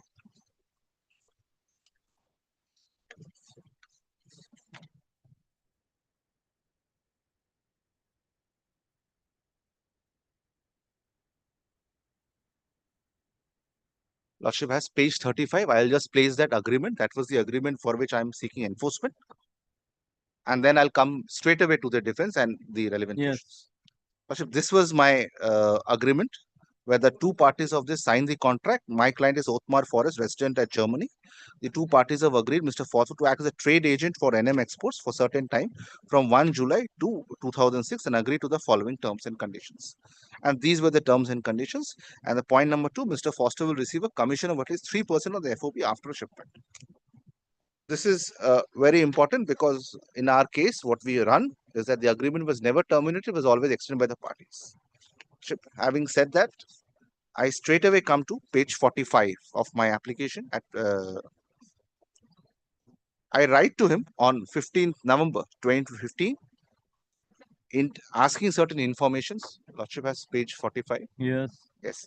I write to him, NM Exports, Mr. Anil Saragi, referring to this agreement and states the information that you have been receiving and ask him to give me the particulars so that I can raise the invoices. These were this because I ascertain that he has been doing with my contacts the agency and I'm entitled to commission. Now kindly comes to his reply. Straight 47. This is the case which he has made out now. Lordship is in page 45. Yeah. Yes. Our client above name Because why I say so? Because now the preemptive action starts. Normally, whenever a creditor starts claiming, so defendant comes to the lawyer. So our client above name is handed over towards the correspondence exchange between you and our client with the letter 13 November with instruction read. Your client has referred to the contract dated 21st July 2005. By the said contract, was appointed to act as a trade agent on behalf of such and such. Under the said contract, your client was obliged to comply with the obligation contained point number 3 and 5. Now, this is the case they are made out. It is the client's contention, save and except the contracts with Instinct Family GmbH and KG and Manor Agent introducing a client to Charles Vogel mode, your client did not act in terms of the said contract. Or should I pause here for a minute? The existence of the contract is admitted. The defense now, when I asked the money, he said, I have not performed. This never comes contemporaneously. This comes when I make a demand of my money. And he refuses my demand. Kindly see, Your Lordship, on the second last paragraph. So far as the contract with Charles Vogel, after the initial 2 years, in view of the low margin and intense competition in the market, our client communicated to your client that it was only possible for him to pay a commission of 1.25% on the Charles Vogel business or the collection prepared by your client. And therefore, our client have paid to your client commission at the rate of 1.25%, which was agreed by and between the parties, received by your client without any protest or objection till 15.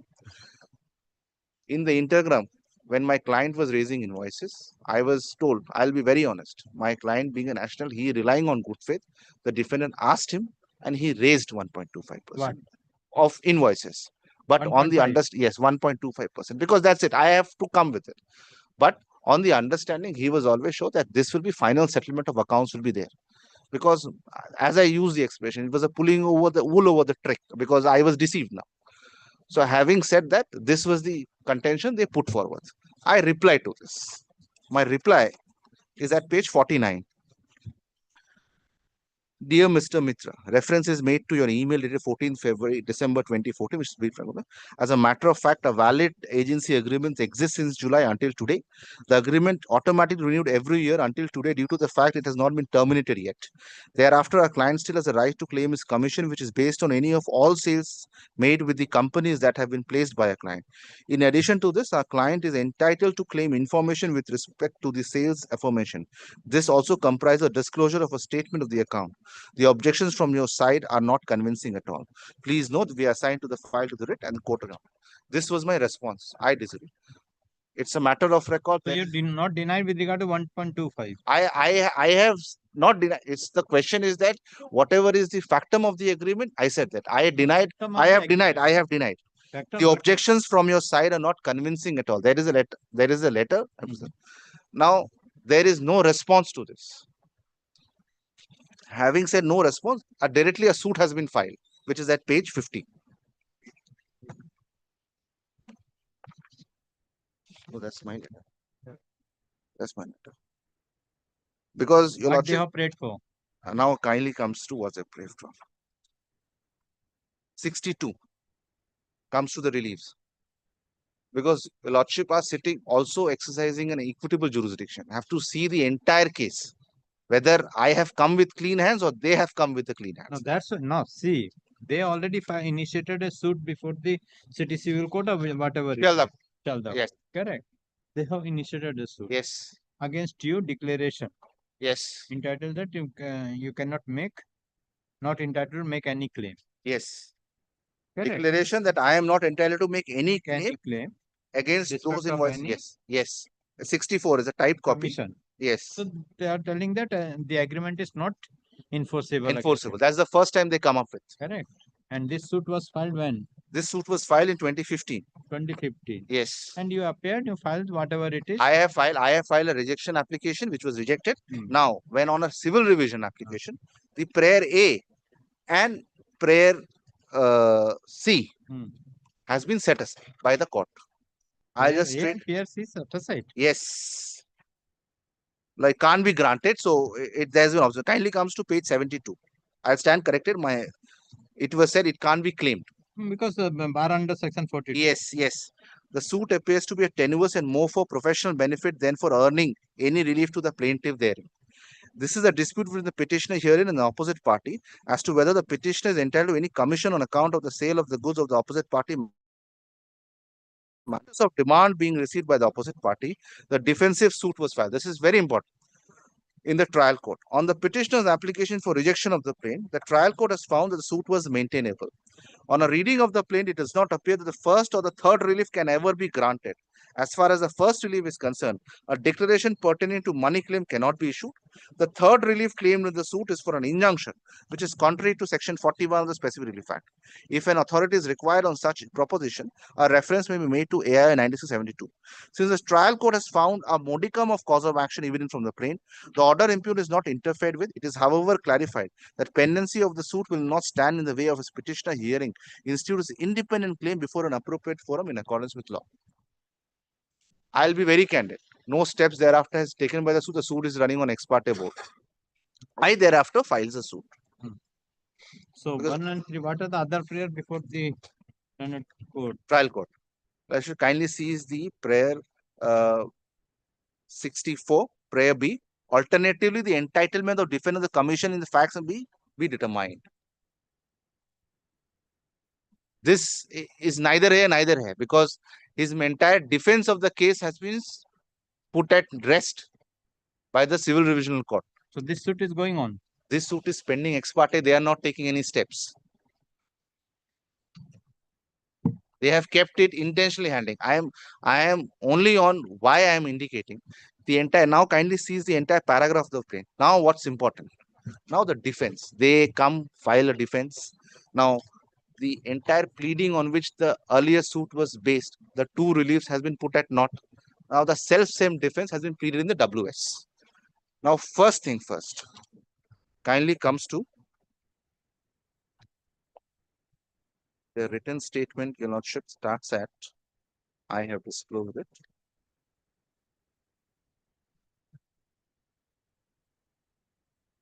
I have 1 second, Your Lordship. Page 72. Your Lordship, that's here. Yes.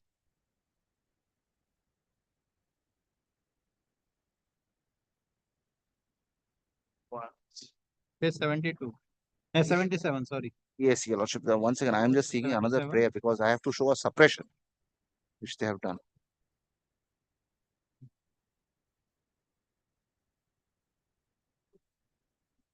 Which kindly takes their opposition. They have disclosed there.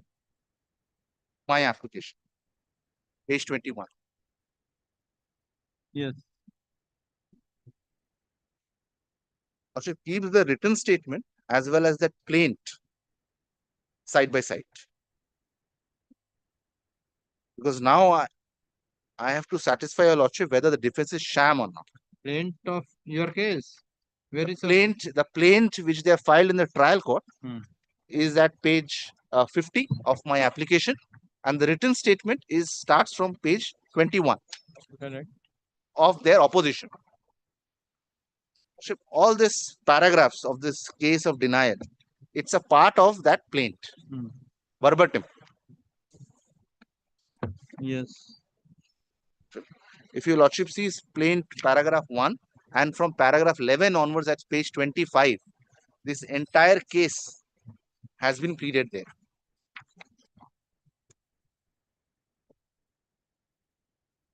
Lordship has page 25 of their opposition.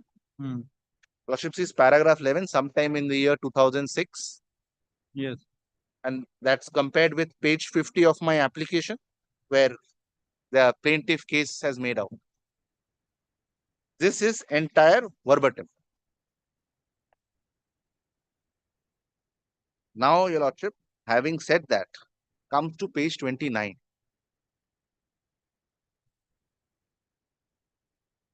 Yes.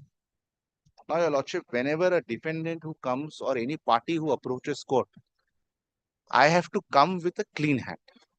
Now, see, Your Lordship, they give a reference at page 29 of the plaint which they have filed. They said the entire relief. Now, see, read, I am placing paragraph 21. In the said suit, the plaintiff had filed an application in Order 7 Rule 11 for dismissal. The said application was heard and rejected by the learned court. The plaintiff duly accepted the said dismissal of his petition. This is a false statement on oath made before the court. Okay, then. Therefore, the prior instituted suit in the same part of the same column is still pending before the learned court. The previous is to stay till the disposal of the said previous notice. Now, your lordship kindly sees page 35.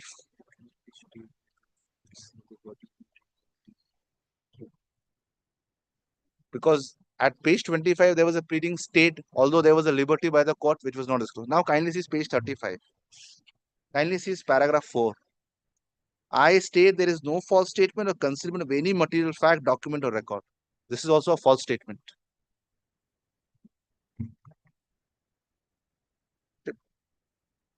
Identical statement made in dealing with my averments at page 11 of that opposition. Same statement made, page 11. Now, your lordship, I'll be very candid. I am before your lordship under order 13A, stating this is the suit file. There would be no circumstances which warrant that it should go to the trial. I am seeking a summary judgment. What may bother, or I have to demonstrate whether I have a solid case which will entitle me without giving them the right to contest, or whether the conduct or defense is such which is illusory, where your lordship will exercise and on order 13A7 put them on terms. I am only on that aspect. Lordship, I'll only place 2 decisions and then. Show me document. What document you rely with regard to the order 13A? Lordship, the first document. Agreement is okay. Agreement is there. Yes. I have my demand. My demand. Demand, but they have given their reply 1.25. They have given their reply reading an oral contract. Instead of 1.25, instead of 3, they are telling that a 1.25. 1.25, you take it, you are not They have entitled to taken any the 3. defense on I give a response to that, Correct. and thereafter they come with a defensive suit.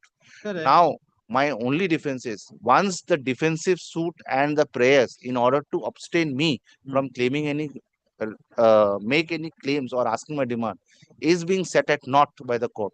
Lordship, I am only on the principle of equity. On that agreement which is admitting, having derived a benefit, today is turning out and say, no, you are not entitled to. Is it permissible? Because it is their case where he tried to seek an order of injunction saying all my invoices are not payable, which has been set aside by the court. And today he is putting the self-same defense. Set aside by the court with regard to the what the prayer they have made in the suit as per the section 41 of the specific relief act. Yes. They cannot claim the said right, restraining you to claim. So court cannot restrain. Yes. Court cannot claim. frustrate. So Now, that's why the court has set aside that restrain them to make any prayer to make any prayer. Now, if that prayers are not maintainable on the basis of which the pleadings are, because his pleading is on an oral contract. If the prayer is because they are not entitled to contest the suit in the written, is they file the written statement. They have filed the written statement pleading the entire self-same facts. Correct. So in that fact, they have not admitted that you are entitled to 50%. The only dispute is that they are saying I have pleaded oral contract, it is 1.25%. I am saying, look, there is a contract which you have accepted. That is to be decided in the trial. That is to be decided. Whether the oral will come prevail or your written will be prevail, that is the matter of trial. But then only thing is, Lordship, whether he is entitled to an unconditional leave or conditional leave is to be only seen on the basis of a conduct of the parties. So they have filed an application for leave. They have not filed any application for leave. The simpliciter, they filed the written. You filed an application. I have filed an application and and order. They have not filed any application for leave. They have not. The court can decide whether they are entitled to get the leave. No, Lordship, they are asking for, in their opposition, they are asking for, your Lordship, kindly have. They may ask for the opposition, but they have not filed any application. No. Your Lordship, this is not a chapter 13 or order 37 where they have to take a leave. Correct. In order 13. You have started. I have started because in order 13, Lordship has 2 discretions. Because your suit is simpliciter recovery. It's a simpliciter recovery. Simpliciter recovery. Simpliciter recovery. I am only on the point whether I get the entire summary judgment or if I have made out a plausible case, kindly has order 13. Lordship kindly comes to 7. I will be very candid. My clients have been tricked. I am not having any documents, but I have come with good faith only to fall within the parameters of order 13 and rule 7. Where it appears to the court it is possible that a claim or defense may succeed, but it is improbable that it will do so, the court may make a conditional order set forth in Rule 6(1)(b). Where the court makes a conditional order, it may require a party. Now, the conditions your lordship has to see on the conduct of the defendant. Today, I am before your lordship pleading a case that I have a claim. The contract has been admitted. When I make a demand, they make a counter demand and file a defensive suit. In the defensive suit, they are not successful. They do not disclose the fact that the defense which they have filed has been set not by the High Court, and they make two misleading statements in a written statement as well as an application, which is also a contempt. And now the entire defense is based on the same thing. And today, your lordship, we are seeing a situation where a foreigner who is trying to do a business in India, he is being put to this condition. And I am before your lordship only asking that if your lordship feels that I have to go to the trial to prove 3.5, 1.25, if my entitlement, because he is saying at 1.25 he has paid everything, terminated. I am saying the contract was never terminated. You have to put me, because I have a claim from whatever business you have earned me, you give it to me. Your lordship will not put him on a condition. He will be going away on a free ride by making a misstatement, and I will say his defense is not sham. Okay, you show me what are the material supplied and what are the how much amount is spending. Where that is not the case made out. You Yes, I made out. Where is that? Where is the document?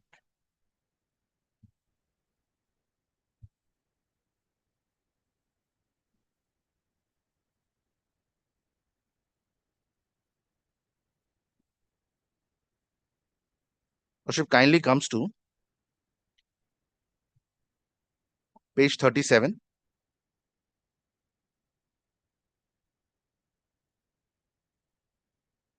From 37, I have provided the invoice.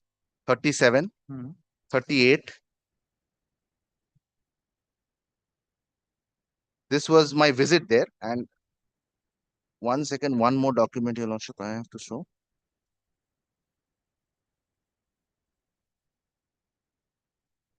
One second, your lordship.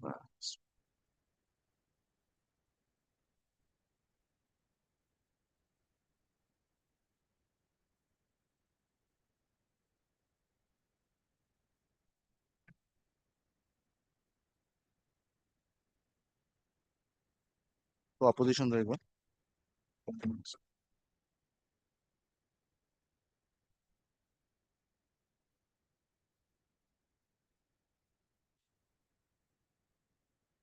Lordship, in the opposition, they have disclosed all the invoices at page 43, where they have put in a rate of 1.25%.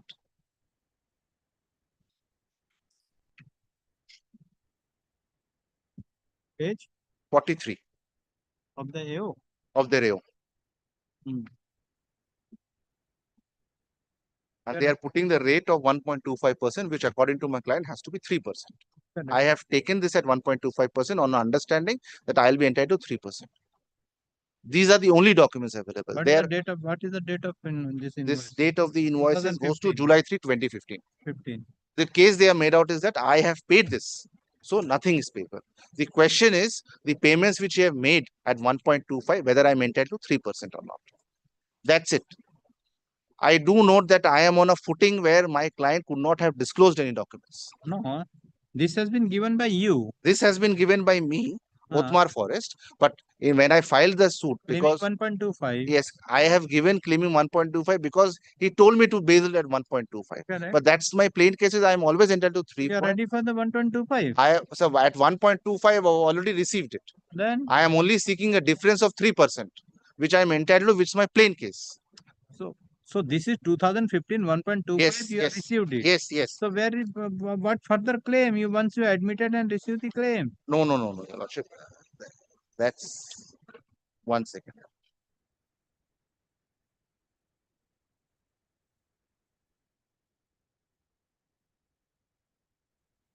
My paragraph A6, page 6, para I. Page 6, para I of my application. Yes. So this is my claim, where I said at the rate of 54, I am entitled to this commission. I agree that application was filed. This statement is not on record. I do know that the statement is also not on record. I have entirely pleaded on the plaint case. That's my difficulty. I know I am handicapped. I am also facing tough questions. But I am So that's why. I agree. See, you're under order 13A, you have filed an application. For Correct. entire And summary. once they have given a 1.25% commission, you have Yes. accepted that. Now you are Yes. telling that you are entitled for 3% in 3%. terms of the contract. Yes. So that is a matter of trial, whether you are entitled to be 3% or you are entitled. That is a matter of trial that has to go to the trial. Correct. But I am only saying to go to the trial and give the defendant the clear way to go to the trial. He has to put order conditions to go to the trial. Where is the law? So the law is order 13A7. 13A7, but you had admitted 1.25 and 1.25, you have received it. Also, my claim It is on is a not that you have claimed 3 point and they have given 1.25 and that is a dispute. They have given 1.25 and accepted. That is also in the 2015, sir. 2015. Now we are on 25. Yes. Yes. After 10 years, you have I have come in 2015 when the civil revision was there, and thereafter the suit was filed in the original side with commercial. I have come with it. I know I am facing this deal, but I am only respectfully submitted whether my petition or my submissions fall within that parameter, because the defendant should not be made a free run.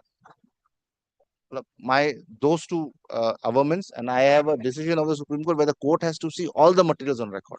I know the court might be swayed that yes, I have taken 1.25, but when I have put a claim of 3% and it has not been disputed, because he said on the first time that yes, I am trying to do an oral contract.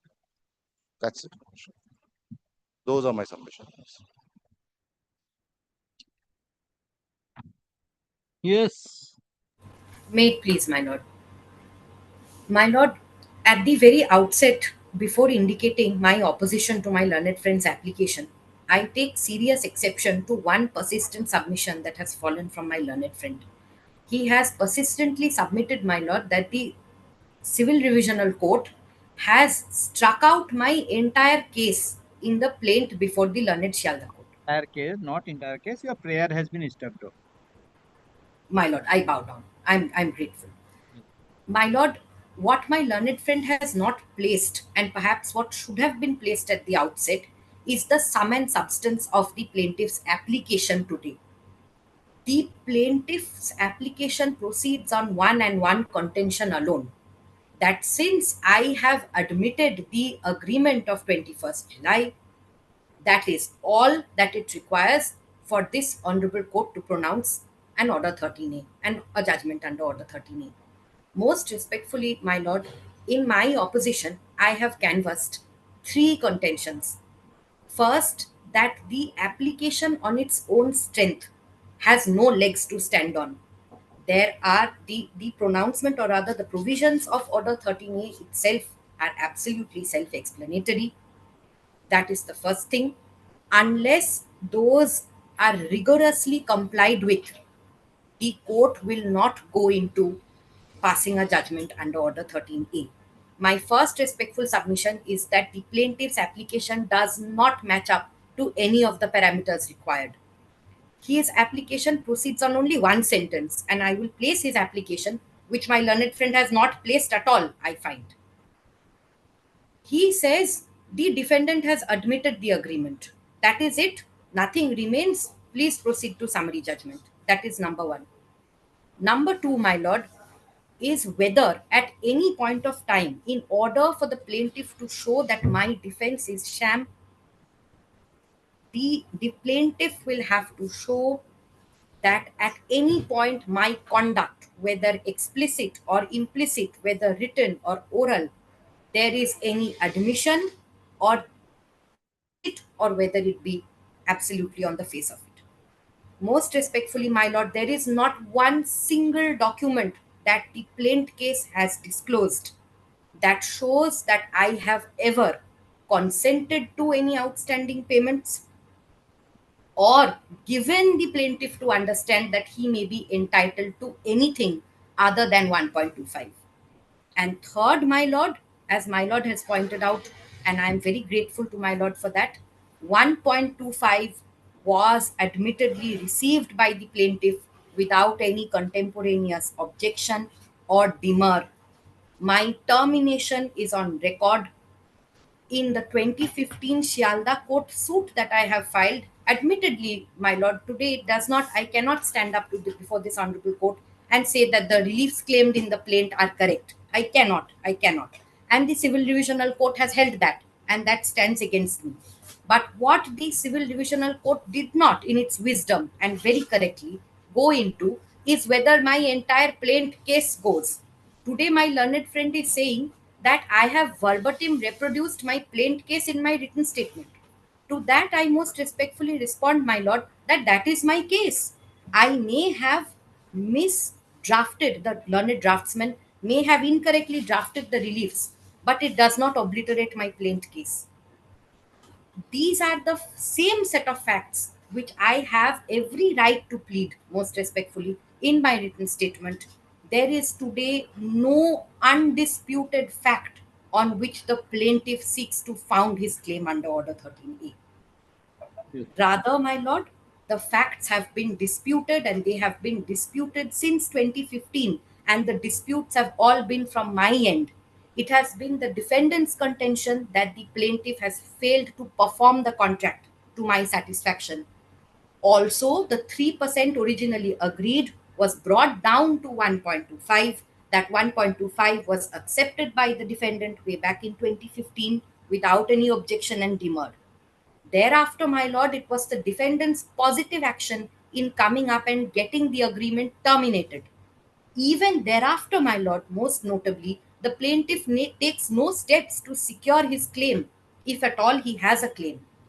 Whether the reliefs be improperly drafted, it is I, the defendant, who had come up seeking certain reliefs under the agreement. Albeit the prayers may be incorrect.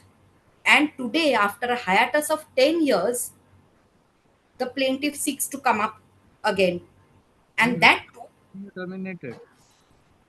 Pardon, Lordship, pardon.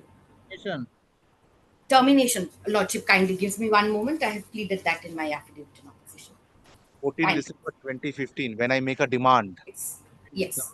2015 at page 47 of my application. First time when I make a demand. I am grateful to my learned friend for pointing it out. Page 47 of my application. 47, yes. That.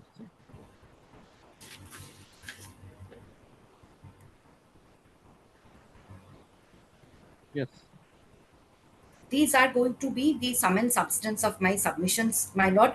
But I seek my lord's kind indulgence. I shall come back with these submissions in more detail. I am aware that my lord has a matter fixed at 3:45. My lord allows me to come back tomorrow or any day. I shall conclude.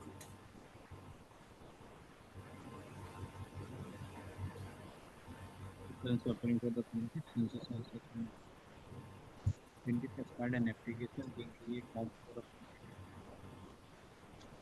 under order Roman 14 capital A of the CPC.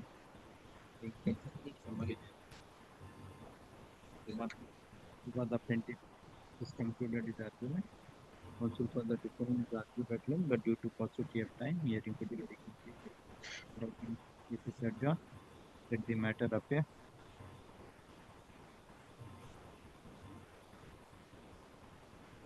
Tomorrow under the same heading. Deeply. Next. Dominant December में क्या है तो कैसे करें? Lordship is keeping it tomorrow. Okay. Yes. I am for the petition, Your Lordship, in this matter. The judgment upon admission application.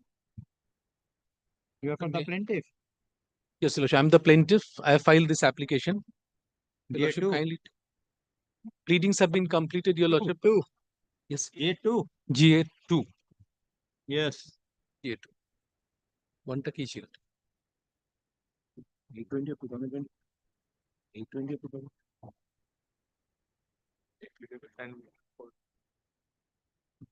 Lordship, we are for the respondent. I am for the respondent, Lordship. Yes. Lordship, on due to some unforeseen circumstances, my learned counsel senior is unable to come before honor. Who is your senior? Dutiman Banerjee. Huh? Mr. Dutiman Banerjee. In his presence, Your Lordship, actually the time was fixed. And I took a chance, Your Lordship, of Lordship, 3:45. due to some serious Yes, medical accident. grounds, is unable to come before Honor's Court. May I complete my submission, Your Lordship? Take note of it. I will fix another date. Take note of the argument of Absolutely. The goods sold and delivered, and Your Lordship, the money has not been paid. In short, Your Lordship, this there is no dispute regarding the receipt of the goods. Now I file a criminal complaint. After filing the criminal complaint, they file a criminal revision before the Honorable High Court, where the Honorable High Court directed them to file an affidavit. In the affidavit, they have admitted, Your Lordship, regarding the dues. After the dues, they have paid me certain amount. The amount was still, Your Lordship, outstanding. Thereafter, I gave the notice. They replied and admitted, Your Lordship, their liability.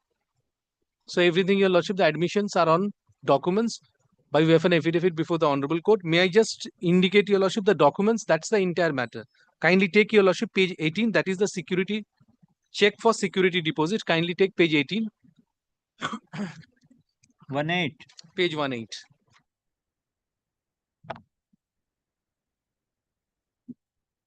Yes. Page 18, Your Lordship, is the security deposit which he has given me. Amit Kumar Bura Goen. This is to inform you that the check number such and such, State Bank, of rupees 30 lakhs only is issued by me in favor of Mr. Measures Chotoria Udyog Niyog Limited, Udyog Nigam, as security deposit towards supply of materials. These other checks may be deposited in the bank after getting written confirmation from me. Now, Your Lordship, kindly take page 19. The check is, Your Lordship, and it's annexed there. Now, Your Lordship, kindly sees the invoices from where, Your Lordship, I have supplied the goods. Those invoices, Your Lordship, are undisputed. Those are page 20 to 22.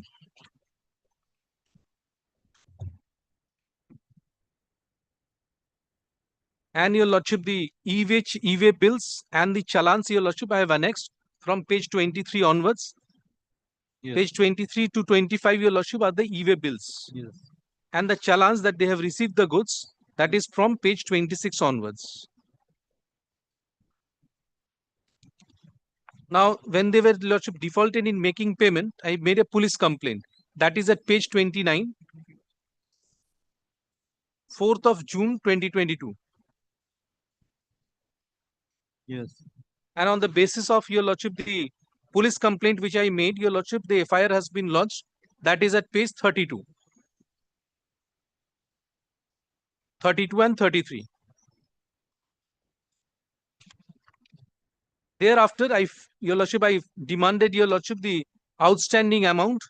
That is at page 34, 15th of July 2022. Demand notice. Yes, demand notice, page 34. Yes. 15th July 2024, we feel very sorry to mention that you have failed to clear the outstanding dues. You are supposed to make payments immediately after dispatches.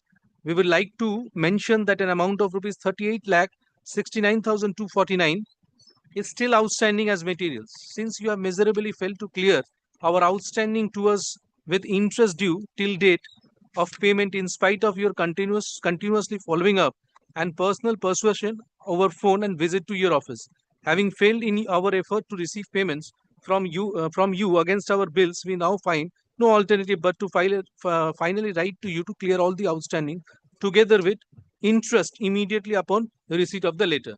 So 2022, Your Lordship, I have intimated that if you don't pay, you have to pay the entirety with interest. Now, thereafter, Your Lordship, I deposited that check with the bank. That is at page 36, where the return memo came. Page 36, Your Lordship, is the return memo. Yes.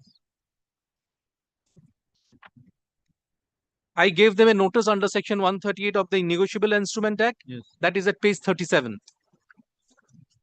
No reply from there regarding, Your Lordship, 138 notice within 15 days. I filed, Your Lordship, and petition under 138 of the Negotiable Instrument Act, Your Lordship, that is starts from page 41. Yes. I'm not showing, Your Lordship, the pleadings. I'm showing where the admission they have made. If Your Lordship kindly take page 53.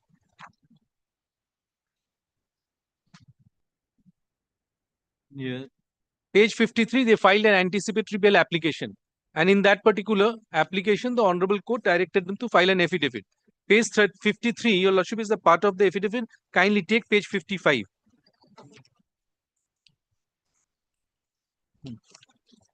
Yes. Your lordship kindly sees the person who is the defendant. He has made an affidavit. Affidavit that I, Amrit Kumar Buragaya, son of such and such, solemnly affirm and say as follows.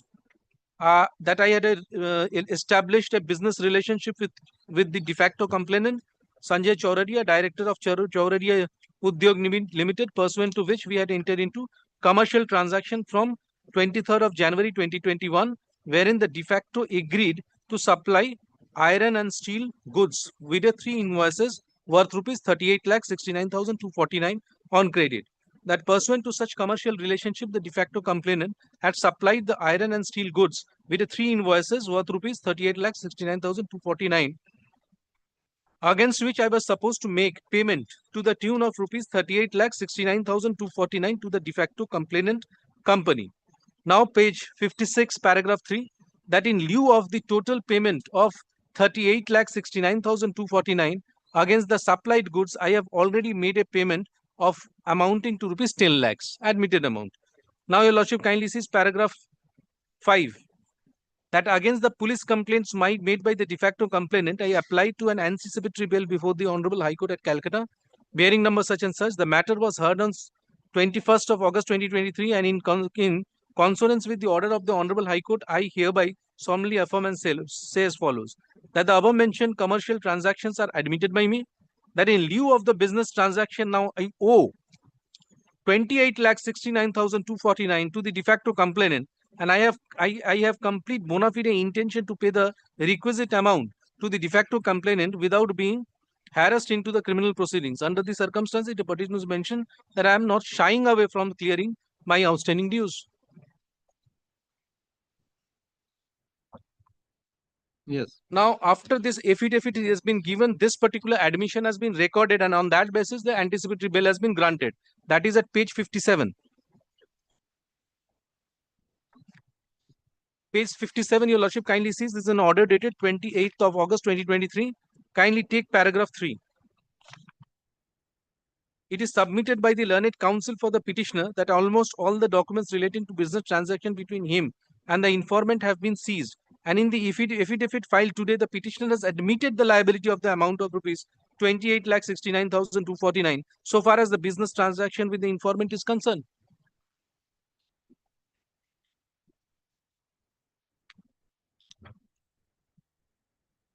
And paragraph 7, your lordship, another submission has been there that within 6 months, they will clear all the dues from 23.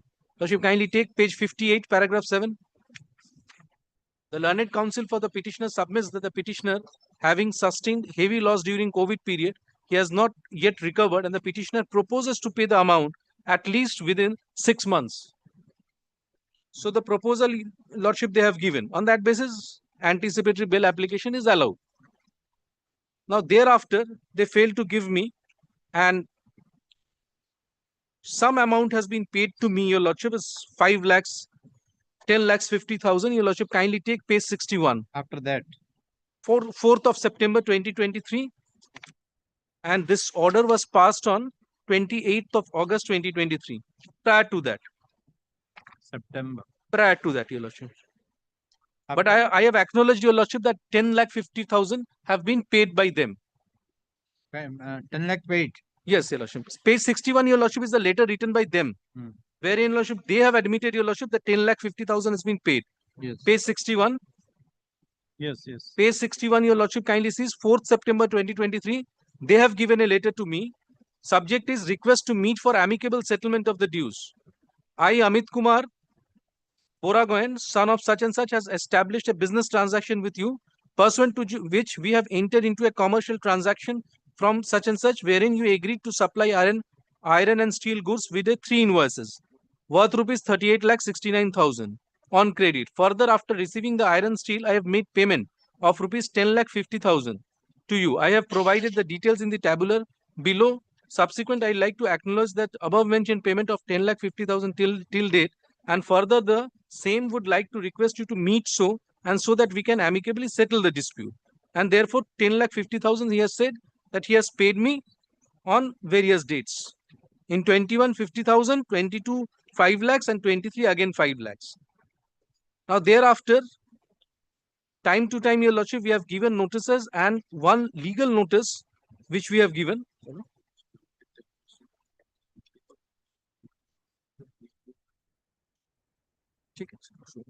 Lordship, kindly take page 67. That is my demand notice. Yes.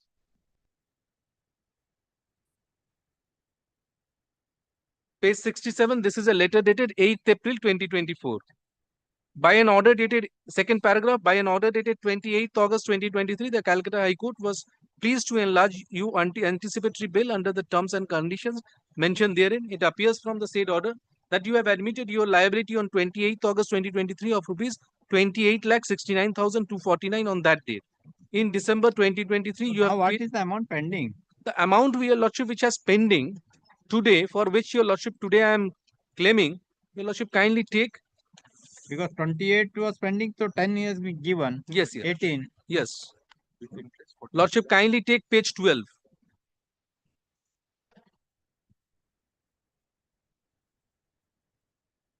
How that 20 lakhs will come?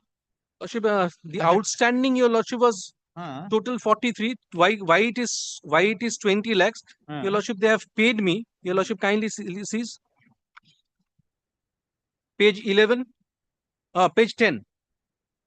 I am saying, Your Lordship, the respondent claimed that the respondent has paid rupees 10 lakhs and requested the petitioner for an amicable settlement. And then you come to, because when the anticipatory bail was there, and Yes, the Your Lordship, complaint that was 38 lakhs. 38 lakhs. Thereafter, Right. 10 lakhs has been paid. 10 lakhs paid. Yes. 10 lakhs 50,000. 10 lakh 50,000. They are saying 10 lakh 50,000. Our contention is 10 lakhs. But doesn't matter. It's a 50,000 only, the difference amount. But what amount he have paid? Lordship, we have claimed, Your Lordship, this. Because you are not denied that you are not received. You are admitted 1050. Kindly come to this. Paragraph 17, Your Lordship, kindly come. Paragraph 8, page 62. Page you 60. made the payment of 1050. Page 62. It Page is your 62. letter. Page 62. First paragraph in between. Yes. On credit, you made the payment of rupees 10 lakh 50,000 on different dates, and you had request to meet with us on the settlement outstanding. Correct. In can note yes, 38 lakhs and then 10 lakhs. 10 lakh 50,000. Yes. And 10 lakhs. Yes, Your Lordship, kindly sees, Your Lordship, 38 lakhs on a credit, and you made payment of rupees 10 lakh 50,000 on different dates, and you had requested to meet us for settlement of the outstanding. In connection, please note that we had received 10 lakhs only till date, and we would like to request you to meet at our registered office. So 38 lakhs 69,249, I have deducted, Your Lordship, 10 lakhs. So it came, Your Lordship, to 28 lakhs, and thereafter 8 lakhs has been paid subsequently, which I have deducted. They have mentioned that 10 lakh 50,000, but it was a 10 lakh. 10 lakh. And Your Lordship, kindly sees paragraph 17. I have given a part payment due adjustment of the part payment. Lordship, kindly sees paragraph 17. I have said, Your Lordship, the respondent made a part payment of rupees 8 lakhs. Part payment of 8 lakhs. 8 lakhs, page 17. Paragraph 17, page 10. Yes. So 8 lakhs they paid, then how? Then it's coming to 20 lakhs. That Your Lordship will. 18, 18. Yes. So it's coming to principal amount of rupees 20 lakh 69,249. And for that, Your Lordship, I have claimed 18% interest. Now, I was showing Your Lordship the demand letter. Again, Your Lordship, they have admitted, Your Lordship, in reply to the demand letter. Page 70, Your Lordship, is the reply to my demand letter.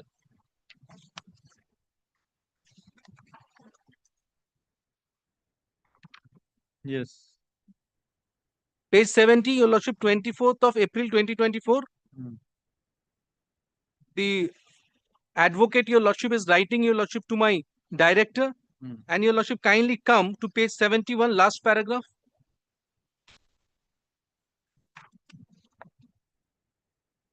The dispute is only 50,000. Your Lordship, kindly take page 71. 1850. Finally, I would like to place forth that till date my client has made payment of rupees 18 lakh 50,000. We are saying 18 lakhs.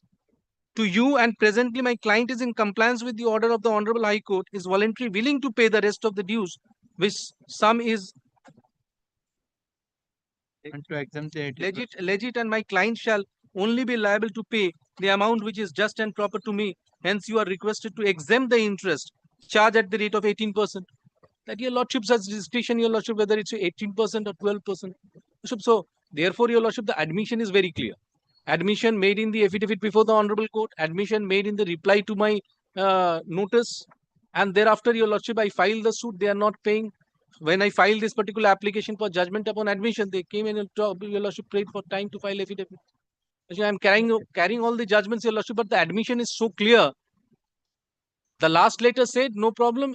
The difference is 50,000 rupees, and your lordship, they are saying that the interest should be discharged. I am entitled for this is a commercial transaction. I am entitled for as per section 34 of the Code of Civil Procedure. So what would be your answer to the 1850? 50,000. If your lordship thinks that 50,000 should be relegated to suit, I leave it to your lordship. But my contention is 18 lakhs I have received. The else you have admitted, your lordship, regarding the entirety, and your lordship, can your lordship decide this particular, because clear admission on their part. I don't know why, if they wanted installment, your lordship, we can think of installments, but no answer is coming, and they have filed an affidavit.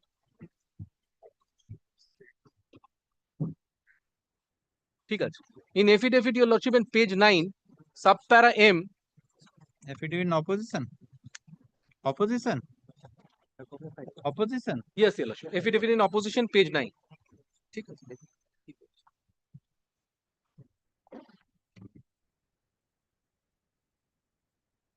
Yes. Page 9, subclause M. By 30th of June 2023, the defendant has already paid a sum of rupees 10,50,000. That's an admitted position. So there is no defense at all, your lordship, of the other side.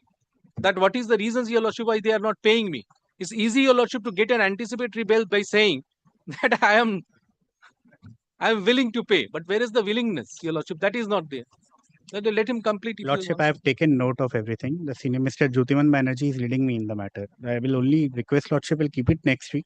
He will give his reply, and Lordship will pass. The criminal case was also for recovery of dues only. How far that is maintainable as a criminal case is a different thing. Here I have seen we have also filed an affidavit in opposition. So I will only request Lordship to give me an opportunity. Pay the amount. I will direct. They will withdraw the case. Lordship, I'll take it. I'll take it. I will take instructions from the client. Lordship, We are not in. But if they pay money, Lordship, if it is take possible. instruction, come with the instruction. Yes. Total payment and check, and I will pass an order, and I will record that. You will take appropriate steps of withdrawal. With interest. With interest. No, the interest compound, Lordship will kindly let the senior address Lordship on the point of. I'm not pressing. You All right. inform your I'll senior. take instruction. Instruct your client.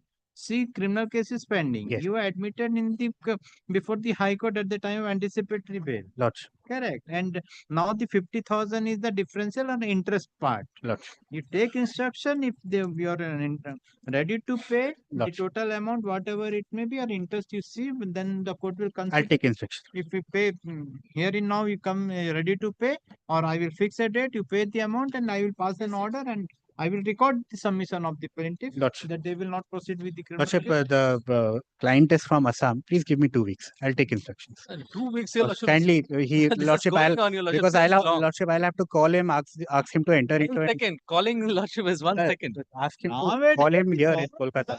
Take the instruction. Assam people, they Any day, your lordship. Next week is only very limited submission by them. If your lordship, I understand your lordship. Time is a constraint. Lordship, give me 2 weeks. Maybe I will be able to convince him to make payment. That's why. So appearing for the plaintiff, so appearing for the defendant.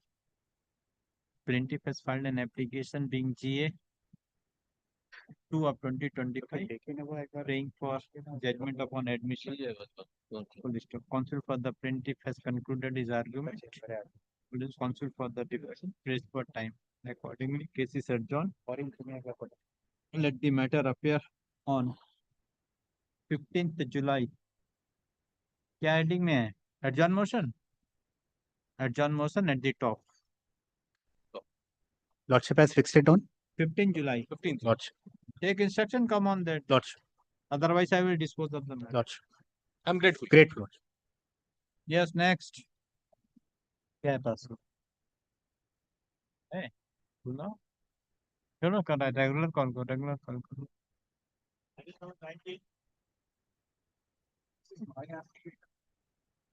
Lordship, this was a substitution application my lord was hearing, where this was a partnership.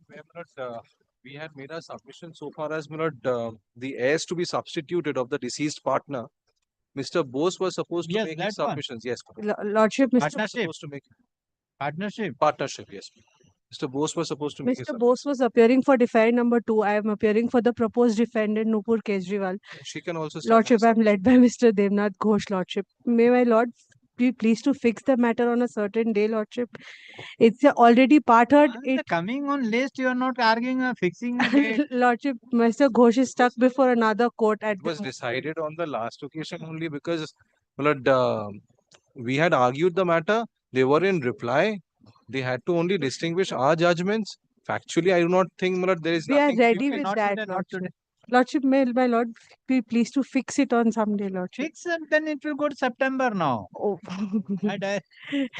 Maybe 15-20 minutes if your lordship diary permits any It day. will actually not.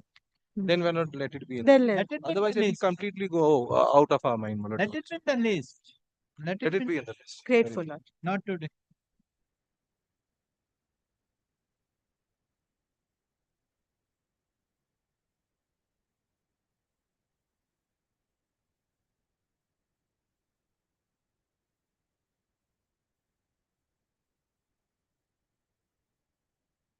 Your Lordship, in this matter, I am appearing on behalf of the petitioner.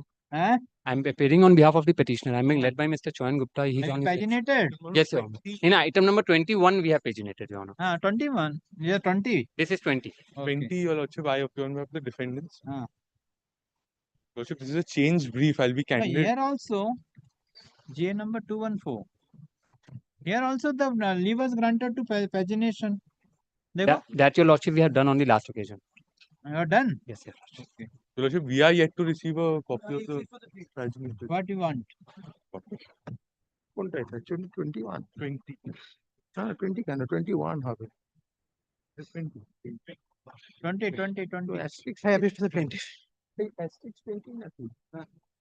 21 বলছে 20 So ওটা আরেকটা asterisk দুটো asterisk ও এটা Sunil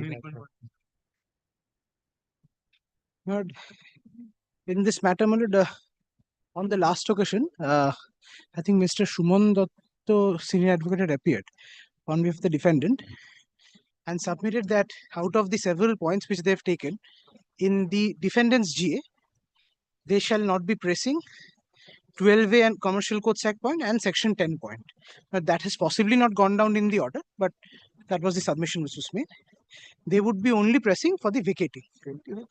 My lord, it was the submission that, my lord, at the time of passing of the order, they had appeared, but the court did not grant them any opportunity and the order was passed. And that is one of the grounds on which the order should be vacated, and they did not get an opportunity to place their case. But now the pleadings are complete in my application also, and I'm ready to argue.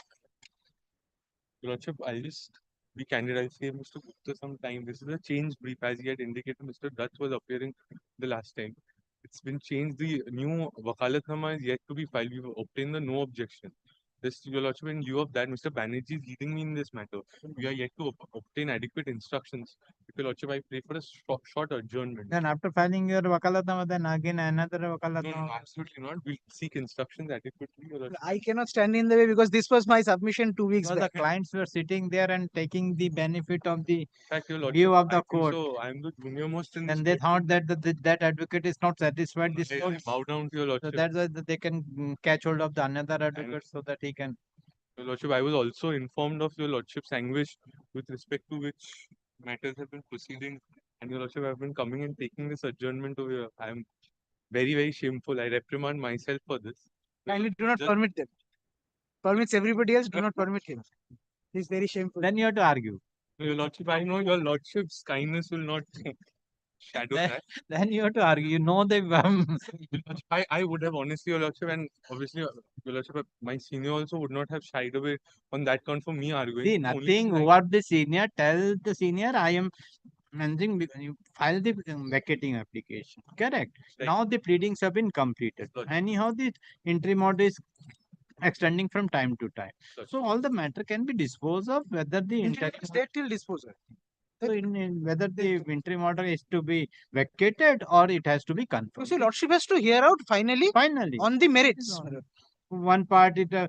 has not a what we can without any reason, or that cannot be. Once the pleadings have been completed, let all the application be together taken together. I'll just obtain instructions and So and so appearing for the plaintiff, so and so appearing for the defendant, as per the prayer made by the counsel for the defendant, the case is adjourned. Let the matter appear on. But any day in the regular course, your Lordship, if I pray for fixing of a time, then it will go in August. And let the matter appear on 16 July. Next. No, 21 is a 21. 21. I'm for the plaintiff. Who's For the respondent, Mr. Devnath Ghosh is there, my lord, playing for time. Same article.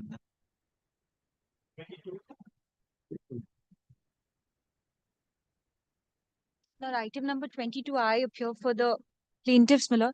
The defendants have taken out an application for disclosure of further documents, Miller.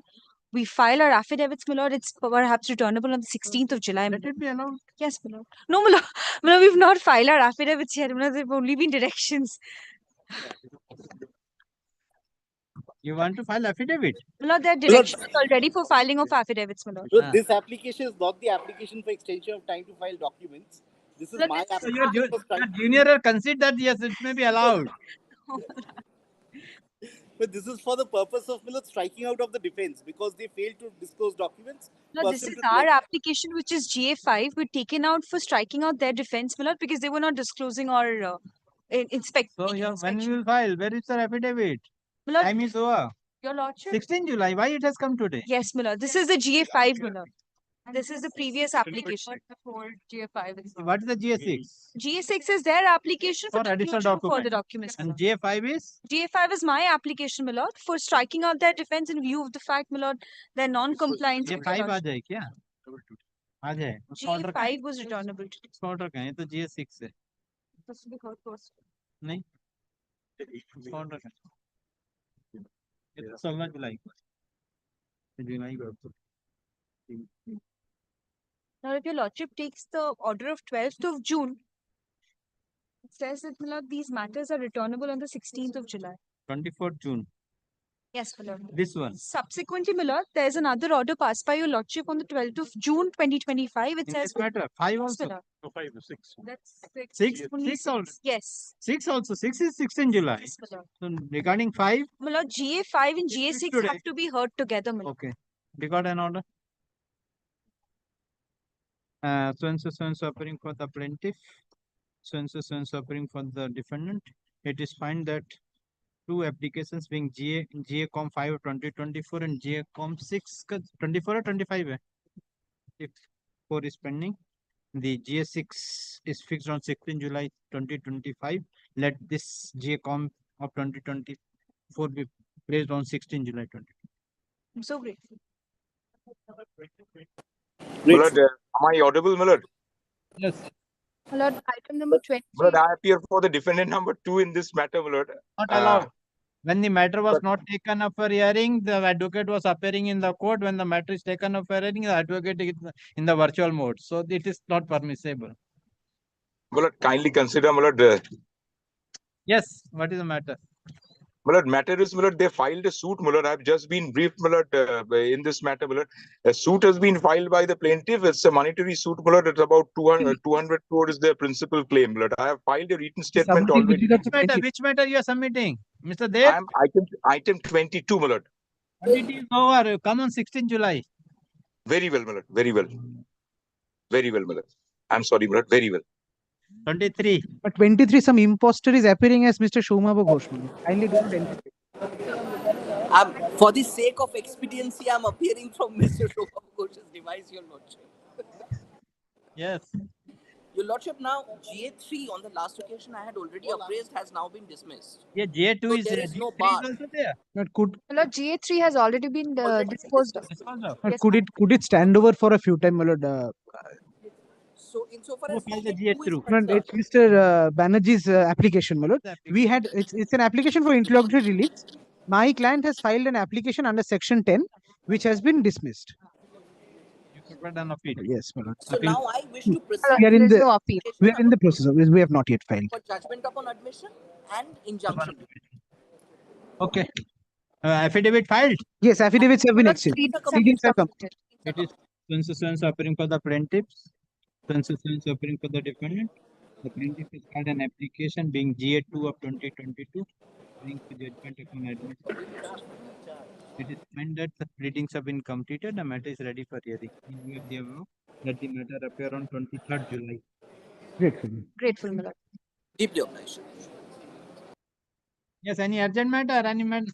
Item 50. The 24 and 25, my lord, one is section 5 application. That is a, my lord, order 9, rule 13 application for setting aside of her expiry decree, where my learned friend has gotten a walkover, my lord.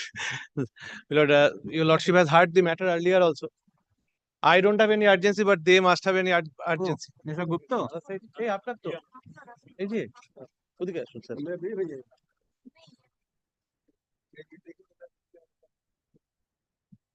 But I have just. Mr. Garg has lost his file.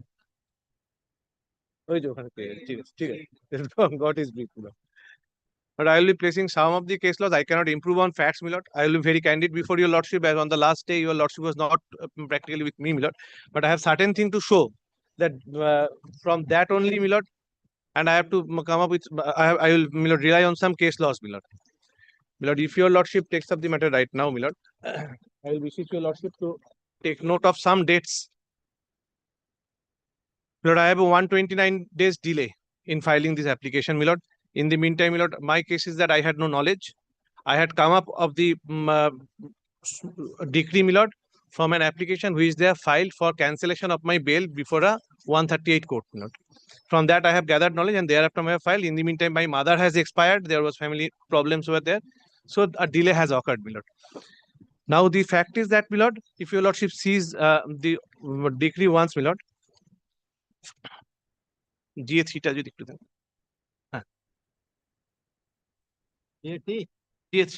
GA3 contains all the pages, my lord, because that is my main application under order 9 rule 3. GA2 is the section 5, my lord. GA2, my lord, is the section 5 application. From GA3 I am placing, my lord.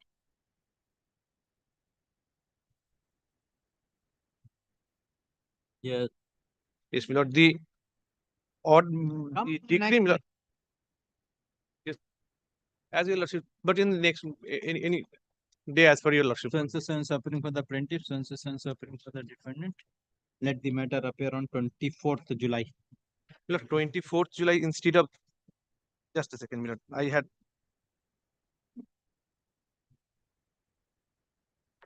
24th of July. 24th of July, 24th. Today, my lord, July, 24th of July. Yes, ma'am. With regard to item number 15, lord. It was passed over. Item 15 was passed over. My lord, you will be pressing for me. Yes. Where is our senior? My lord, he's still on his legs. Still on his leg. You are not on leg.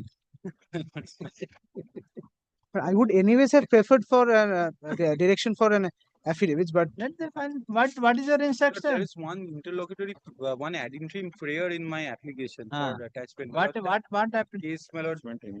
Attachment. Yes, my lord. Because we have gotten you, my clients have given me instructions that. Okay, not then today. Could we come back to a day after tomorrow? Tomorrow, both I and Mr. Upadhyay. Item number 16, na? 15.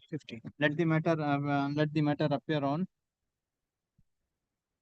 26, 27. Great. June 22.